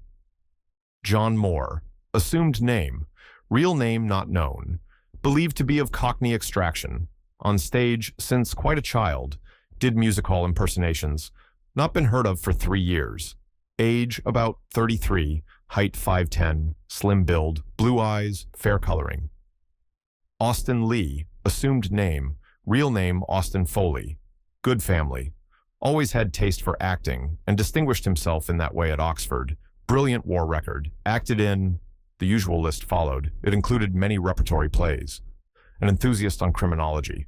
Had bad nervous breakdown as the result of a motor accident 3.5 years ago and has not appeared on the stage since. No clue to his present whereabouts. Age 35, height 5'9½", complexion fair, eyes blue, hair brown. Claude Darrell, supposed to be real name, some mystery about his origin, played at music halls and also in repertory plays. Seems to have had no intimate friends. Was in China in 1919. Returned by way of America. Played a few parts in New York. Did not appear on stage one night and has never been heard of since. New York police say most mysterious disappearance. Age about 33, hair brown, fair complexion, gray eyes, height 5'10½". "Most interesting," I said as I laid down the paper. "And so this is the result of the investigation of months? These 4 names. Which of them are you inclined to suspect?" Poirot made an eloquent gesture. "Mon ami, for the moment it is an open question. I would just point out to you that Claude Darrell has been in China and America, a fact not without significance, perhaps, but we must not allow ourselves to be unduly biased by that point. It may be a mere coincidence." "And the next step?" I asked eagerly. "Affairs are already in train. Every day cautiously worded advertisements will appear. Friends and relatives of one or the other will be asked to communicate with my solicitor at his office. Even today we might, the telephone.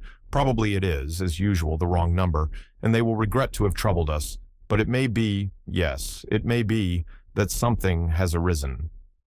I crossed the room and picked up the receiver. Yes, Poirot's rooms. Yes, Captain Hastings speaking. "Oh, it's you, McNeil." McNeil and Hodgson were Poirot's solicitors. "I'll tell him. Yes, we'll come round at once." I replaced the receiver and turned to Poirot, my eyes dancing with excitement. "I say, Poirot, there's a woman there. Friend of Claude Darrell's, Miss Flossie Monroe. McNeil wants you to come round."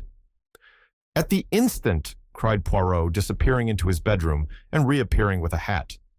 A taxi soon took us to our destination, and we were ushered into McNeil's private office. Sitting in the armchair facing the solicitor was a somewhat lurid-looking lady, no longer in her first youth. Her hair was of an impossible yellow and was prolific in curls over each ear. Her eyelids were heavily blackened, and she had by no means forgotten the rouge and the lip salve. "Ah, here is Poirot," said McNeil. "Poirot, this is Miss, Monroe, who has very kindly called to give us some information." "Ah, but that is most kind," cried Poirot. He came forward with great empressement and shook the lady warmly by the hand. "Mademoiselle blooms like a flower in this dry-as-dust old office," he added, careless of the feelings of McNeil. This outrageous flattery was not without effect. Miss Monroe blushed and simpered. "Oh, go on now, Poirot," she exclaimed. "I know what you Frenchmen are like." "Mademoiselle, we are not mute like Englishmen before beauty. Not that I am a Frenchman. I am a Belgian, you see." "I've been to Ostend myself," said Miss Monroe. The whole affair, as Poirot would have said, was marching splendidly. "And so you can tell us something about Claude Darrell?" continued Poirot. "I knew Darrell very well at one time," explained the lady, "and I saw your advertisement, being out of a shop for the moment, and, my time being my own, I said to myself, there, they want to know about poor old Claudie. Lawyers, too. Maybe it's a fortune looking for the rightful heir. I better go round at once." McNeil rose. "Well, Monsieur Poirot, shall I leave you for a little conversation with Miss Monroe?" "You are too amiable, but stay. A little idea presents itself to me. The hour of the déjeuner approaches. Mademoiselle will perhaps honor me by coming out to luncheon with me." Miss Monroe's eyes glistened. It struck me that she was in exceedingly low water, and that the chance of a square meal was not to be despised. A few minutes later saw us all in a taxi, bound for one of London's most expensive restaurants. Once arrived there, Poirot ordered a most delectable lunch, and then turned to his guest. "And for wine, mademoiselle? What do you say to champagne?" Miss Monroe said nothing, or everything. The meal started pleasantly. Poirot replenished the lady's glass with thoughtful assiduity, and gradually slid on to the topic nearest his heart. The poor Darrell, what a pity he is not with us. "Yes, indeed," sighed Miss Monroe. "Poor boy, I do wonder what's become of him." "Is it a long time since you have seen him, yes?" "Oh, simply ages. Not since the war. He was a funny boy, Claudie, very close about things, never told you a word about himself. But of course, that all fits in if he's a missing heir. Is it a title, Poirot?" "Alas, a mere heritage," said Poirot unblushingly. "But, you see, it may be a question of identification. That is why it is necessary for us to find someone who knew him very well indeed. You knew him very well, did you not, mademoiselle?" "I don't mind telling you, Poirot, you're a gentleman. You know how to order a lunch for a lady, which is more than some of these young whippersnappers do nowadays. Downright mean, I call it. As I was saying, you being a Frenchman won't be shocked. Ah, you Frenchmen. Naughty, naughty. She wagged her finger at him in an excess of archness. Well, there it was, me and Claudie, two young things. What else could you expect? And I've still a kindly feeling for him. Though, mind you, he didn't treat me well. No, he didn't. He didn't treat me well at all. Not as a lady should be treated. They're all the same when it comes to a question of money. No, no, mademoiselle, do not say that, protested Poirot, filling up her glass once more. Could you now describe this Darrell to me? He wasn't anything so very much to look at, said Flossie Munro dreamily. Neither tall nor short, you know, but quite well set up. Spruce-looking, eyes a sort of blue-gray, and more or less fair-haired, I suppose. But, oh, what an artist! I never saw anyone to touch him in the profession. He'd have made his name before now if it hadn't been for jealousy. Ah, Poirot, jealousy. You wouldn't believe it, you really wouldn't, what we artists have to suffer through jealousy. Why, I remember once at Manchester. We displayed what patience we could in listening to a long, complicated story about a pantomime, and the infamous conduct of the principal boy. Then Poirot led her gently back to the subject of Claude Darrell. It is very interesting all this that you are able to tell us, mademoiselle, about Darrell. Women are such wonderful observers. They see everything. They notice the little detail that escapes the mere man. I have seen a woman identify one man out of a dozen others. And why, do you think? She had observed that he had a trick of stroking his nose when he was agitated. Now, would a man ever have thought of noticing a thing like that? Did you ever? Cried Miss Munro. I suppose we do notice things. I remember Claudie, now I come to think of it, always fiddling with his bread at table. He'd get a little piece between his fingers and then dab it round to pick up crumbs. I've seen him do it 100 times. Why, I'd know him anywhere by that one trick of his. Is not that just what I say? The marvelous observation of a woman. And did you ever speak to him about this little habit of his, mademoiselle? No, I didn't, Poirot.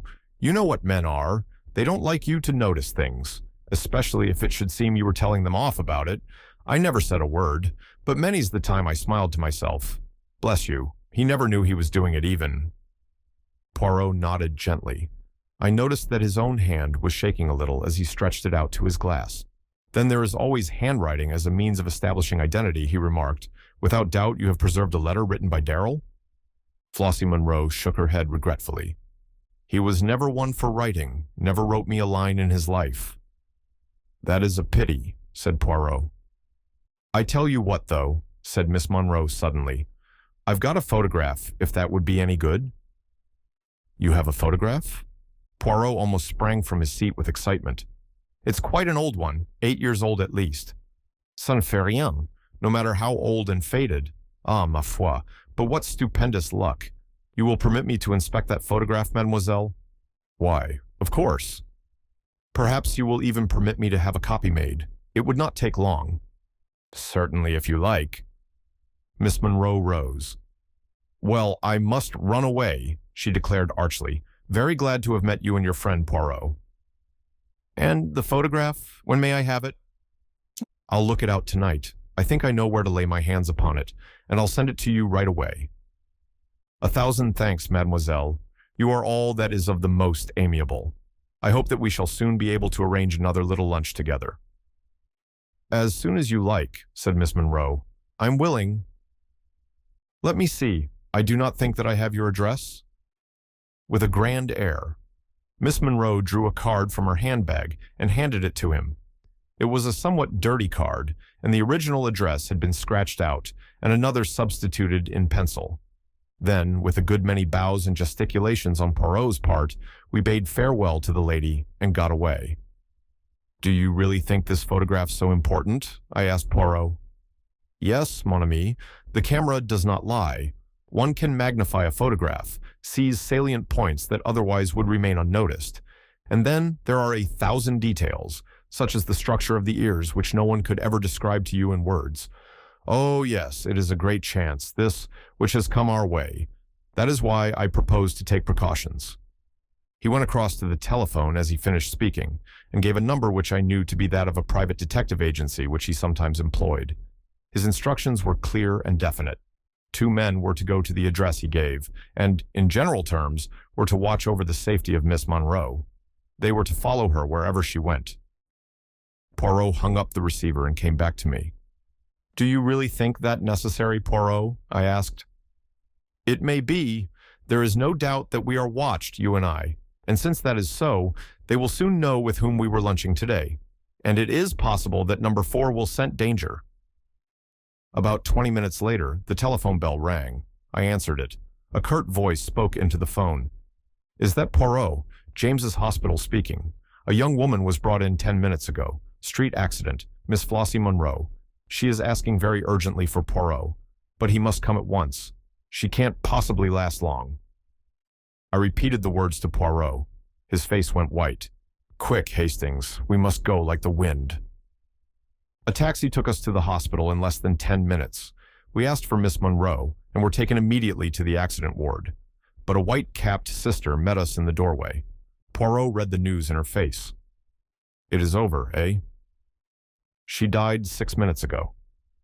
Poirot stood as though stunned. The nurse, mistaking his emotion, began speaking gently. "She did not suffer, and she was unconscious towards the last.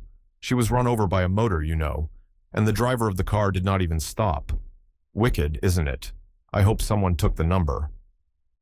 "The stars fight against us," said Poirot in a low voice. "You would like to see her?" The nurse led the way, and we followed. Poor Flossie Monroe, with her rouge and her dyed hair.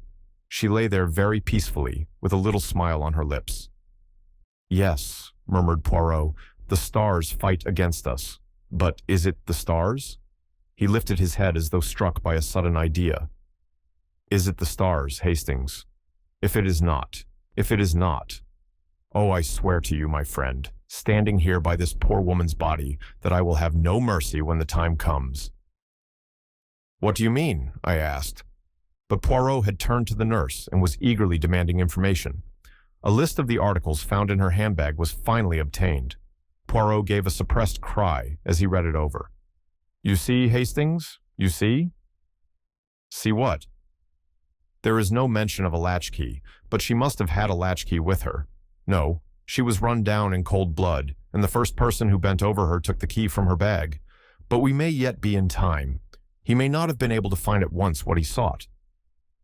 Another taxi took us to the address Flossie Monroe had given us, a squalid block of mansions in an unsavory neighborhood.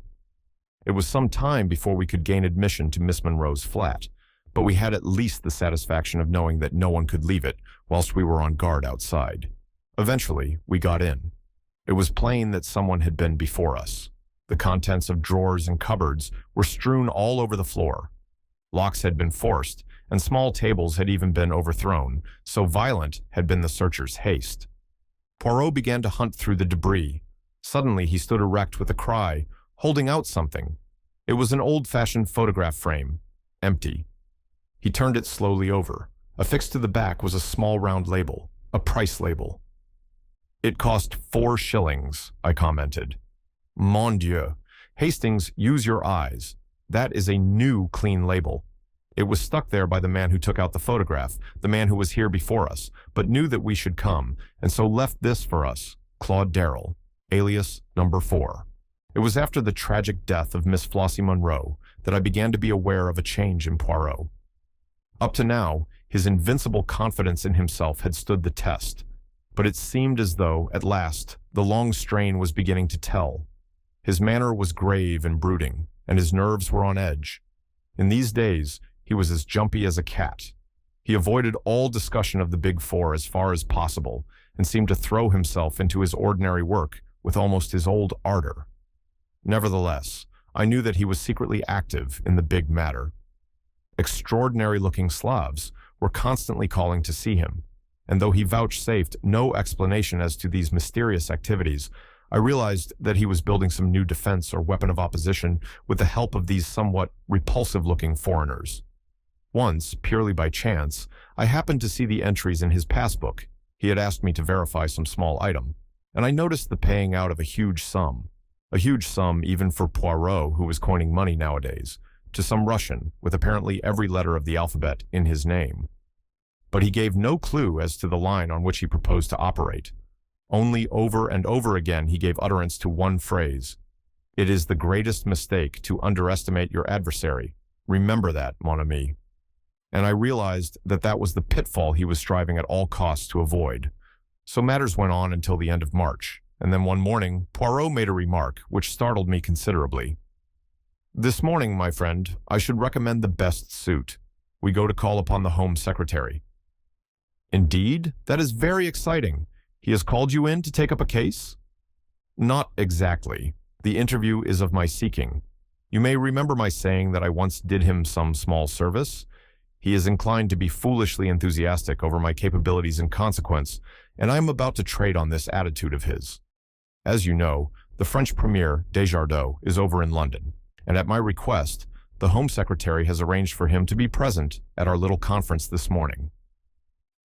The Right Honorable Sidney Crowther, His Majesty's Secretary of State for Home Affairs, was a well-known and popular figure, a man of some 50 years of age, with a quizzical expression and shrewd gray eyes. He received us with that delightful bonhomie of manner which was well known to be one of his principal assets. Standing with his back to the fireplace was a tall, thin man with a pointed black beard and a sensitive face. "Desjardins," said Crowther, "allow me to introduce to you Hercule Poirot, of whom you may perhaps already have heard." The Frenchman bowed and shook hands. "I have indeed heard of Hercule Poirot," he said pleasantly. "Who has not?" "You are too amiable, monsieur," said Poirot, bowing, but his face flushed with pleasure. "Any word for an old friend?" asked a quiet voice, and a man came forward from a corner by a tall bookcase. It was our old acquaintance, Ingles. Poirot shook him warmly by the hand. "And now, Poirot," said Crowther, "we are at your service. I understand you to say that you had a communication of the utmost importance to make to us." "That is so, monsieur. There is in the world today a vast organization, an organization of crime. It is controlled by 4 individuals who are known and spoken of as the Big Four. Number 1 is a Chinaman, Li Chang-yen. Number 2 is the American multimillionaire Abe Ryland. Number 3 is a Frenchwoman. Number 4, I have every reason to believe, is an obscure English actor called Claude Darrell. These 4 are banded together to destroy the existing social order and to replace it with an anarchy in which they would reign as dictators." "Incredible," muttered the Frenchman. "Ryland mixed up with a thing of that kind? Surely the idea is too fantastic." "Listen, monsieur, whilst I recount to you some of the doings of this Big Four."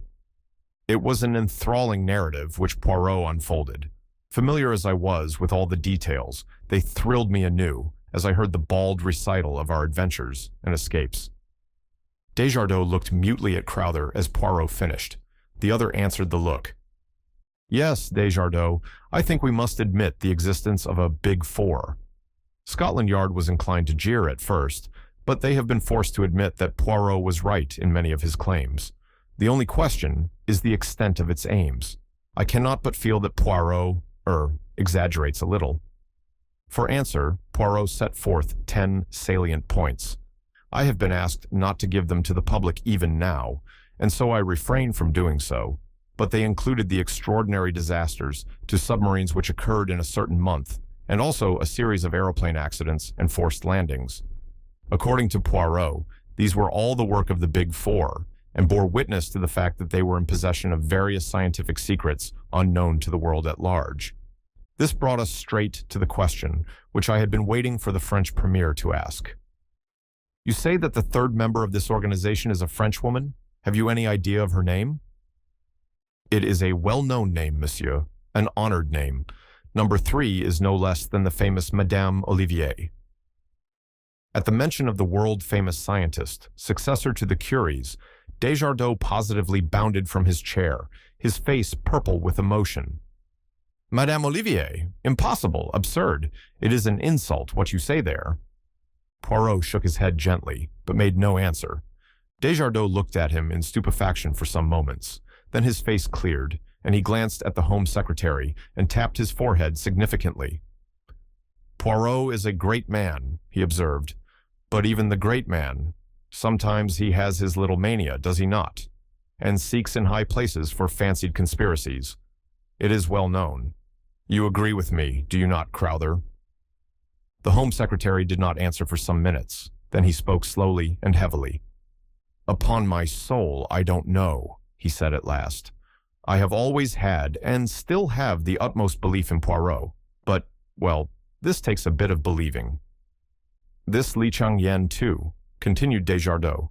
"Who has ever heard of him?" "I have," said the unexpected voice of Ingles. The Frenchman stared at him, and he stared placidly back again, looking more like a Chinese idol than ever. "Ingles," explained the Home Secretary, "is the greatest authority we have on the interior of China." "And you have heard of this Li Chang-yen?" "Until Poirot here came to me, I imagined that I was the only man in England who had. Make no mistake, Desjardins, there is only one man in China who counts today, Li Chang-yen. He has, perhaps, I only say perhaps, the finest brain in the world at the present time." Desjardins sat as though stunned. Presently, however, he rallied. "There may be something in what you say, Poirot," he said coldly, "but as regards Madame Olivier, you are most certainly mistaken. She is a true daughter of France, and devoted solely to the cause of science." Poirot shrugged his shoulders and did not answer. There was a minute or two's pause, and then my little friend rose to his feet, with an air of dignity that sat rather oddly upon his quaint personality. "That is all I have to say, monsieur, to warn you. I thought it likely that I should not be believed, but at least you will be on your guard. My words will sink in, and each fresh event that comes along will confirm your wavering faith. It was necessary for me to speak now. Later, I might not have been able to do so." "You mean?" asked Crowther, impressed in spite of himself by the gravity of Poirot's tone. "I mean, monsieur, that since I have penetrated the identity of number 4, my life is not worth an hour's purchase. He will seek to destroy me at all costs, and not for nothing is he named the Destroyer. Messieurs, I salute you. To you, Crowther, I deliver this key and this sealed envelope. I have got together all my notes on the case, and my ideas as to how best to meet the menace that any day may break upon the world, and have placed them in a certain safe deposit. In the event of my death, Crowther, I authorize you to take charge of those papers and make what use you can of them. And now, messieurs, I wish you good day." Desjardins merely bowed coldly, but Crowther sprang up and held out his hand. "You have converted me, Poirot. Fantastic as the whole thing seems, I believe utterly in the truth of what you have told us." Ingles left at the same time as we did. "I am not disappointed with the interview," said Poirot as we walked along. "I did not expect to convince Desjardins, but I have at least ensured that, if I die, my knowledge does not die with me, and I have made 1 or 2 converts. Pas si mal." "I'm with you, as you know," said Ingles. "By the way, I'm going out to China as soon as I can get off." "Is that wise?" "No," said Ingles dryly, "but it's necessary. One must do what one can." "Ah, you are a brave man," cried Poirot with emotion. "If we were not in the street, I would embrace you." I fancied that Ingles looked rather relieved. "I don't suppose that I shall be in any more danger in China than you are in London," he growled. "That is possibly true enough," admitted Poirot. "I hope that they will not succeed in massacring Hastings also, that is all. That would annoy me greatly." I interrupted this cheerful conversation to remark that I had no intention of letting myself be massacred, and shortly afterwards Ingles parted from us. For some time we went along in silence, which Poirot at length broke by uttering a totally unexpected remark. I really think, that I shall have to bring my brother into this." "Your brother?" I cried, astonished. "I never knew you had a brother?" "You surprise me, Hastings. Do you not know that all celebrated detectives have brothers who would be even more celebrated than they are, were it not for constitutional indolence? Poirot employs a peculiar manner sometimes, which makes it well nigh impossible to know whether he is jesting or in earnest. That manner was very evident at the moment. "What is your brother's name?" I asked, trying to adjust myself to this new idea. "Achille Poirot," replied Poirot gravely. "He lives near Spa in Belgium." "What does he do?" I asked with some curiosity, putting aside a half-formed wonder as to the character and disposition of the late Madame Poirot, and her classical taste in Christian names. He does nothing. He is, as I tell, of a singularly indolent disposition, but his abilities are hardly less than my own, which is saying a great deal. Is he like you to look at? Not unlike, but not nearly so handsome, and he wears no mustaches. Is he older than you or younger? He happens to have been born on the same day. A twin, I cried. Exactly, Hastings. You jumped to the right conclusion with unfailing accuracy. But here we are at home again. Let us at once get to work on that little affair of the Duchess's necklace. But the Duchess's necklace was doomed to wait a while. A case of quite another description was waiting for us. Our landlady, Pearson, at once informed us that a hospital nurse had called and was waiting to see Poirot. We found her sitting in the big armchair facing the window, a pleasant-faced woman of middle age in a dark blue uniform. She was a little reluctant to come to the point, but Poirot soon put her at her ease, and she embarked upon her story. You see, Poirot, I've never come across anything of the kind before. I was sent for from the Lark Sisterhood to go down to a case in Hertfordshire. An old gentleman it is, Templeton. Quite a pleasant house, and quite pleasant people. The wife, Templeton, is much younger than the husband, and he has a son by his first marriage who lives there. I don't know that the young man and the stepmother always get on together. He's not quite what you'd call normal, not wanting exactly, but decidedly dull in the intellect. Well, this illness of Templeton's seemed to me from the first to be mysterious. At times, there seemed really nothing the matter with him, and then he suddenly has one of these gastric attacks with pain and vomiting. But the doctor seemed quite satisfied, and it wasn't for me to say anything. But I couldn't help thinking about it, and then she paused and became rather red. Something happened which aroused your suspicions? Suggested Poirot. Yes. But she still seemed to find it difficult to go on. I found the servants were passing remarks too. About Templeton's illness? Oh no, about this other thing. Templeton? Yes. Templeton and the doctor, perhaps? Poirot had an uncanny flair in these things. The nurse threw him a grateful glance and went on. They were passing remarks, and then one day I happened to see them together myself, in the garden. It was left at that. Our client was in such an agony of outraged propriety that no one could feel it necessary to ask exactly what she had seen in the garden. She had evidently seen quite enough to make up her own mind on the situation. The attacks got worse and worse. Trevis said it was all perfectly natural and to be expected, and that Templeton could not possibly live long. But I've never seen anything like it before myself, not in all my long experience of nursing.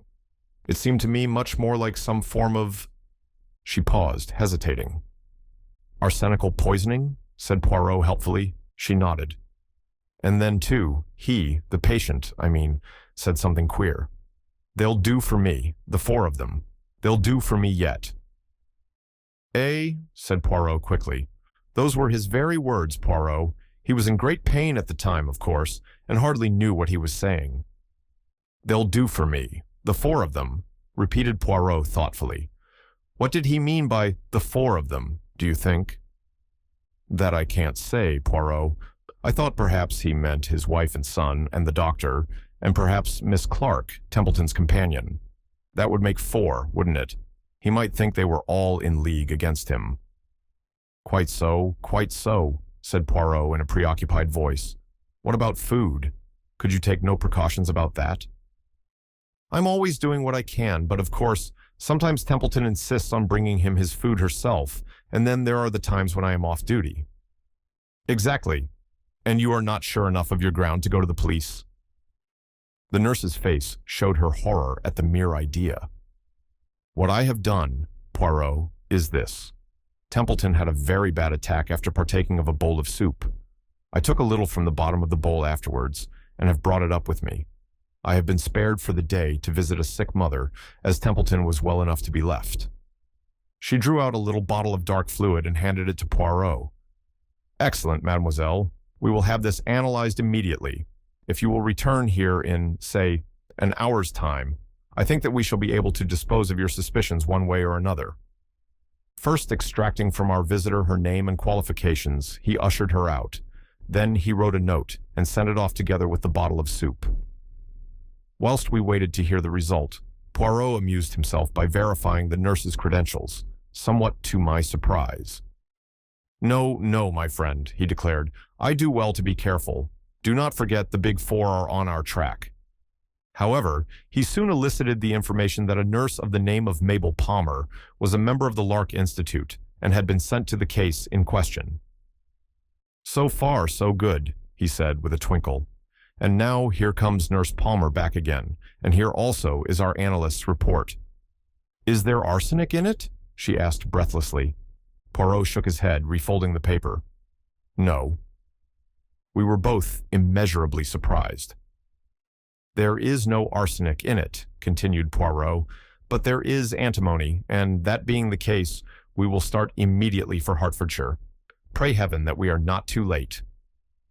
It was decided that the simplest plan was for Poirot to represent himself truly as a detective, but that the ostensible reason of his visit should be to question Templeton about a servant formerly in her employment whose name he obtained from Nurse Palmer and whom he could represent as being concerned in a jewel robbery. It was late when we arrived at Elmstead, as the house was called. We had allowed Nurse Palmer to precede us by about 20 minutes, so that there should be no question of our all arriving together. Templeton, a tall, dark woman with sinuous movements and uneasy eyes, received us. I noticed that as Poirot announced his profession, she drew in her breath with a sudden hiss, as though badly startled, but she answered his question about the maidservant readily enough. And then, to test her, Poirot embarked upon a long history of a poisoning case in which a guilty wife had figured. His eyes never left her face as he talked, and try as she would, she could hardly conceal her rising agitation. Suddenly, with an incoherent word of excuse, she hurried from the room. We were not long left alone. A squarely built man with a small red mustache and pince-nez came in. "Trevis," he introduced himself. "Templeton asked me to make her excuses to you. She's in a very bad state, you know, nervous strain, worry over her husband and all that. I've prescribed bed and bromide, but she hopes you'll stay and take potluck, and I'm to do host. We've heard of you down here, Poirot, and we mean to make the most of you. Ah, here's Mickey." A shambling young man entered the room. He had a very round face and foolish-looking eyebrows, raised as though in perpetual surprise. He grinned awkwardly as he shook hands. This was clearly the wanting son. Presently, we all went in to dinner. Trevis left the room, to open some wine, I think, and suddenly the boy's physiognomy underwent a startling change. He leant forward, staring at Poirot. "You've come about father," he said, nodding his head. I know lots of things, but nobody thinks I do. Mother will be glad when father's dead and she can marry Trevis. She isn't my own mother, you know. I don't like her. She wants father to die."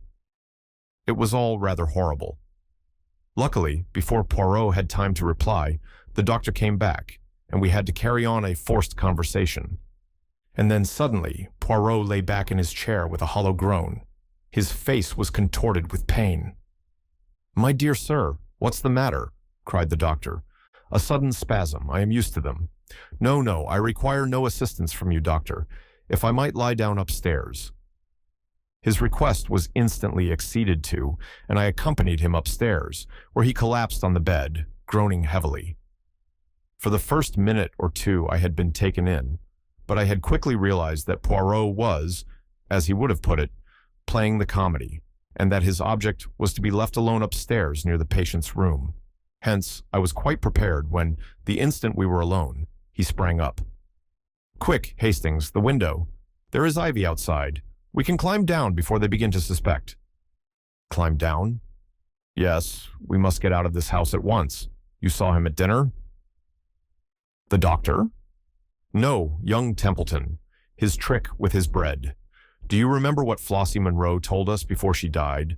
That Claude Darrell had a habit of dabbing his bread on the table to pick up crumbs. Hastings, this is a vast plot, and that vacant-looking young man is our arch-enemy. Number 4. Hurry." I did not wait to argue. Incredible as the whole thing seemed, it was wiser not to delay. We scrambled down the ivy as quietly as we could and made a beeline for the small town and the railway station. We were just able to catch the last train. the 8:34 which would land us in town about 11 o'clock. A plot, said Poirot thoughtfully. How many of them were in it, I wonder? I suspect that the whole Templeton family are just so many agents of the Big Four. Did they simply want to decoy us down there? Or was it more subtle than that? Did they intend to play the comedy down there and keep me interested until they had had time to do what? I wonder now. He remained very thoughtful. Arrived at our lodgings, he restrained me at the door of the sitting room. Attention, Hastings. I have my suspicions. Let me enter first. He did so, and, to my slight amusement, took the precaution to press on the electric switch with an old galoche. Then he went round the room like a strange cat, cautiously, delicately, on the alert for danger. I watched him for some time, remaining obediently where I had been put by the wall. It seems all right, Poirot, I said impatiently. It seems so, mon ami, it seems so, but let us make sure. Rot, I said. I shall light the fire anyway and have a pipe. I've caught you out for once. You had the matches last, and you didn't put them back in the holder as usual, the very thing you're always cursing me for doing. I stretched out my hand. I heard Poirot's warning cry, saw him leaping towards me. My hand touched the matchbox. Then, a flash of blue flame, an ear-rending crash, and darkness. I came to myself to find the familiar face of our old friend Ridgway bending over me. An expression of relief passed over his features. Keep still, he said soothingly. You're all right. There's been an accident, you know. Poirot, I murmured. You're in my digs. Everything's quite all right. A cold fear clutched at my heart. His evasion woke a horrible fear. Poirot, I reiterated. What of Poirot? He saw that I had to know, and that further evasions were useless. By a miracle you escaped. Poirot did not. A cry burst from my lips. Not dead? Not dead? Ridgway bowed his head, his features working with emotion. With desperate energy, I pulled myself to a sitting position. Poirot may be dead, I said weakly, but his spirit lives on. I will carry on his work. Death to the Big Four. Then I fell back, fainting. Even now, I can hardly bear to write of those days in March. Poirot, the unique, the inimitable Hercule Poirot, dead. There was a particularly diabolical touch in the disarranged matchbox, which was certain to catch his eye, and which he would hasten to rearrange, and thereby touch off the explosion. That, as a matter of fact, it was I who actually precipitated the catastrophe, never ceased to fill me with unavailing remorse. It was, Ridgway said, a perfect miracle that I had not been killed, but had escaped with a slight concussion. Although it had seemed to me as though I regained consciousness almost immediately, it was in reality over 24 hours before I came back to life. It was not until the evening of the day following that I was able to stagger feebly into an adjoining room and view with deep emotion the plain elm coffin which held the remains of one of the most marvelous men this world has ever known. From the very first moment of regaining consciousness, I had had only one purpose in mind, to avenge Poirot's death and to hunt down the Big Four remorselessly. I had thought that Ridgway would have been of one mind with me about this, but to my surprise, the good doctor seemed unaccountably lukewarm. Get back to South America was his advice, tendered on every occasion. Why attempt the impossible? Put as delicately as possible, his opinion amounted to this. If Poirot, the unique Poirot, had failed, was it likely that I should succeed? But I was obstinate, putting aside any question as to whether I had the necessary qualifications for the task, and I may say in passing that I did not entirely agree with his views on this point. I had worked so long with Poirot that I knew his methods by heart, and felt fully capable of taking up the work where he had laid it down. It was, with me, a question of feeling. My friend had been foully murdered. Was I to go tamely back to South America without an effort to bring his murderers to justice? I said all this and more to Ridgway, who listened attentively enough.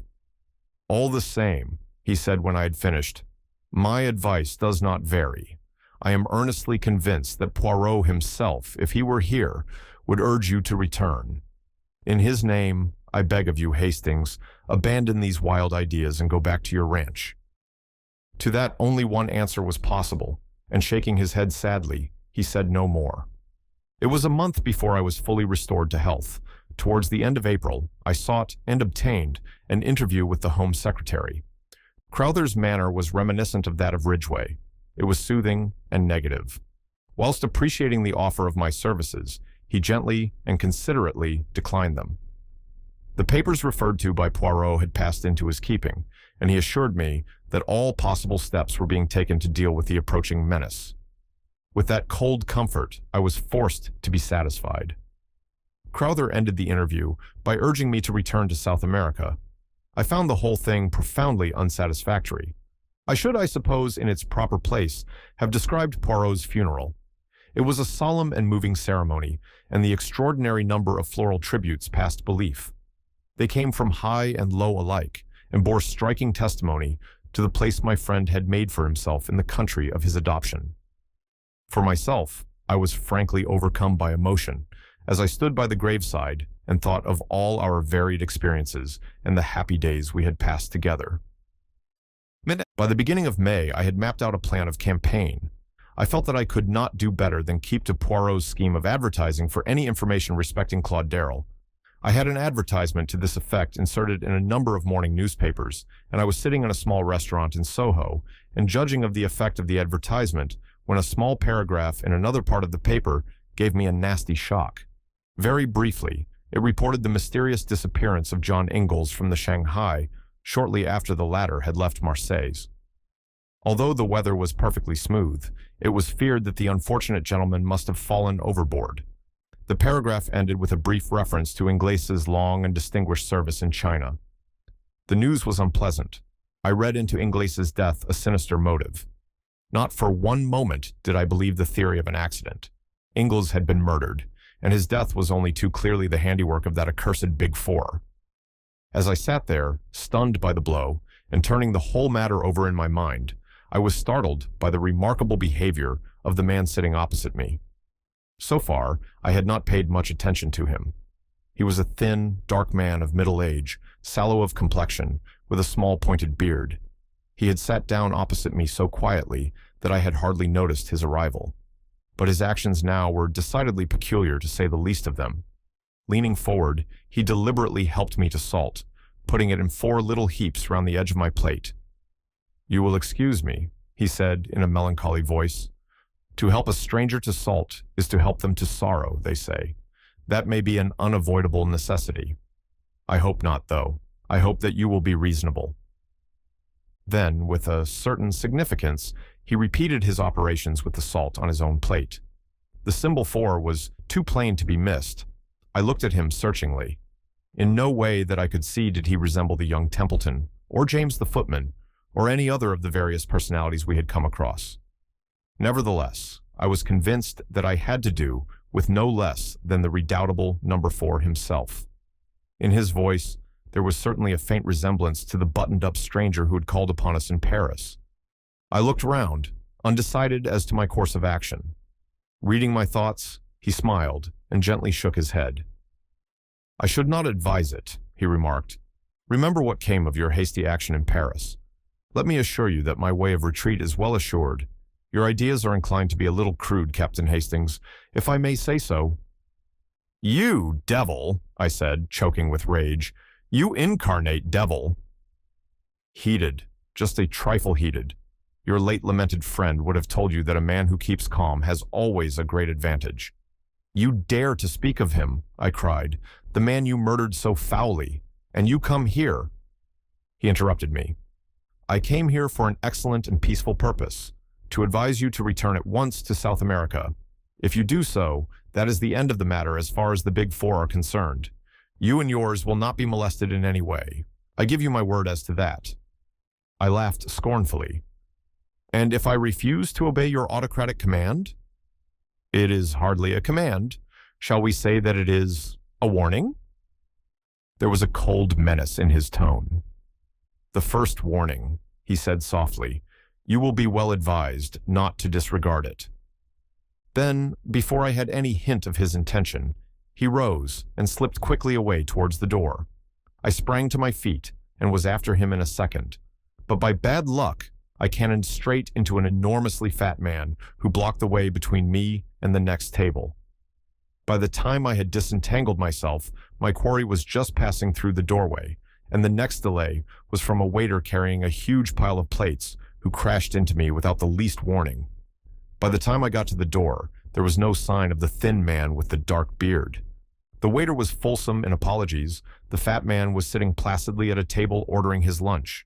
There was nothing to show that both occurrences had not been a pure accident. Nevertheless, I had my own opinion as to that. I knew well enough that the agents of the Big Four were everywhere. Needless to say, I paid no heed to the warning given me. I would do or die in the good cause. I received in all only 2 answers to the advertisements. Neither of them gave me any information of value. They were both from actors who had played with Claude Darrell at one time or another. Neither of them knew him at all intimately, and no new light was thrown upon the problem of his identity and present whereabouts. No further sign came from the Big Four until about 10 days later. I was crossing Hyde Park, lost in thought, when a voice, rich with a persuasive foreign inflection, hailed me. "Captain Hastings, is it not?" A big limousine had just drawn up by the pavement. A woman was leaning out, exquisitely dressed in black, with wonderful pearls. I recognized the lady first known to us as Countess Vera Rossakoff, and afterwards under a different alias as an agent of the Big Four. Poirot, for some reason or other, had always had a sneaking fondness for the Countess. Something in her very flamboyance attracted the little man. She was, he was wont to declare in moments of enthusiasm, a woman in 1,000. That she was arrayed against us, on the side of our bitterest enemies, never seemed to weigh in his judgment. "Ah, do not pass on," said the Countess. "I have something most important to say to you, and do not try to have me arrested either, for that would be stupid. You were always a little stupid. Yes, yes, it is so.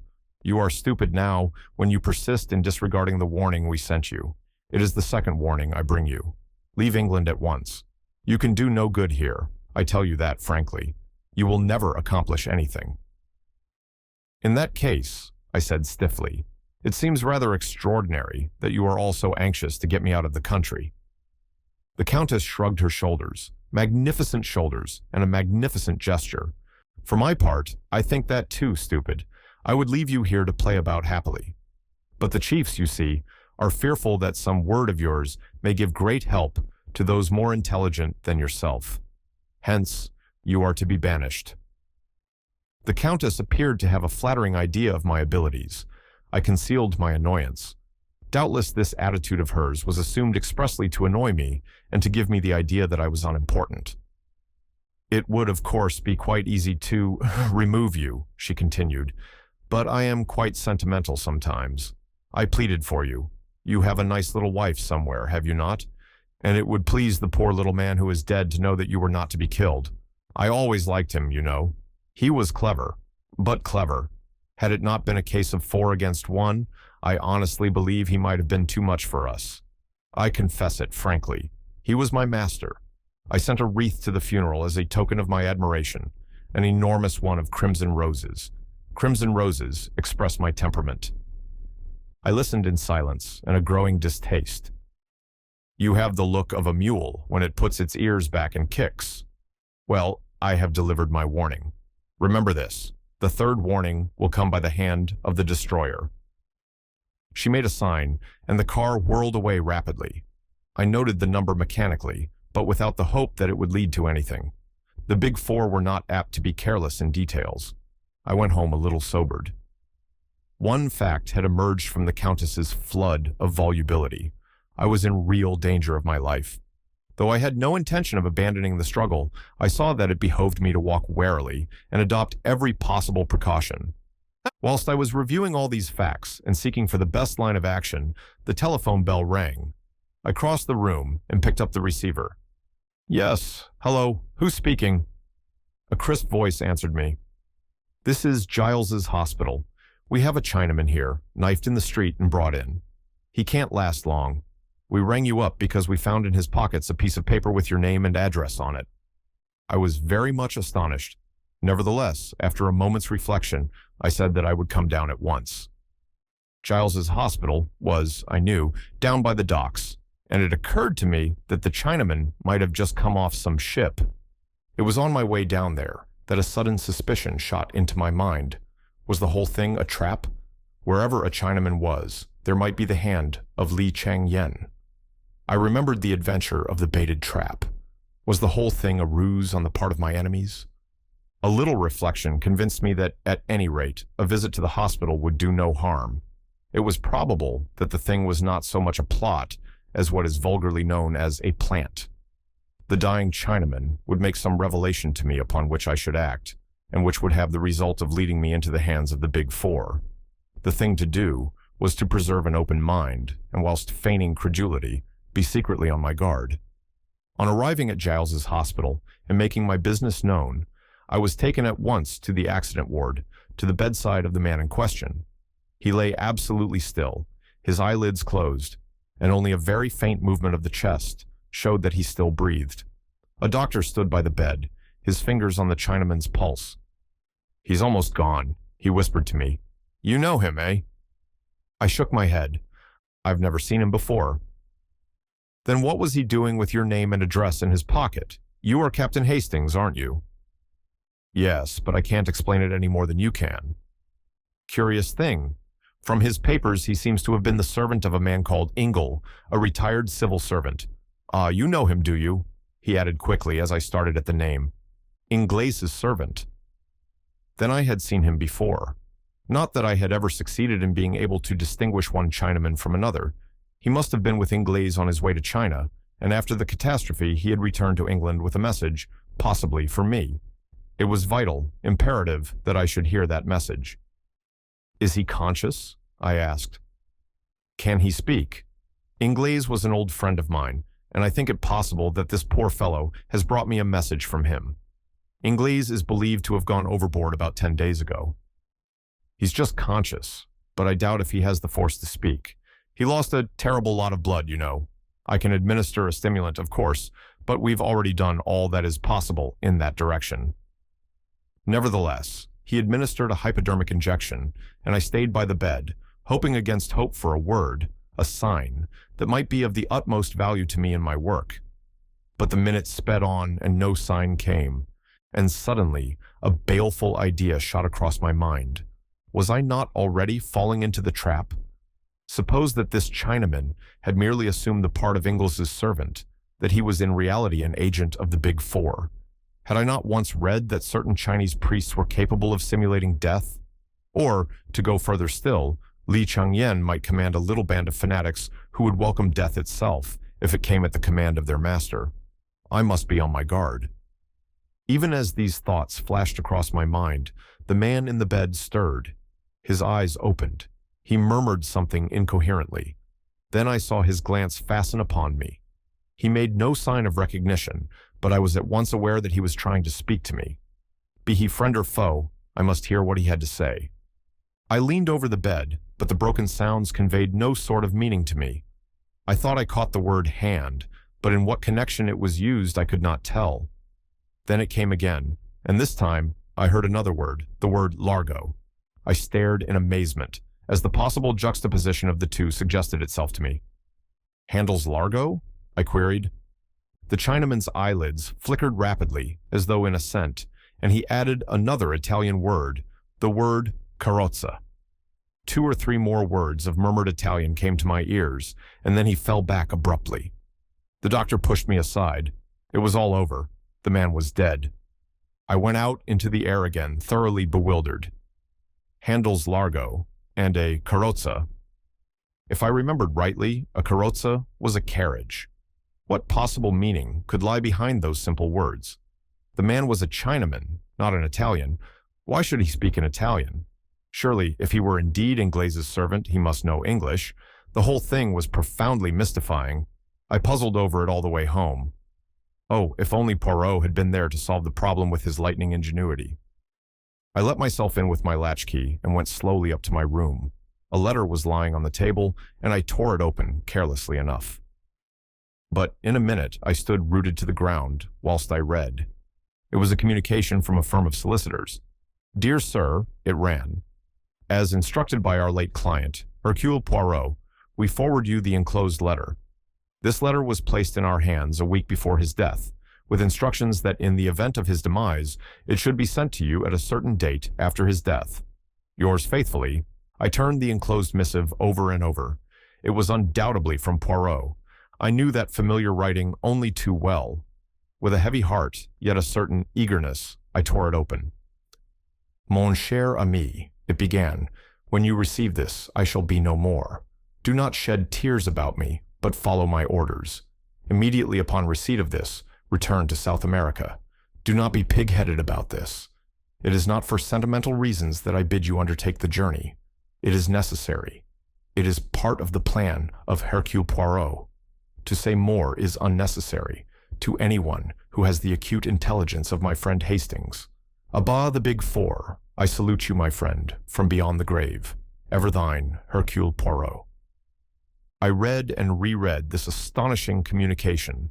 One thing was evident. The amazing man had so provided for every eventuality that even his own death did not upset the sequence of his plans. Mine was to be the active part, his the directing genius. Doubtless, I should find full instructions awaiting me beyond the seas. In the meantime, my enemies, convinced that I was obeying their warning, would cease to trouble their heads about me. I could return, unsuspected, and work havoc in their midst. There was now nothing to hinder my immediate departure. I sent off cables, booked my passage, and 1 week later found me embarking in the Ansonia, en route for Buenos Aires. Just as the boat left the quay, a steward brought me a note. It had been given him, so he explained, by a big gentleman in a fur coat, who had left the boat last thing before the gangway planks were lifted. I opened it. It was terse and to the point. "You are wise," it ran. It was signed with a big figure 4. I could afford to smile to myself. The sea was not too choppy. I enjoyed a passable dinner, made up my mind as to the majority of my fellow passengers, and had a rubber or two of bridge. Then I turned in and slept like a log, as I always do on board ship. I was awakened by feeling myself persistently shaken. Dazed and bewildered, I saw that one of the ship's officers was standing over me. He gave a sigh of relief as I sat up. "Thank the Lord I've got you awake at last. I've had no end of a job. Do you always sleep like that?" "What's the matter?" I asked, still bewildered and not fully awake. "Is there anything wrong with the ship?" "I expect you know what's the matter better than I do," he replied dryly. "Special instructions from the Admiralty. There's a destroyer waiting to take you off." "What?" I cried. "In mid-ocean?" "It seems a most mysterious affair, but that's not my business. They've sent a young fellow aboard who is to take your place, and we are all sworn to secrecy. Will you get up and dress?" Utterly unable to conceal my amazement, I did as I was told. A boat was lowered, and I was conveyed aboard the destroyer. There I was, received courteously, but got no further information. The commander's instructions were to land me at a certain spot on the Belgian coast. There his knowledge and responsibility ended. The whole thing was like a dream. The one idea I held to firmly was that all this must be part of Poirot's plan. I must simply go forward blindly, trusting in my dead friend. I was duly landed at the spot indicated. There a motor was waiting, and soon I was rapidly whirling across the flat Flemish plains. I slept that night at a small hotel in Brussels. The next day, we went on again. The country became wooded and hilly. I realized that we were penetrating into the Ardennes, and I suddenly remembered Poirot's saying that he had a brother who lived at Spa. But we did not go to Spa itself. We left the main road and wound into the leafy fastnesses of the hills, till we reached a little hamlet and an isolated white villa high on the hillside. Here the car stopped in front of the green door of the villa. The door opened as I alighted. An elderly manservant stood in the doorway bowing. "Le Capitaine Hastings," he said in French. "Le Capitaine is expected, if he will follow me." He led the way across the hall and flung open a door at the back, standing aside to let me pass in. I blinked a little, for the room faced west and the afternoon sun was pouring in. Then my vision cleared, and I saw a figure waiting to welcome me with outstretched hands. It was, oh, impossible, it couldn't be, but yes. "Poirot!" I cried, and for once did not attempt to evade the embrace with which he overwhelmed me. But yes, it is indeed I. Not so easy to kill Hercule Poirot. But Poirot, why? "A ruse de guerre, my friend, a ruse de guerre. All is now ready for our grand coup." "But you might have told me." No, Hastings, I could not. Never, never in 1,000 years could you have acted the part at the funeral. As it was perfect. It could not fail to carry conviction to the Big Four. But what I've been through, do not think me too unfeeling. I carried out the deception partly for your sake. I was willing to risk my own life, but I had qualms about continually risking yours. So, after the explosion, I have an idea of great brilliancy. The good Ridgway, he enables me to carry it out. I am dead. You will return to South America. But, mon ami, that is just what you would not do. In the end, I have to arrange a solicitor's letter and a long rigmarole. But, at all events, here you are. That is the great thing. And now, we lie here, perdu, till the moment comes for the last grand coup, the final overthrowing of the Big Four. From our quiet retreat in the Ardennes, we watched the progress of affairs in the great world. We were plentifully supplied with newspapers, and every day Poirot received a bulky envelope, evidently containing some kind of report. He never showed these reports to me, but I could usually tell from his manner whether their contents had been satisfactory or otherwise. He never wavered in his belief that our present plan was the only one likely to be crowned by success. As a minor point, Hastings, he remarked one day, I was in continual fear of your death lying at my door, and that rendered me nervous, like a cat upon the jumps, as you say. But now I am well satisfied. Even if they discover that the Captain Hastings who landed in South America is an impostor, and I do not think they will discover it, they are not likely to send an agent out there who knows you personally. They will only believe that you are trying to circumvent them in some clever manner of your own, and will pay no serious attention to discovering your whereabouts. Of the one vital fact, my supposed death, they are thoroughly convinced. They will go ahead and mature their plans. And then? I asked eagerly. And then, mon ami, grand resurrection of Hercule Poirot. At the 11th hour I reappear, throw all into confusion, and achieve the supreme victory in my own unique manner. I realized that Poirot's vanity was of the case-hardened variety, which could withstand all attacks. I reminded him that once or twice the honors of the game had lain with our adversaries, but I might have known that it was impossible to diminish Hercule Poirot's enthusiasm for his own methods. See you, Hastings, it is like the little trick that you play with the cards. You have seen it without doubt.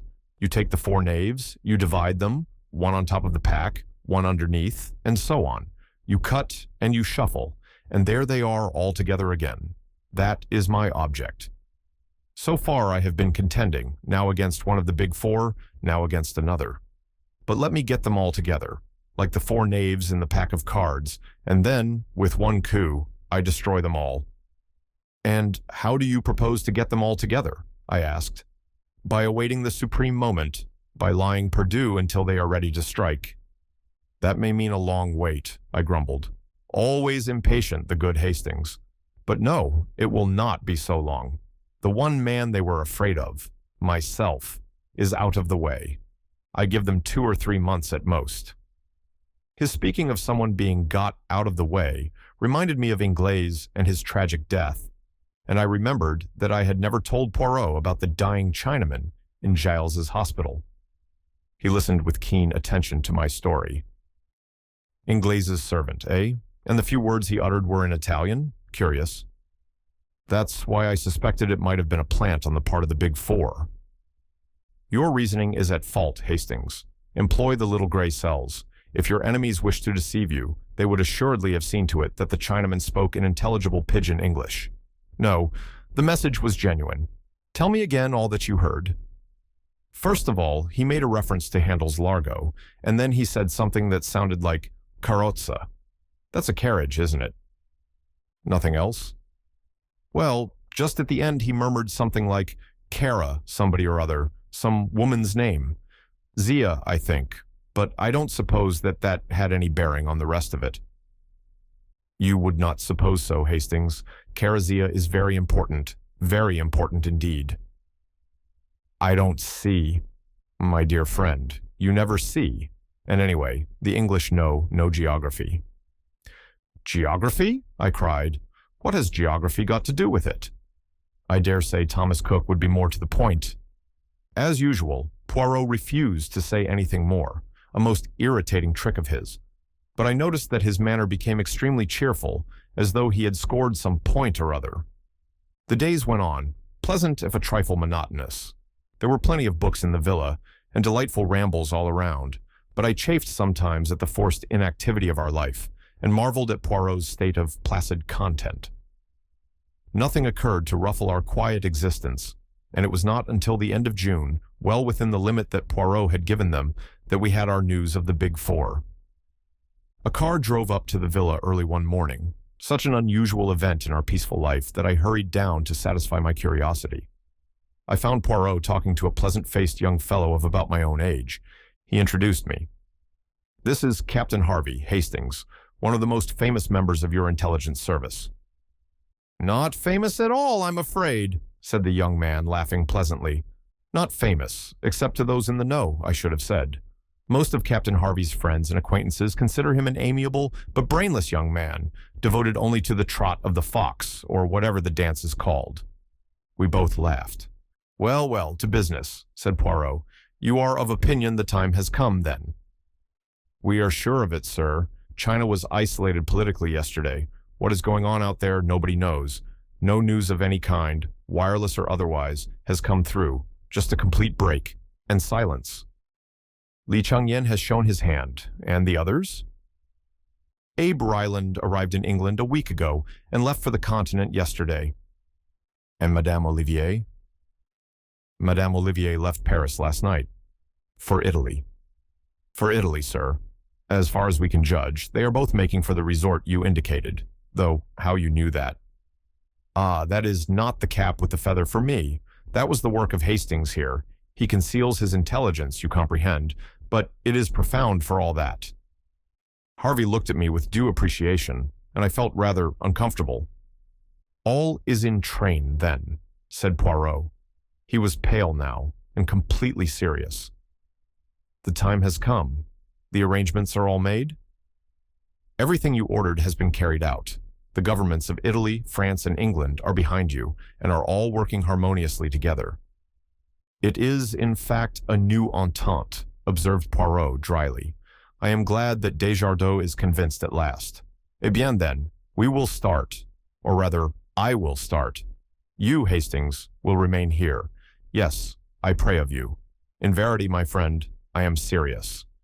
I believed him, but it was not likely that I should consent to being left behind in that fashion. Our argument was short but decisive. It was not until we were in the train, speeding towards Paris, that he admitted that he was secretly glad of my decision. "For you have a part to play, Hastings, an important part. Without you, I might well fail. Nevertheless, I felt that it was my duty to urge you to remain behind." "There is danger, then?" "Mon ami, where there is the Big Four, there is always danger." On arrival in Paris, we drove across to the Gare de l'Est, and Poirot at last announced our destination. We were bound for Bolzano and Italian Tyrol. During Harvey's absence from our carriage, I took the opportunity of asking Poirot why he had said that the discovery of the rendezvous was my work. "Because it was, my friend. How Ingles managed to get hold of the information I do not know, but he did, and he sent it to us by his servant. We are bound, mon ami, for Carrarsie, the new Italian name for which is Lago di Carezza. You see now where your Carrazzia comes in, and also your Carrozza and Largo. The handle was supplied by your own imagination. Possibly some reference to the information coming from the hand of Ingles started the train of association." "Carrarsie?" I queried. "I never heard of it." "I always tell you that the English know no geography, but as a matter of fact, it is a well-known and very beautiful summer resort, 4,000 feet up in the heart of the Dolomites." "And it is in this out-of-the-way spot that the Big Four have their rendezvous?" "Say rather their headquarters. The signal has been given, and it is their intention to disappear from the world and issue orders from their mountain fastness. I have made the inquiries. A lot of quarrying of stone and mineral deposits is done there, and the company, apparently a small Italian firm, is in reality controlled by Abe Ryland. I am prepared to swear that a vast subterranean dwelling has been hollowed out in the very heart of the mountain, secret and inaccessible. From there, the leaders of the organization will issue by wireless their orders to their followers, who are numbered by thousands in every country. And from that crag in the Dolomites, the dictators of the world will emerge. That is to say, they would emerge were it not for Hercule Poirot. Do you seriously believe all this, Poirot? What about the armies and general machinery of civilization? What about it in Russia, Hastings? This will be Russia on an infinitely larger scale, and with this additional menace that Madame Olivier's experiments have proceeded further than she has ever given out. I believe that she has, to a certain extent, succeeded in liberating atomic energy and harnessing it to her purpose. Her experiments with the nitrogen of the air have been very remarkable, and she has also experimented in the concentration of wireless energy, so that a beam of great intensity can be focused upon some given spot. Exactly how far she has progressed, nobody knows, but it is certain that it is much farther than has ever been given out. She is a genius, that woman. The Curies were as nothing to her. Add to her genius the powers of Ryland's almost unlimited wealth, and, with the brain of Li Changyen, the finest criminal brain ever known, to direct and plan, eh bien, it will not be, as you say, all jam for civilization. His words made me very thoughtful. Although Poirot was given at times to exaggeration of language, he was not really an alarmist. For the first time, I realized what a desperate struggle it was upon which we were engaged. Harvey soon rejoined us, and the journey went on. We arrived at Bolzano about midday. From there, the journey on was by motor. Several big blue motor cars were waiting in the central square of the town, and we three got into one of them. Poirot, notwithstanding the heat of the day, was muffled to the eyes in greatcoat and scarf. His eyes and the tips of his ears were all that could be seen of him. I did not know whether this was due to precaution or merely his exaggerated fear of catching a chill. The motor journey took a couple of hours. It was a really wonderful drive. For the first part of the way, we wound in and out of huge cliffs, with a trickling waterfall on one hand. Then we emerged into a fertile valley, which continued for some miles, and then, still winding steadily upwards, the bare rock peaks began to show with dense, clustering pine woods at their base. The whole place was wild and lovely. Finally, a series of abrupt curves, with the road running through the pine woods on either side, and we came suddenly upon a big hotel and found we had arrived. Our rooms had been reserved for us, and under Harvey's guidance we went straight up to them. They looked straight out over the rocky peaks and the long slopes of pine woods leading up to them. Poirot made a gesture towards them. "It is there?" he asked in a low voice. "Yes," replied Harvey. "There is a place called the Felsen Labyrinth. All big boulders piled about in a most fantastic way. A path winds through them. The quarrying is to the right of that, but we think that the entrance is probably in the Felsen Labyrinth." Poirot nodded. "Come, mon ami," he said to me. "Let us go down and sit upon the terrace and enjoy the sunlight." "You think that wise?" I asked. He shrugged his shoulders. The sunlight was marvelous. In fact, the glare was almost too great for me. We had some creamy coffee instead of tea, then went upstairs and unpacked our few belongings. Poirot was in his most unapproachable mood, lost in a kind of reverie. Once or twice he shook his head and sighed. I had been rather intrigued by a man who had got out of our train at Bolzano and had been met by a private car. He was a small man, and one thing about him that attracted my attention was that he was almost as much muffled up as Poirot had been. More so, indeed, for in addition to greatcoat and muffler, he was wearing huge blue spectacles. I was convinced that here we had an emissary of the Big Four. Poirot did not seem very impressed by my idea, but when, leaning out of my bedroom window, I reported that the man in question was strolling about in the vicinity of the hotel, he admitted that there might be something in it. I urged my friend not to go down to dinner, but he insisted on doing so. We entered the dining room rather late, and were shown to a table by the window. As we sat down, our attention was attracted by an exclamation and a crash of falling china. A dish of haricots verts had been upset over a man who was sitting at the table next to ours. The head waiter came up and was vociferous in apologies. Presently, when the offending waiter was serving us with soup, Poirot spoke to him. "An unfortunate accident, that, but it was not your fault." "Monsieur saw that?" "No, indeed it was not my fault. The gentleman half sprang up from his chair. I thought he was going to have an attack of some kind. I could not save the catastrophe." I saw Poirot's eyes shining with the green light I knew so well, and as the waiter departed, he said to me in a low voice, "You see, Hastings, the effect of Hercule Poirot, alive and in the flesh." "You think?" I had not time to continue. I felt Poirot's hand on my knee as he whispered excitedly, "Look, Hastings, look! His trick with the bread! Number 4!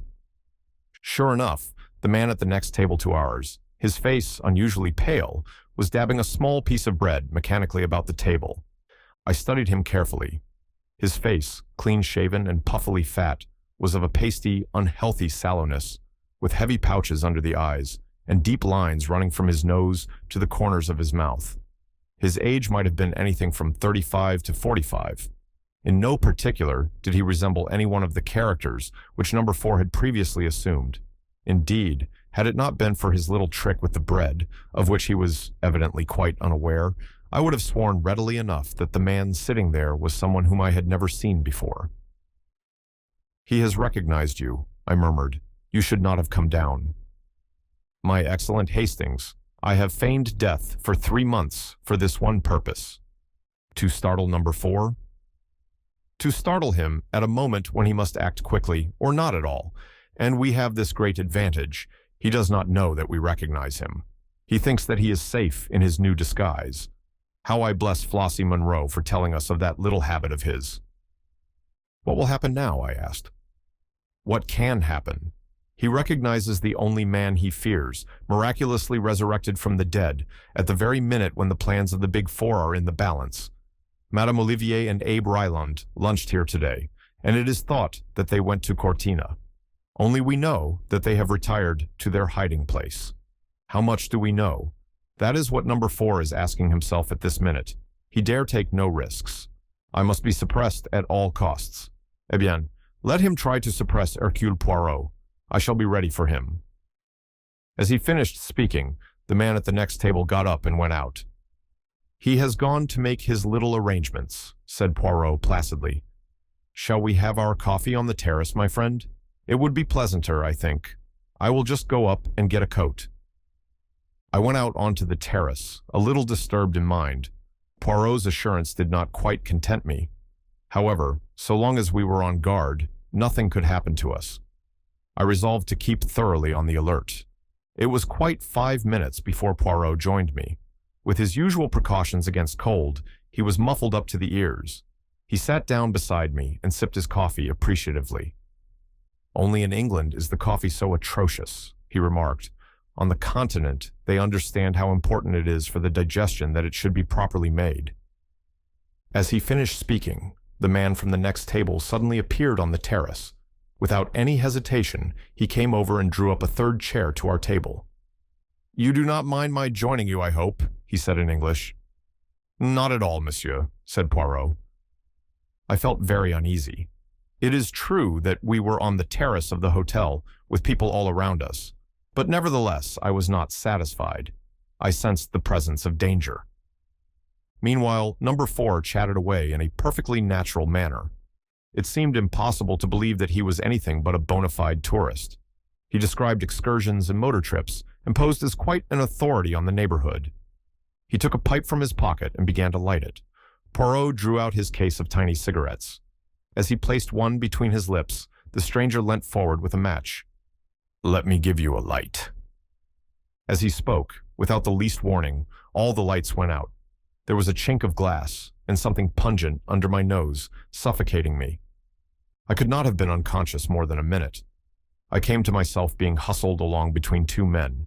They had me under each arm, supporting my weight, and there was a gag in my mouth.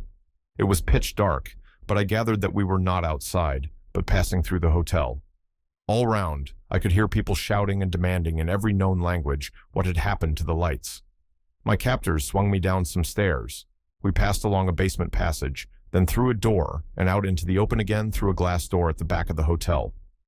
In another moment, we had gained the shelter of the pine trees.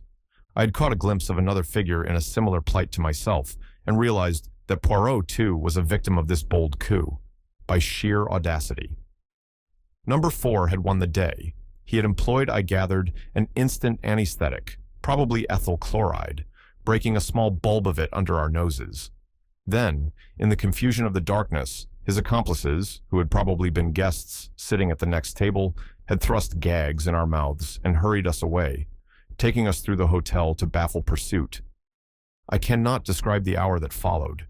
We were hurried through the woods at a breakneck pace, going uphill the whole time. At last, we emerged in the open, on the mountainside, and I saw just in front of us an extraordinary conglomeration of fantastic rocks and boulders. This must be the Felsen Labyrinth of which Harvey had spoken. Soon we were winding in and out of its recesses. The place was like a maze devised by some evil genie. Suddenly we stopped. An enormous rock barred our path. One of the men stopped and seemed to push on something when, without a sound, the huge mass of rock turned on itself and disclosed a small tunnel-like opening leading into the mountainside. Into this we were hurried.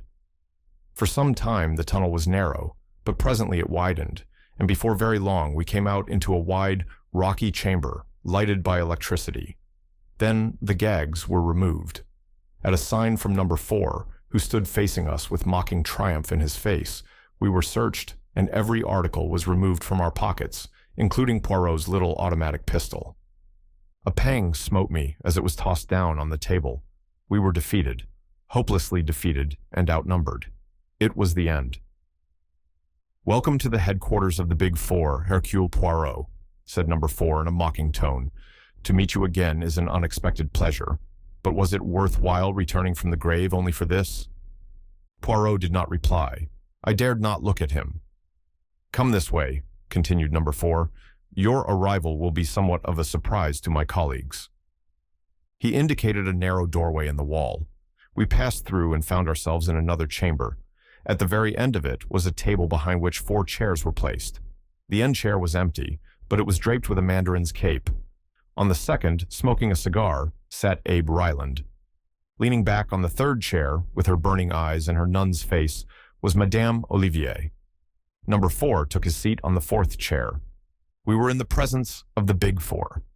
Never before had I felt so fully the reality and the presence of Li Changyen as I did now when confronting his empty seat. Far away in China, he yet controlled and directed this malign organization. Madame Olivier gave a faint cry on seeing us. Ryland, more self-controlled, only shifted his cigar and raised his grizzled eyebrows. "Hercule Poirot," said Ryland slowly, "this is a pleasant surprise. You put it over on us all right. We thought you were good and buried. No matter, the game is up now."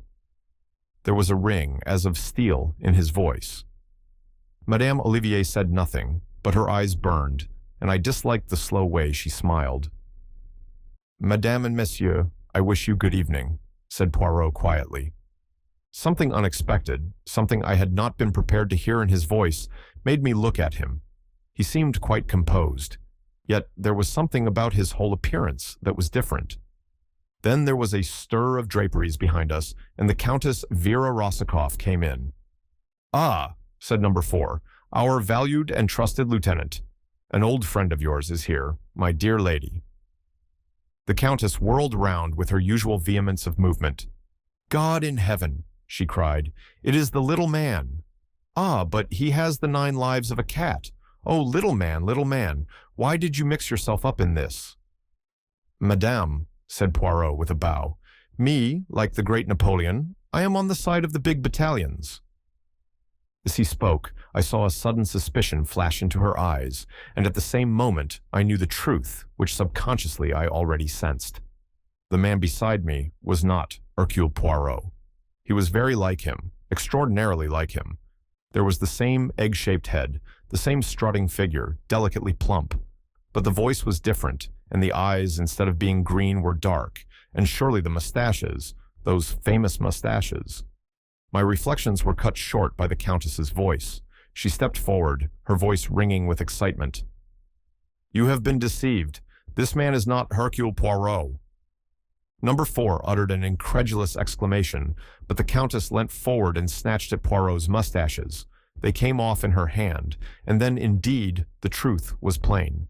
For this man's upper lip was disfigured by a small scar which completely altered the expression of the face. "Not Hercule Poirot," muttered number 4, "but who can he be then?"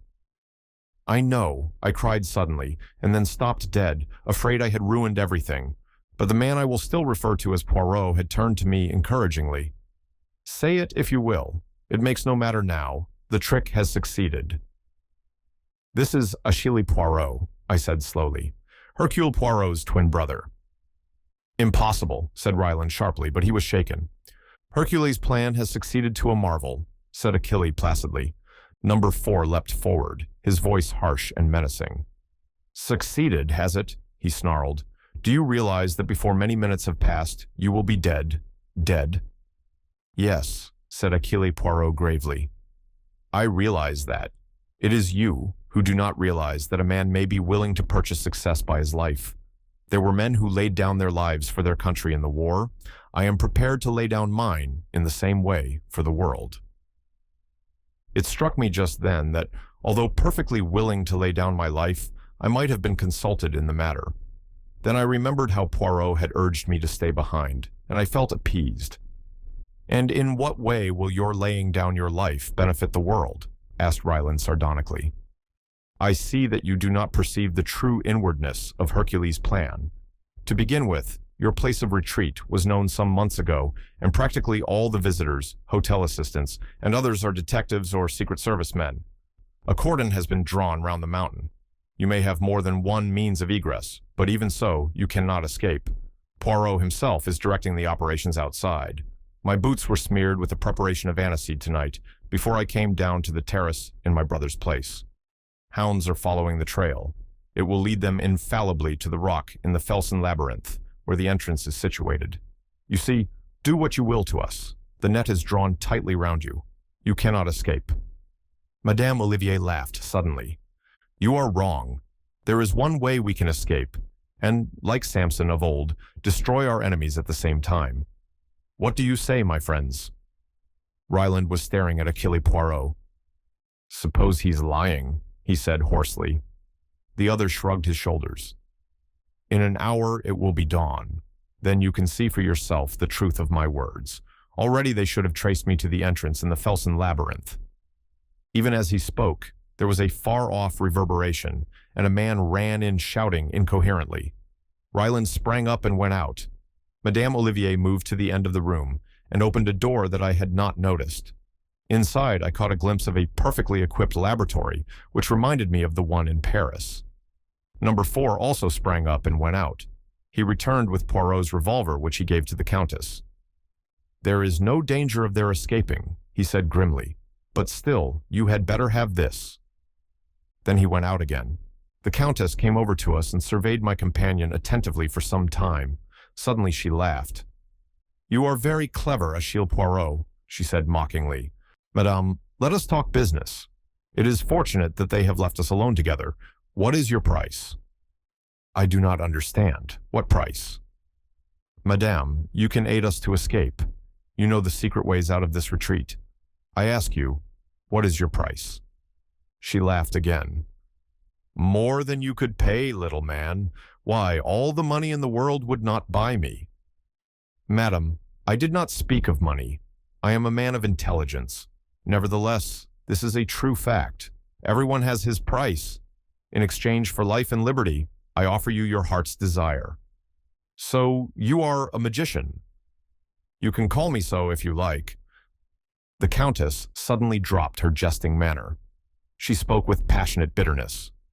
Fool, my heart's desire. Can you give me revenge upon my enemies? Can you give me back youth and beauty and a gay heart?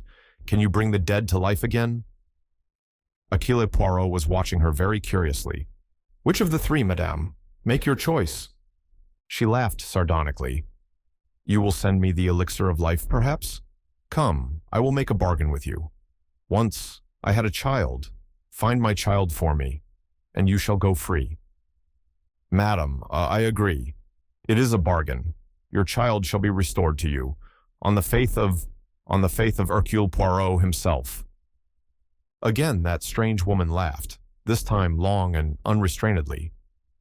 My dear Poirot, I am afraid I laid a little trap for you.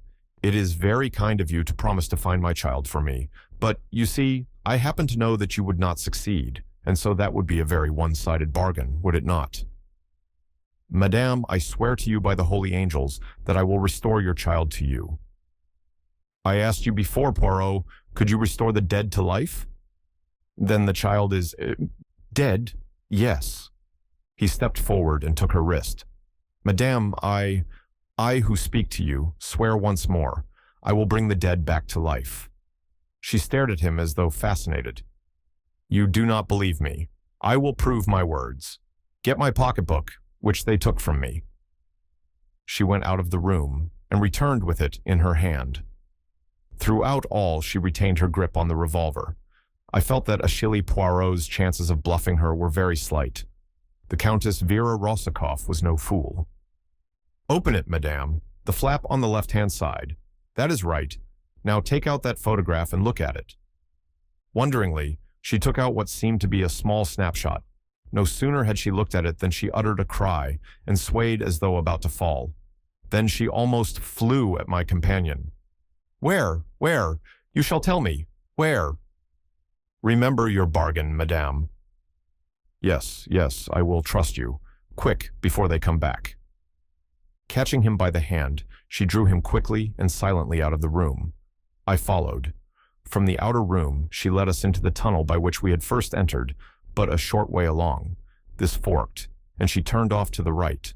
Again and again, the passage divided, but she led us on, never faltering or seeming to doubt her way, and with increasing speed. If only we are in time, she panted. We must be out in the open before the explosion occurs. Still, we went on. I understood that this tunnel led right through the mountain and that we should finally emerge on the other side, facing a different valley. The sweat streamed down my face, but I raced on. And then, far away, I saw a gleam of daylight, nearer and nearer. I saw green bushes growing. We forced them aside, pushed our way through. We were in the open again, with the faint light of dawn making everything rosy. Poirot's cordon was a reality.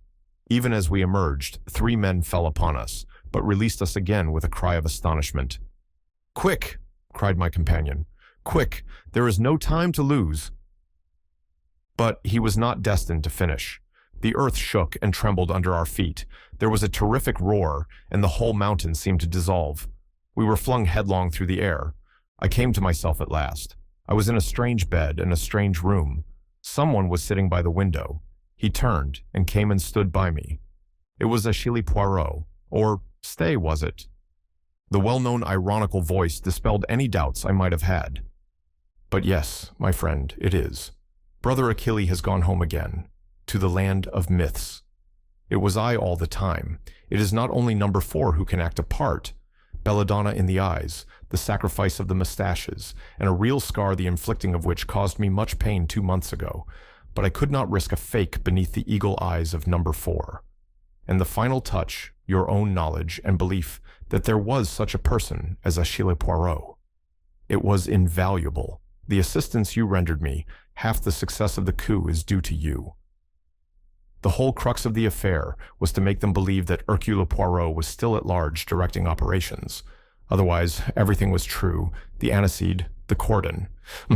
But why not really send a substitute? And let you go into danger without me by your side? You have a pretty idea of me there. Besides, I always had a hope of finding a way out through the Countess. How on earth did you manage to convince her? It was a pretty thin story to make her swallow. All that about a dead child. The Countess has a great deal more perspicacity than you have, my dear Hastings. She was taken in at first by my disguise, but she soon saw through it. When she said, "You are very clever, Hercule Poirot," I knew that she had guessed the truth. It was then or never to play my trump card.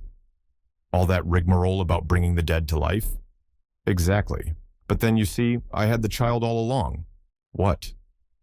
But yes, you know my motto, be prepared.